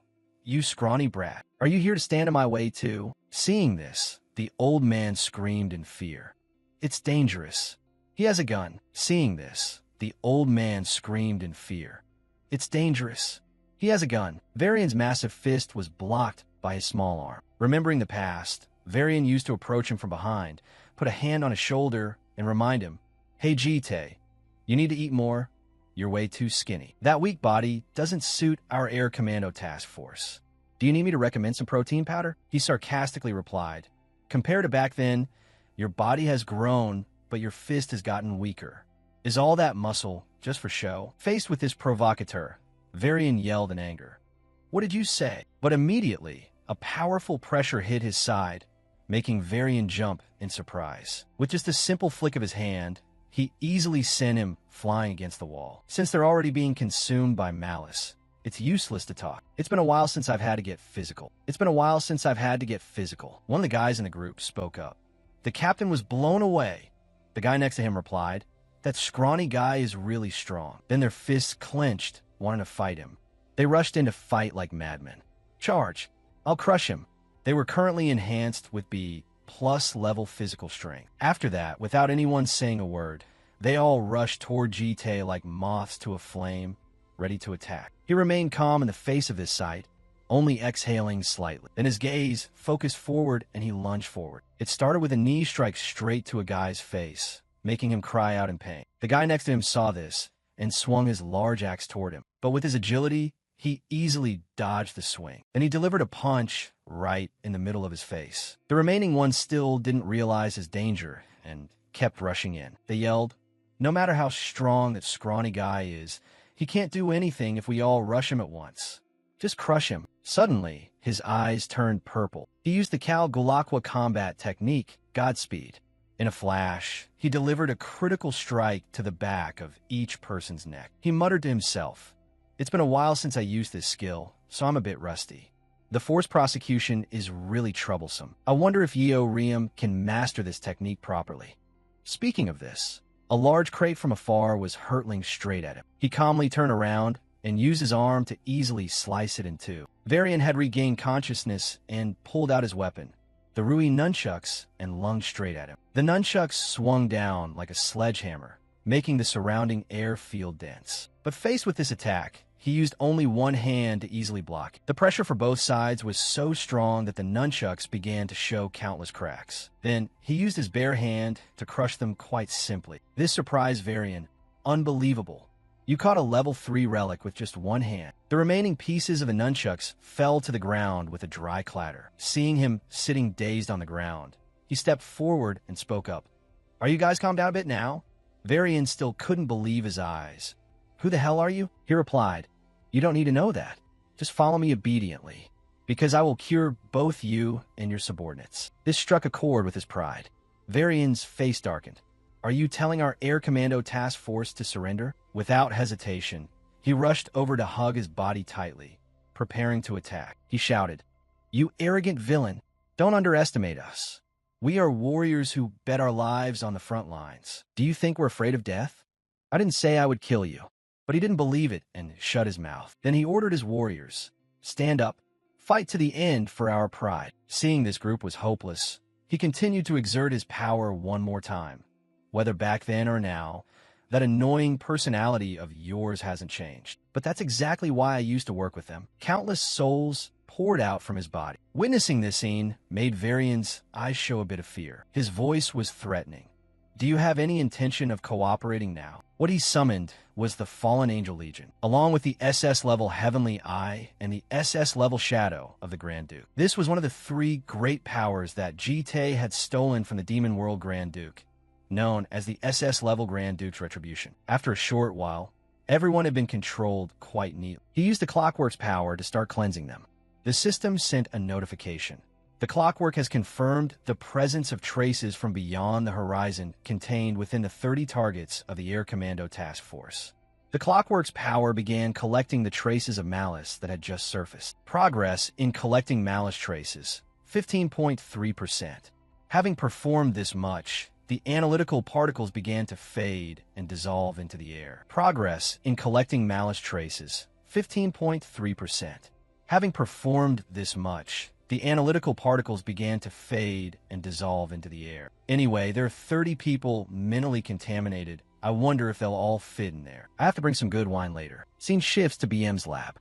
At this moment, a Minotaur is holding a magic stone and placing it inside. Looking at this, BM was quite satisfied. Finally, I can test it. Hera's kaleidoscope. This is also a level 4 artifact. All this time, he had been trying to study the strand of hair he had dropped. But ordinary equipment didn't do much. And if he used Hera's kaleidoscope, that would be a different story. This time I will definitely find out where that power comes from. While he was studying, a hand touched his shoulder from behind. BM was a bit annoyed. "Sorry, but I'm a bit busy right now. I'll play with you later." That hand didn't stop but continued to touch his shoulder, making BM angry. "I told you I'm busy." As soon as he turned around, BM discovered that the visitor this time was Jite with a bottle of wine in his hand. His voice was cold. "So the strand of hair that Joel lost is here." BM tried to explain. That was last time when you came. I saw the hair on the floor. I just found it while cleaning up. I didn't steal it or have any bad intentions. He didn't hesitate. Immediately took the hair and destroyed it. Anyway, this will be confiscated. This decisive action left BM in a state of crisis. Then he returned to the main topic. So what brings you here? He came to check on the situation of that girl and the armor. Receiving the gift, BM was pleased. Oh, is this wine? How many people this time? He looked back. Quite a few. Looking at the group of people sitting in rows on the ground, BM was helpless. You call this a few? Plus they're huge too. He explained, total of 30 people. I guess this place will have to be expanded. BM was helpless. In the end, you've made me a beast of burden again. He noticed the badge on their clothes. Are these people the Alliance's Air Commando Task Force? Recalling Minamoto's words, the Alliance said they would use the Air Commando Task Force to find the monsters hiding inside. Brought here, Varian showed signs of waking up. He approached and asked, how's the situation? Varian wondered about the current scene. Where is this? Finally, he didn't know how to explain why they were here, so he stammered. This is a mental hospital, and I am the doctor. Varian wondered, a mental hospital? Then he glanced at BM nearby, and this is the nurse. Varian spoke up. That haggard face is BM. I didn't expect BM to work part-time as a nurse. He got to the main point. In short, you have to stay here from now on. For about 3 months to a year. You must also be feeling it. Right now, your thoughts and emotions are in an uncontrollable state. If you go out like this, you will lose control again and hurt many people. So just stay here and receive treatment obediently. Forced to accept this offer, Varian spoke up. In return, I have a request. We are soldiers. We can't afford to have our combat strength decline. During our time here, is there any space or equipment for us to train separately? BM was angry. Hey, do you think this is a gym? Before he could finish his sentence, he turned and put a hand on BM's shoulder to remind him. All right, the nurse here will prepare it for you. Seeing himself being bossed around again, BM was helpless. You're really too much. Then he glanced to the side, seeing 2 familiar figures working hard at cleaning. He returned to ask about their situation. How is it? BM replied honestly. Honestly, it's not very good. That armored guy is missing the person he served very much. He keeps muttering to be back by the lady's side. The real problem is that girl. She has no will to live at all. If she doesn't receive optimistic light now, her emotions will plummet even deeper. He turned to wonder. Will to live, you say? Armada quickly integrated with the commandos, lifting weights for 3 combined sets. He approached the girl and spoke up. Are you troubled? She recognized him and replied, hello. Really sorry for causing a scene back then. Perhaps I was possessed by something for a while. He sat down with her. Let it go, it's okay. She continued to open up. Actually, I heard earlier. Those people are from the Alliance, right? He confirmed. That's right. She continued. I used to work at a small orphanage in the countryside. Then one day, a huge flood appeared. Other adults had evacuated, but the children and I didn't make it out in time. The children hid inside, while I went out alone to see if any monsters were coming. Fortunately, the monsters bypassed our orphanage. This made her and the kids very happy. But then a blinding light appeared before our eyes, making them very afraid. Hasate Bile fell helplessly to the ground, looking at the scene of devastation before her. The entire orphanage had been leveled. But the International Hero Alliance made a mistake in that. Let's call it friendly fire. Artillery shells came from the opposite direction, and just like that, only I survived. No, I'm the one who killed them. From then on, I don't remember clearly anymore. It was like there was something black. It seems like I've become something. He continued. So seeing the people from the Alliance makes you feel uncomfortable? She replied, no, on the contrary. I should have felt pain, but for some reason, I felt happy. Is this strange, right? It's really weird that since I came here, I've always felt happy. Sitting still is fun. Cleaning is fun. Even watching a boring magazine is very interesting. She laid back down on the ground. This is really strange. I shouldn't be allowed to be happy. Should a person like me continue to live? Right now, there's truly no instinct for survival left. He stood up and abandoned her. If you want to die, just die. If there's nothing left in life worth expecting, then it's better to just die. Because anticipation helps people continue to live. Looking at his retreating back, she wondered, so the doctor is also living with expectations? He looked down at the crystal on his chest. lost in thought for a few seconds, then replied, I'm trying to do that, too. At that moment, Varian walked over from afar and asked, Lady, is the consultation over? I've been watching a bit just now. I've heard that you lack the will to survive. By chance, I happen to know an incredibly effective remedy. Could we talk for a moment? By chance, I happen to know an incredibly effective remedy. Could we talk for a moment? They later became extremely dissatisfied with her weak physique. Hey, with that strength, can she even lift a plate? Being physically weak is why she has no will to survive. We don't have equipment for now, so let's start gently with unarmed exercises. Don't think about using magic. We'll help you drive away all distracting thoughts. Hasate Bile was utterly helpless at this and could only cry out in despair. I know I'm wrong. I know I'm wrong. Turning to him, he was speaking with his bodyguard. Armada, take good care of her. Armada replied, Understood. BM approached him, curious. Doctor, I'm curious about something. May I ask? He immediately understood the guy's meaning. About supplying information to the Alliance? BM was startled. That's right, but I didn't expect you'd answer so willingly. Well, so it's true that a demon type of calamity appeared at the year-end event. He confirmed, yes. A big battle is about to break out. That's why I said, so you have to give me a hand. At the same time, switching to Gaul. She was facing something that made her a bit excited. It was yellow and looked like a little chick. She exclaimed excitedly, This is